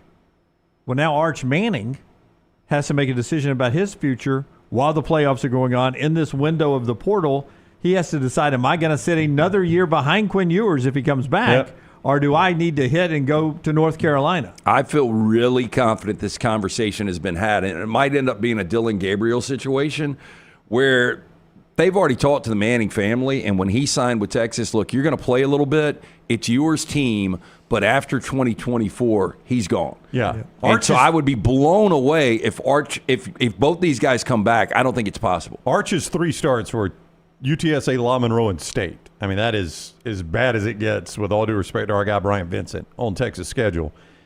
And he threw for 223, 4 touchdowns against UTSA. Completed 50% of his passes, 258, 2 touchdowns, 2 picks against Bryant Vincent and La Monroe. That is not a good outing. And he had the good game against State, 26 of 31, 325, 2 touchdowns. That's the one good game he had. Well, people were after La Monroe was like, this guy's not ready. And then Mississippi State, they were like, oh, okay. Then he laid it to State, and he hasn't really done much since then because Ewers came back. Yeah, I would tell you this, that you just heard Mike Johnson say he thinks Carson Beck will come back, and it will not be Georgia. He didn't say it exactly that way, but he was like, if I was Carson Beck, you make $15,000 a week on practice squads in the NFL, I'd come back, I'd throw the keys to Gunnar Stockton, and I would go make $4 million somewhere else. How about I didn't know you made $15,000 a week on the practice squad, though? That is not an awful living if you're done with college eligibility. No, it's not. But if I'm leaving college for that ain't what you want. No. Yeah. And by the way, it's $15 a week for, what is that, 20-something weeks if you count? Probably 20 weeks when you count camp and everything. Yeah. By the way, the same mock draft, these guys might be drunk. Isaiah Bond, number 12 overall. Wow. Okay. Is that at drunksports.com? Bourbononthebreath.com. Yeah. This will be a fascinating first round of the NFL draft, and it'll tighten up as we get closer. But all the mocks I've been going through, it's all over the place. You had Cleveland has got to draft a quarterback. Oh, yeah, they have to. They've now benched Jameis Winston. They're going to DTR for the rest of the year, it appears. Yeah, I mean, their focus right now is digging in, how can we get out of this Deshaun Watson contract? That's right. I mean, but they don't have a quarterback, so they're going to 100% have to draft one. Yep. So Milroe's in a good spot there. If you're the top-rated quarterback on the board, they're just about forced to make the pick. Oh, if I was in the Deshaun Watson camp, we would be feeding him under a sliding door. He'd be in solitary confinement until we could work out a deal to cut it in half or something. Because if he's walking around in the wild, they're running vices at him left and right, trying to catch him in something. Oh, yeah, and it might be a point where, hey, look, it's like, here's a new laptop. Don't look at all the stuff we downloaded until the police get here. Well, I mean, like if you find something on Deshaun Do you go to his camp and you're like, hey, look, we found this. We're going to keep digging and we can find a lot more, or we can just have a settlement and he can retire and disappear. Yeah, let's go 33% of what we owe you. We'll pay you that cash right now. Sign this and we'll be done. One of the worst, maybe the worst deal we've ever seen. And by the way, here's a brand new Mac.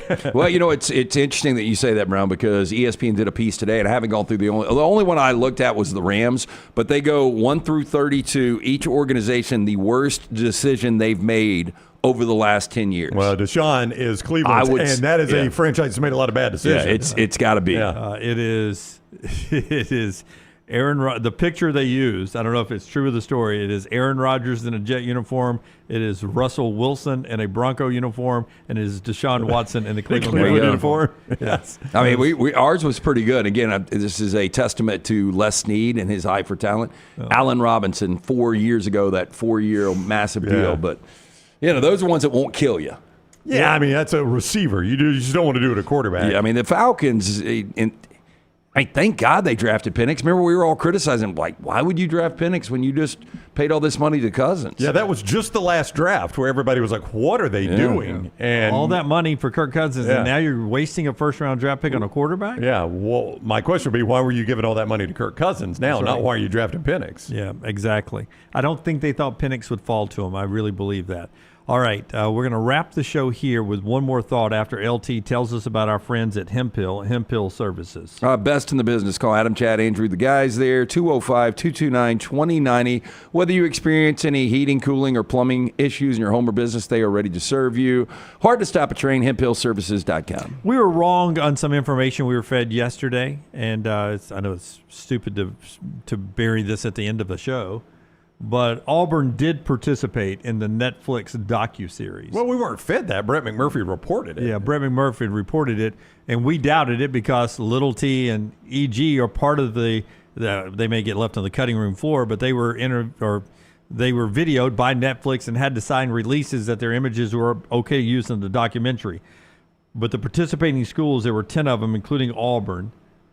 The ones that did not officially from Netflix: Texas, Alabama, Georgia, Ole Miss, Missouri, and Oklahoma. A lot of sizzle on that list of teams that did not participate. Yeah. I'll still give it a try, but when I thought it was all 16, I was very excited. When I saw the group that are not part of the 16 or not part of the agreement, I was a little underwhelmed. Again, I just don't understand. The SEC Network's got money. Why you wouldn't do internal things like this? You know, leave it to Netflix. Why wouldn't you do a deep dive on all 16? Yeah. And you're saying it's to the Netflix do it, the SEC Network do it, and then everybody participates? Yeah, I mean, go out and get a Bo Mattingly, a guy that's got, resources and he's got connections, and let him do a 16-part. I would just do it at somebody on every campus. You can do that. Just roll it out, 16 hours of programming a week. I mean, if you've got that many, those fan bases are that passionate where you've got 8 Saturdays sold out, you've got an audience. I'm wondering, and there is a little bit of news we need to end the show with, too. That's very small. But I'm wondering how the rights worked on this. Like, did Netflix negotiate it with the SEC and then each school? No, I'm sure they did it with the SEC. And, if you participate, you probably get a slice of this. There's a big price. Right. Big ticket item, and you're probably getting 1/10 of it. Yeah. The news I was going to tell you about, and it's coming from Charlie Potter. He's got video up. Jam Miller today is saying he is staying at the university. The quote from Charlie, who covers Alabama for On3 Sports, from Jam Miller: "I'm staying another year. I'm making that decision now. I'm not leaving this school at all." Well, I mean, I think it helps now that Justice Haynes has left. That's true. Primary back, right? I think at some point Justice and Jam had a discussion. Yep. And, well, that's probably what you do is you play chicken, right? I mean, are you leaving? Yeah. Well, I don't know. Are you leaving? I don't know. I've thought about it. Have you thought about it? Yeah, I've thought about it. Yeah. Well, if you're not leaving, I'm leaving. You're running back 1. I'm running back 2. Or it's kind of like in Stripes where Bill Murray steps forward to act like he was the guy, and he goes back, and Harold Ramis is all by himself. Yeah. That's right. Yeah, like I'll go in the portal after you do, Justice, and Justice in the portal. Yeah. I don't want to steal your thunder, Justice. You announce it first. Yeah. And all that Justice Haynes NIL money, he goes, slides it over here. Well, I mean, you've got a lot of leverage once Justice left. That's right. All right, that's our show today. We're back with you tomorrow at 9 a.m. Central Time, and we'll roll through another day. It will be playoff day tomorrow for College Football Playoff. Game days tomorrow.